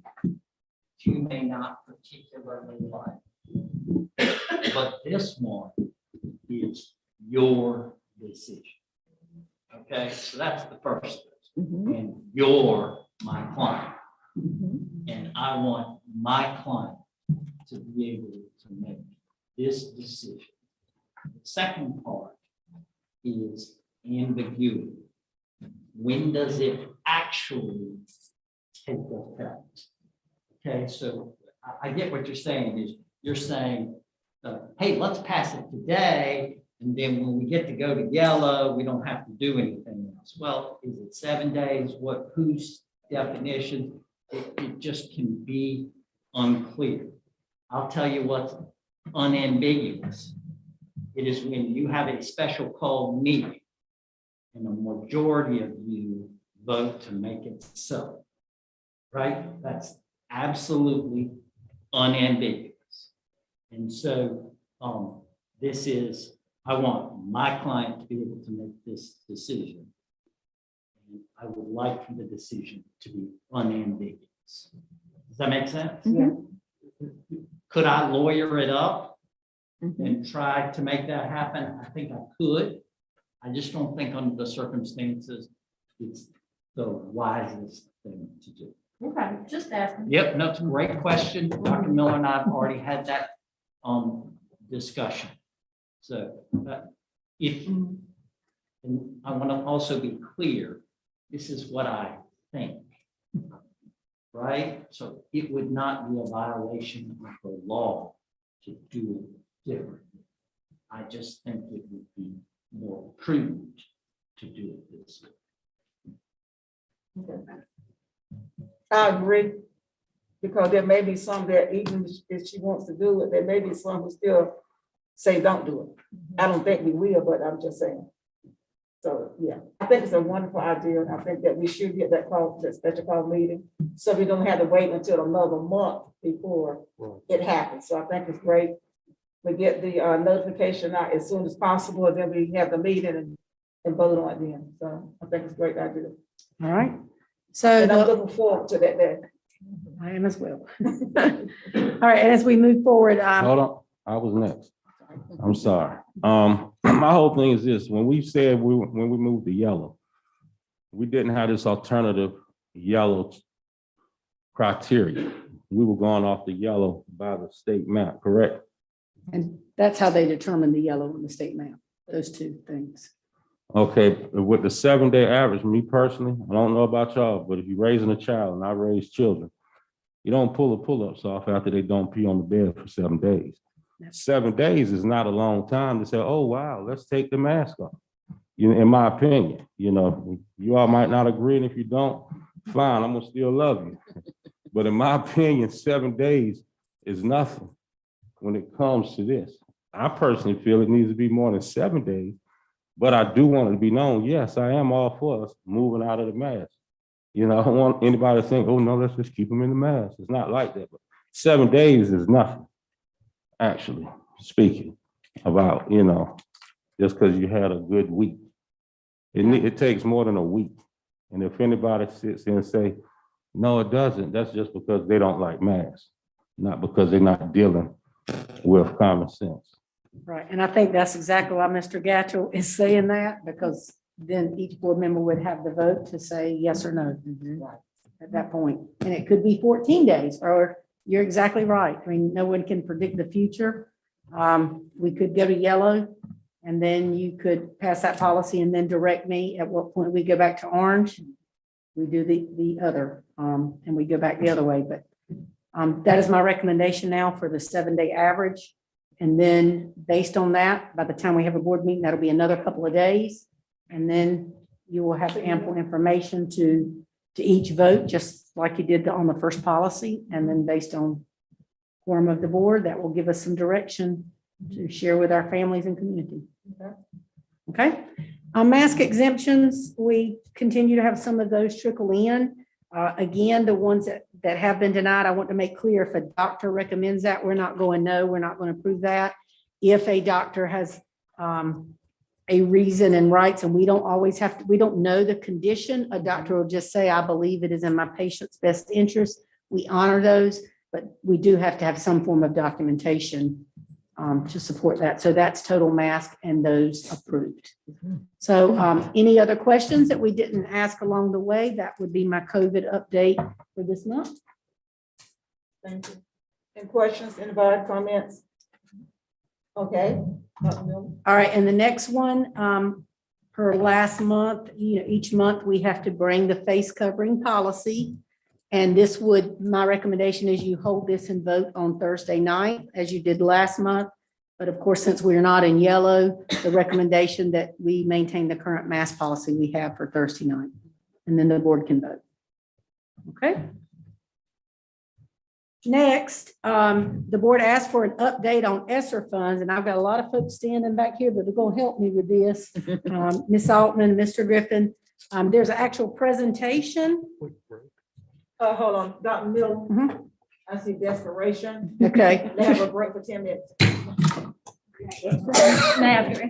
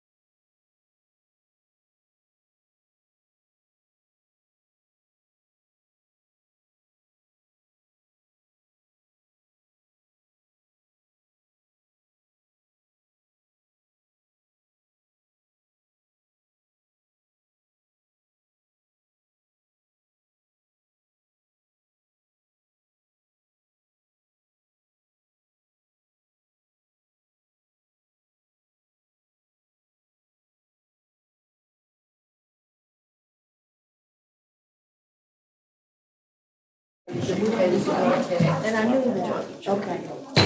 I call this meeting of the Craven County Board of Education back to order, please, and Dr. Miller will ask you to continue. All right, the board asked me for an update on ESSER funds, and there's lots of numbers and information that are attached both for the board and for the public. Just to let you know that the ESSER funds are dropped down in stages, and we just got our last drop like a week ago or something. So ESSER 3 funds, and it shows each of those, but I wanted to kind of tell you the conversation at the cabinet level about ESSER funds. We've talked a lot about being very careful when we're talking about people, because these funds are going to go away. You do know that I'm committed to 6 social workers. That is yet to be taken out of here, but we continue with that, and support of technology support throughout the district. That is included in this. In phase 1, I kind of divided it into 2 phases. It was a lot about air quality, the little markers you see in the hallways, all the things we were doing to keep kids in school. Well, even with all the things we did, we ended up going home for a while. Now that numbers are getting better, we did lots of training on the virus. We did lots of supporting the nurses. We did lots of classroom things, technology. Phase 2, cabinet is committed to shifting from some of those type costs to focusing on teaching and learning, because that's what we want that last drop down of money to be focused on, such as educational technology, mental health services, summer learning opportunities, tutoring, those things of that nature, addressing the unique needs of special populations or students with special needs.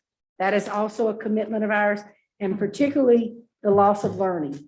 So I'm kind of glad that last pot is just coming down now, because we're in the process now of benchmark testing, learning where our students are and the gap that we need to recover from. So as we study that more, we will be looking at how to support schools in closing that learning gap. The other thing that's going to happen is school improvement plans will be presented in the next few weeks.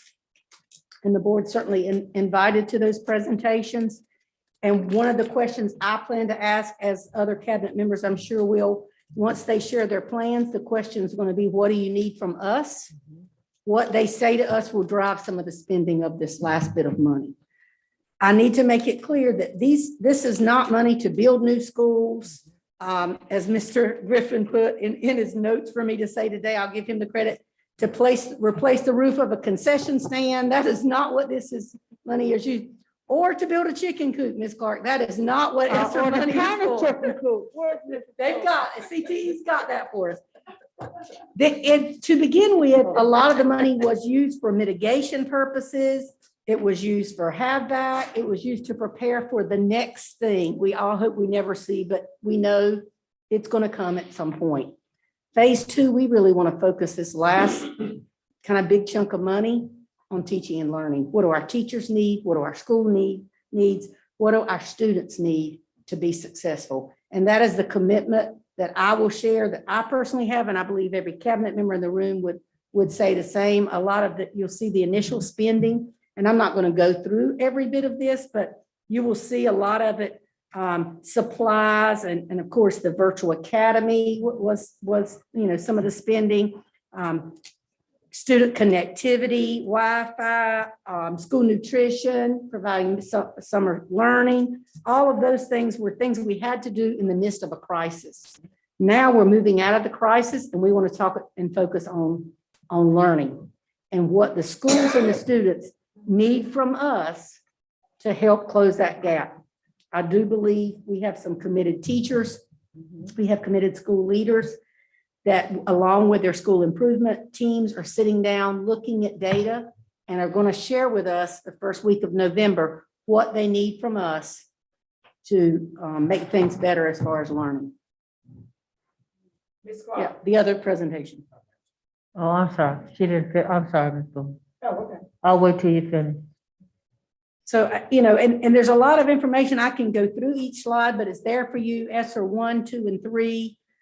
types of things we spent, the remaining monies we have. And it sounds like a lot of money. I was working with the nurses and then they started looking at staffing. It doesn't go a long way when you add in staffing and benefits and retirement and all of those things. It looks like a big number, but it doesn't go a long way. So I am not about just spending money for the sake of having a dwindling account. I want it to be meaningful for student learning and for teachers. So that's my commitment for the ESSER III funds. I don't have a question, but I'm concerned about you not at least popping on each slide for Okay. a second because of the audience that's Okay, here. all right, Where we perfect. got it in advance and we're able to look through them. Okay. At least pop through them. And it is attached for late, if folks want to go through Right. later as well. So just going through the presentation, let me go back to the sheet.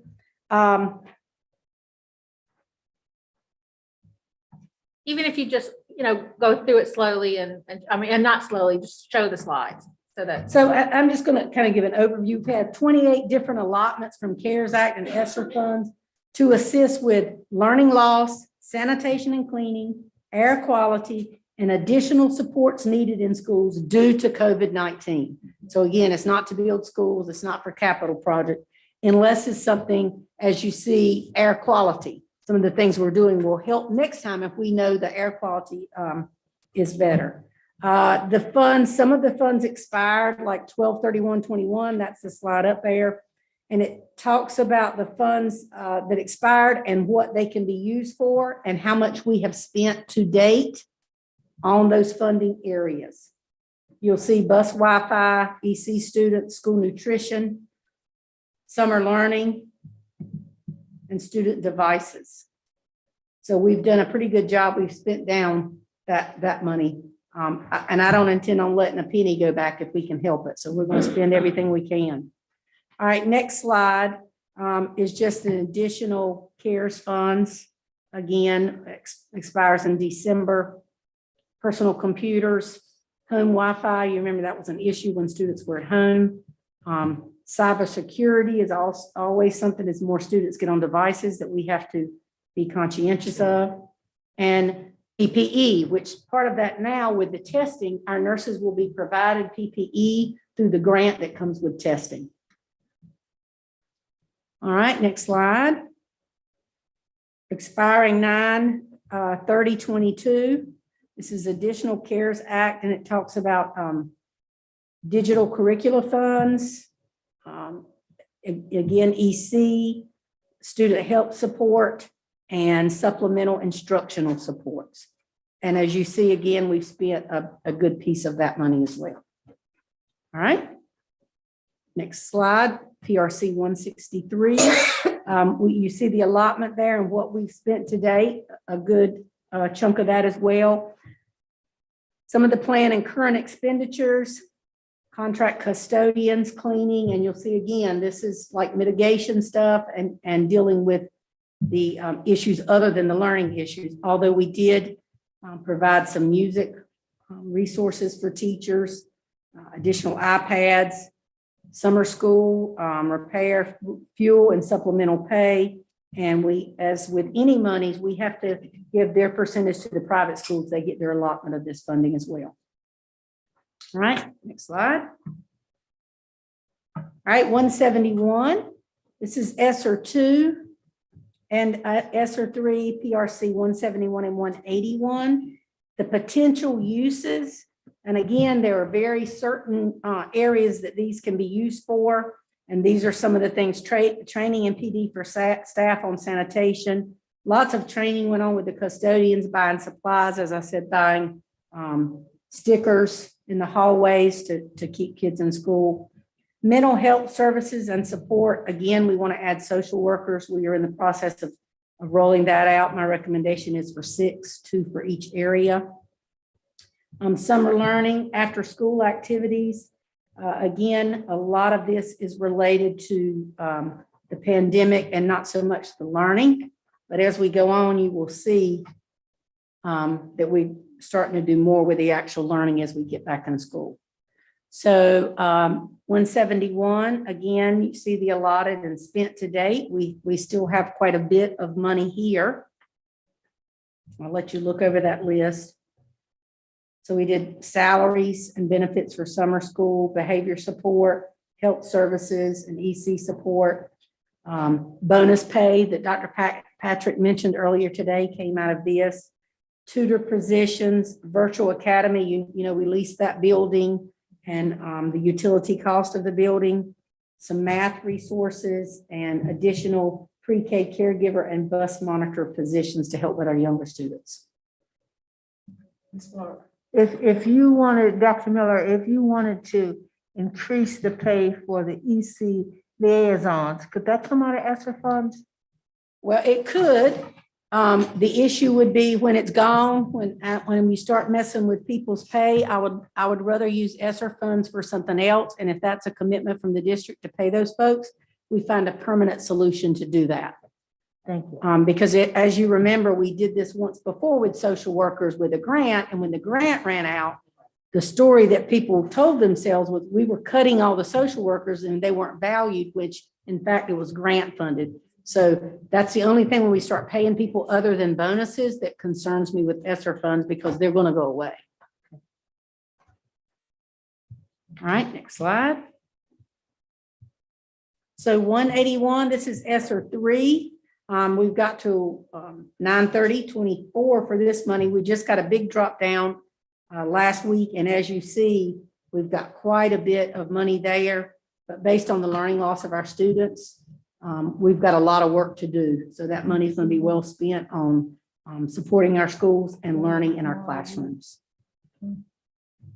as well as re-engaging our families in the work we do too, because again, I appreciate you allowing visitors and families back in schools, because their partnership is going to be critical. So as you're aware, Title I does a lot with families, but this will allow us to train families on ways they can help at home to help our students be successful. All right, any questions? I know that was a broad overview, but again, for any of the public, it's both presentations are there, and it's a detailed additional document there that tells specifically what it was used for. So I will be open as long as my team is here to back me up with any questions. Ms. Bowman? Ms. Clark? This is an easy question. I'm still waiting actual times and days for the SIP presentations. Yes, and I thought they had been sent out, but I will make sure I get those to you today. It's the first week in November, but I will send that in your Yes, nightly ma'am. update. I have the days, but not the locations or the specific times. Okay, it's going to be here, but I can tell you what schools signed up for what day. I So I will appreciate get that to you. I appreciate it. Thank you. Please. Just in the basic transparency, since Vice Chair Smith pointed out, we should have went through all the slides. And I know we've had a request about the ESSER funding. Would there be any way that Ms. Wagner could just take her presentation and upload it on like social media, so that way everybody could see it? Because, as my daughter informed me, people your age use Facebook. All right, I can have Ms. Wagner upload both of those today. I mean, that way. And again, it's in here, but I get everybody may not know how to use Assembly. So Assembly's tricky if you're not, Yes. I mean, Assembly's not easy access. right, and I think when the public sees what we did and the direction we're moving, it'll actually help folks understand we're trying to be careful with the money and spend it wisely, not just off buying different things or programs. It's going to support the work being done in the school. So I will be happy to share that with Ms. Wagner, or she can pull it from my report and we can put it out there. And So was that link the one that Denise shared with, was that the same link? Okay, great. any questions about ESSER funding? Do we have a place that we have the total received? I mean, I know we do, but I don't have that in front of me. I can get you that it's in the link that was sent, but I can get you that number and send it to you. Okay. The ballpark And- of it was like, what, 50 million or something? Yeah, and then to correct one thing, the request that we got stated that it was $45,000 student or something in that nature, which it in fact is not. It's about 50 million divided by 12,300 students, is about $4,200 over what, a 2.5 year period. And then again, goes back to the point that that sounds like a lot, but when you're dividing that by student with some with very unique needs, plus 18 months of learning loss, it's, you know, it sounds like a lot, but we've got a lot of work to do with that money. Anyone else? We have. Mr. Griffin? I just want to make a comment to Mr. Ipock's statement. We can definitely give you an updated total, but these grants are coming out almost weekly. Yes. So for example, like 163 is considered ESSER 1, then you've got ESSER 2, which is 171, ESSER 3 is 181. But just this past week, 173 came out, which is the school nutrition. So we're working with, you know, Ms. Wayne and her department to help do some things there. Ms. Solson's got 2 that just came out as well that are for CTE. There's 2 more that are coming out under ESSER 3. So there are sub-grants that are coming out now. So like Dr. Patrick's going to have 2 type 185, 186 that will be able to support some things in her program. So when you're looking at the presentation, you saw 163 and how we gave money to private schools. Now private schools get their own allotment. We don't have to provide equitable services like we do with Title I. So they have to go through their own application process. But all these other grants are still coming out. They're just sub-grants under ESSER 2 and ESSER 3. And if I could just add, I appreciate the approach because it's all about what the money is being used for. And it is so categorical, broken out in so many subgroups that trying to roll it up and then make a general statement doesn't get it. You have to really look at what you've presented here, how it's being used. Some of these funds too, they're very specific. So for example, URC 165 is for Canvas and Canvas only. So we got, you know, a lot of money that's dropped to us, and the only thing we can do with it is Canvas. We got another pot recently, I think it's 170, I think like 178, it's only for school nurses. So what we can do with that is extend the nurses contract. So some of them are very specific. You got 171 and 181 that are very broad. And other than putting extra turf on a football field, building a new school, you pretty much Like that. I like that.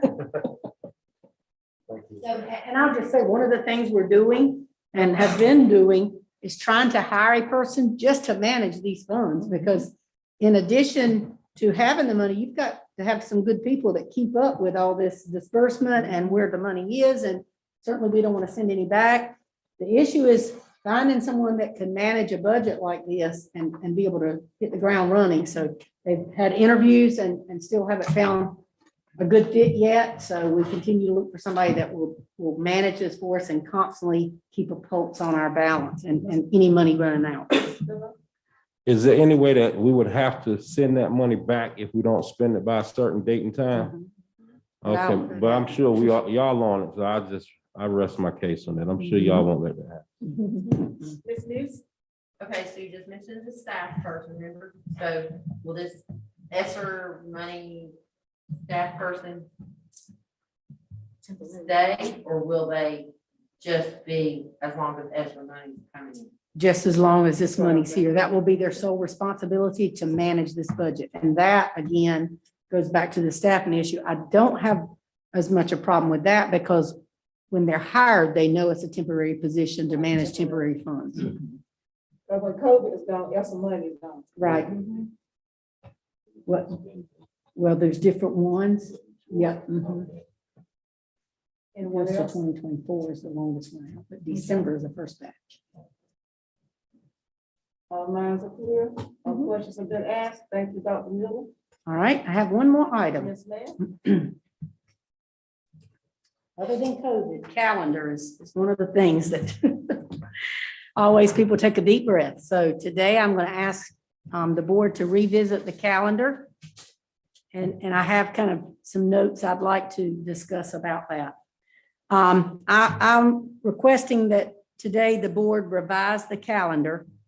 As you can see, the traditional calendar posted, and both the traditional and the early college calendar is attached to the agenda. The early college is having a fall break this week, giving staff and students a much needed just break and time to step away.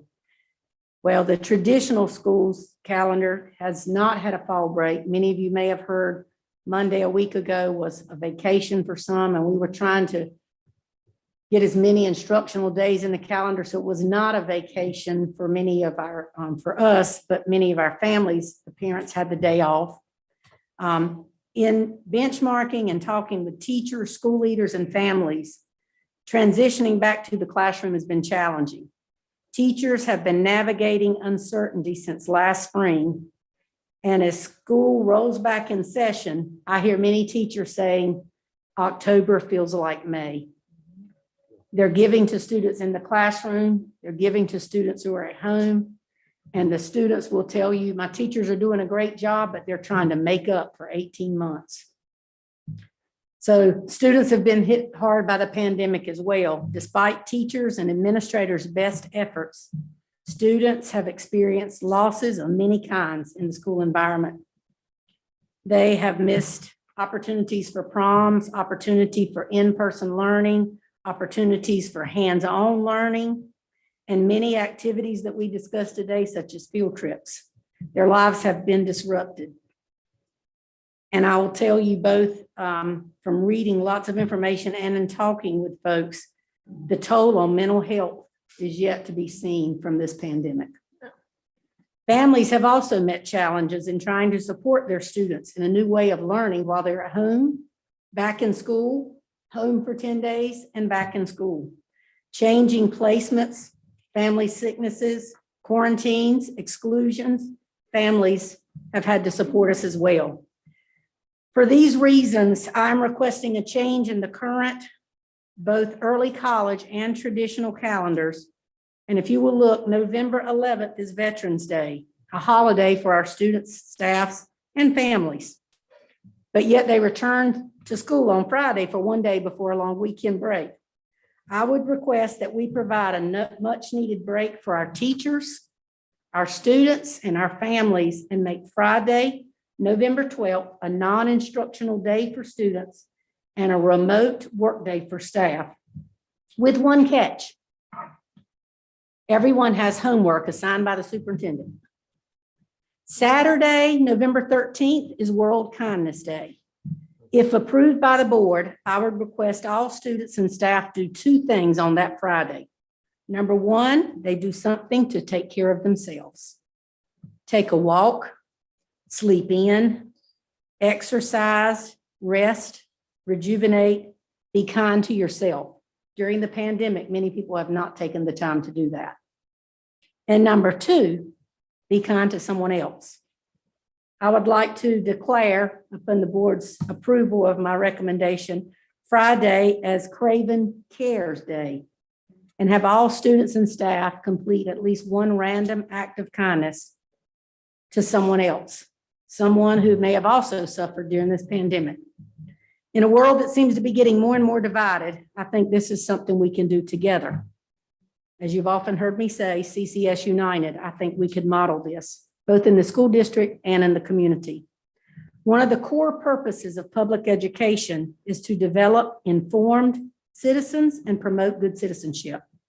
In fact, our vision states, together with our families and community, Craven County Schools will educate all learners to personal, professional, and civic success. Learning can take place outside of the classroom, and many times will have a lasting impact. Based on this, and in support of our core value of valuing our people and societal responsibility, I recommend to the board a calendar change to support these values by providing a day for staff and students to reflect and refocus on self and others.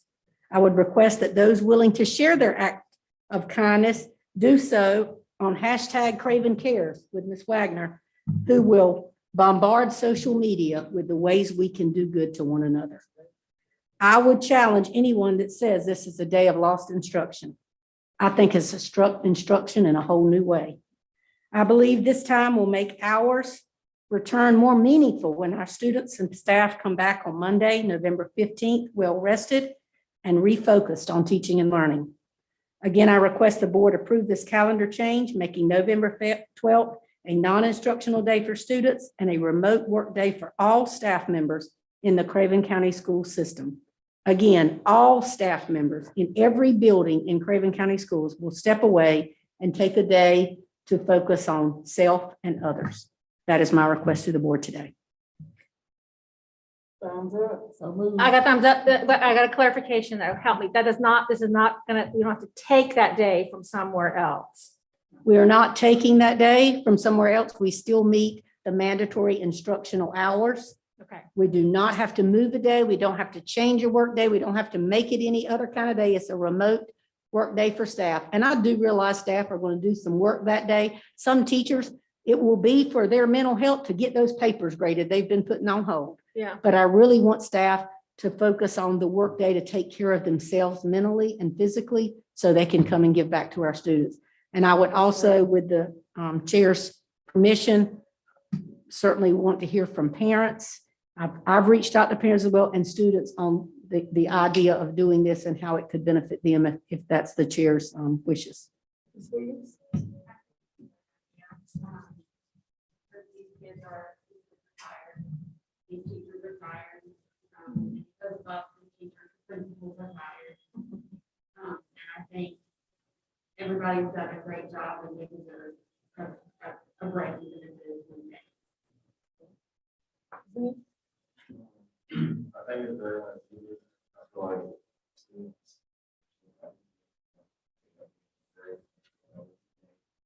Especially like all years in retiring.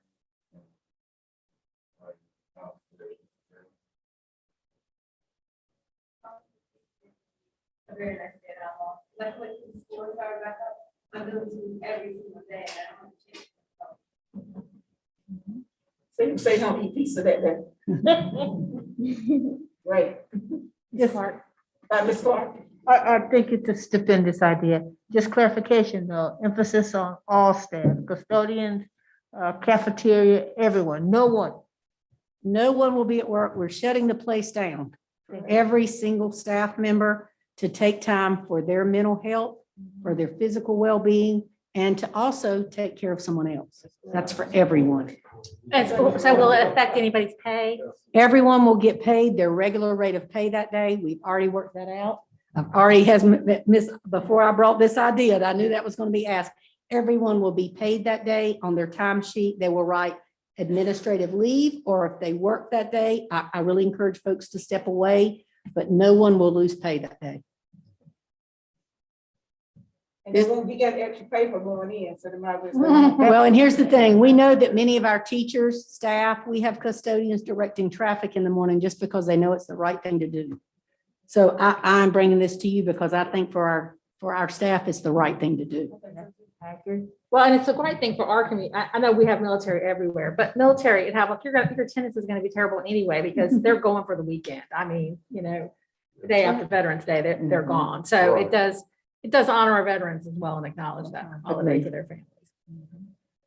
I don't think you have any problem with Dr. Miller. We need to act on it now, or you want to? I would like for you to act on it now so that we can let families know in case we have little ones and they need to make childcare arrangements. So moved. It has been moved and second that November 12th would be a stay-home day for everybody. All staff, everybody. Craven Cares Day. Craven Cares Day.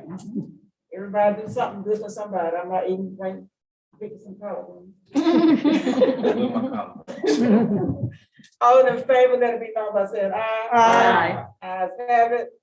November 12th will be Craven Cares Day, and everybody, all staff members will be home. And on behalf of Something good for themselves and something good for somebody else. And on behalf of the staff, I thank you for that. I think this is a great retention tool to step back and tell our folks we appreciate all the hard work they do. Yes. And we thank you for the vision to do that. Thank you. That's all I have today. Thank you. Yes, sir. Wonderful. We have decided that we're not going to do the go work today. We're gonna do it Thursday night? Yes. All right with everybody? We will not do the go to work today. It has been a long day and we still have a closed session. today. Also, after speaking with Mr. Gatchell, my private attorney, I waive my right to closed session now. So we will not have a closed session. That's right. All right, we're going to ask Dr. Miller if she would do plus delta for us, please.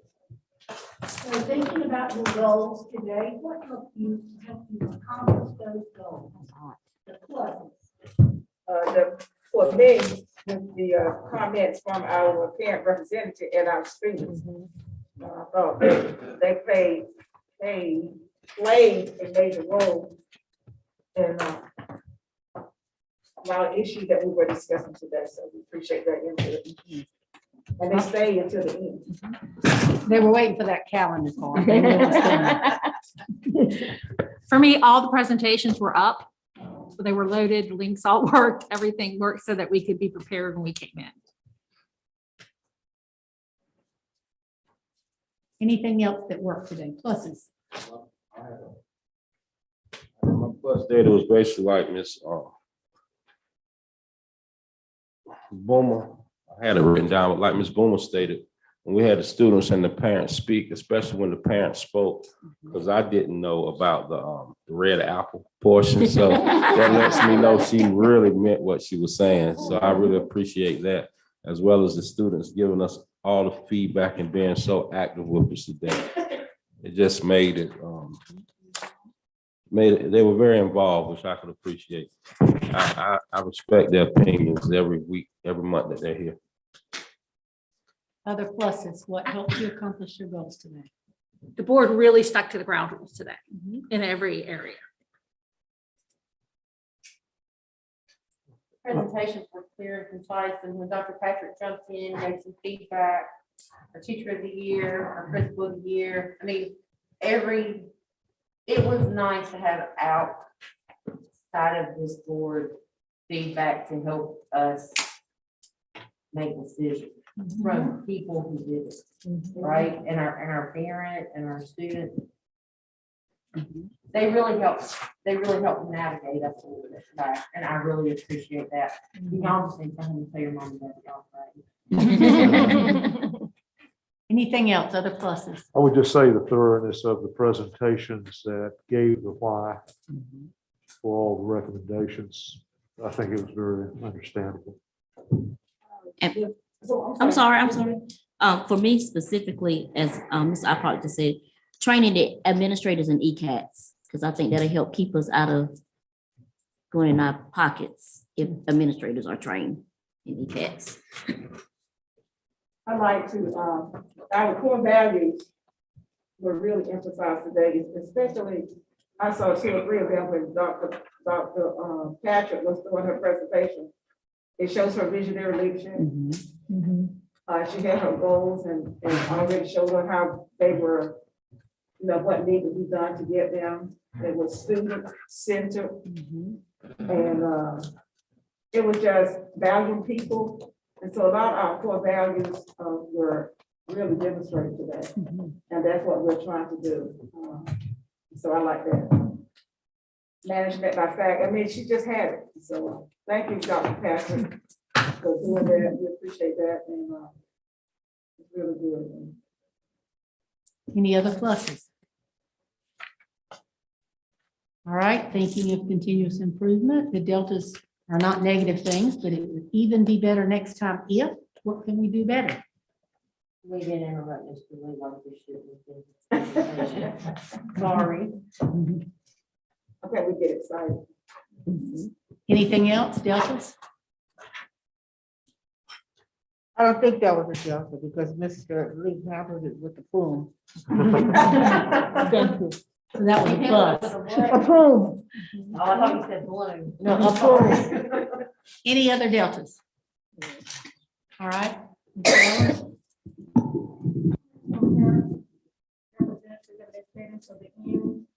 All presentations were up in the link for working. Parent and students were involved. The board stuck to the ground rules. The presentations were clear and concise. Dr. Patrick's feedback, the focus of the presentation that they gave their why. The administrators being trained in ECAT, and our core values were emphasized today. Y'all told us to not interrupt me to leave. One more plus.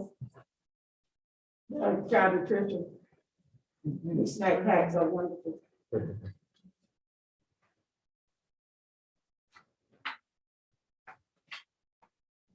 Okay. Board members, anybody that have anything they'd like to say? Ms. Weir, would you like to say something before we get ready to close out? Thank you for having me and my being here and see it. Okay. Our students, you all have anything you would like to say?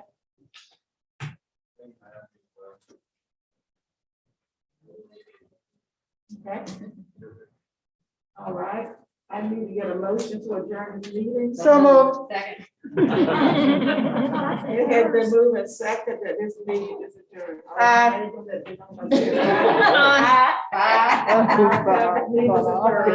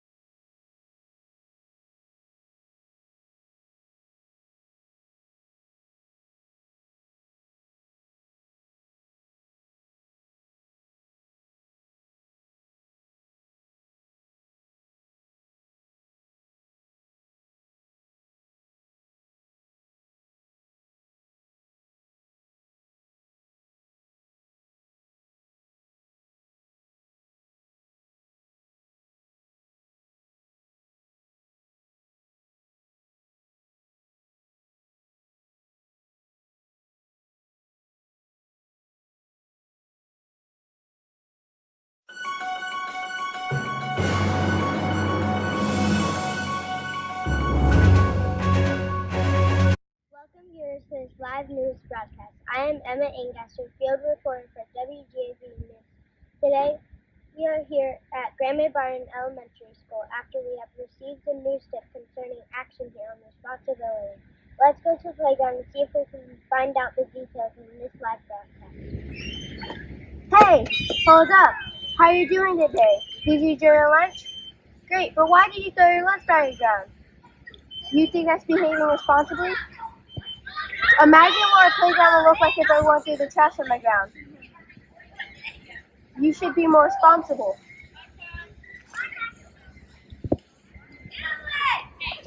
Awesome.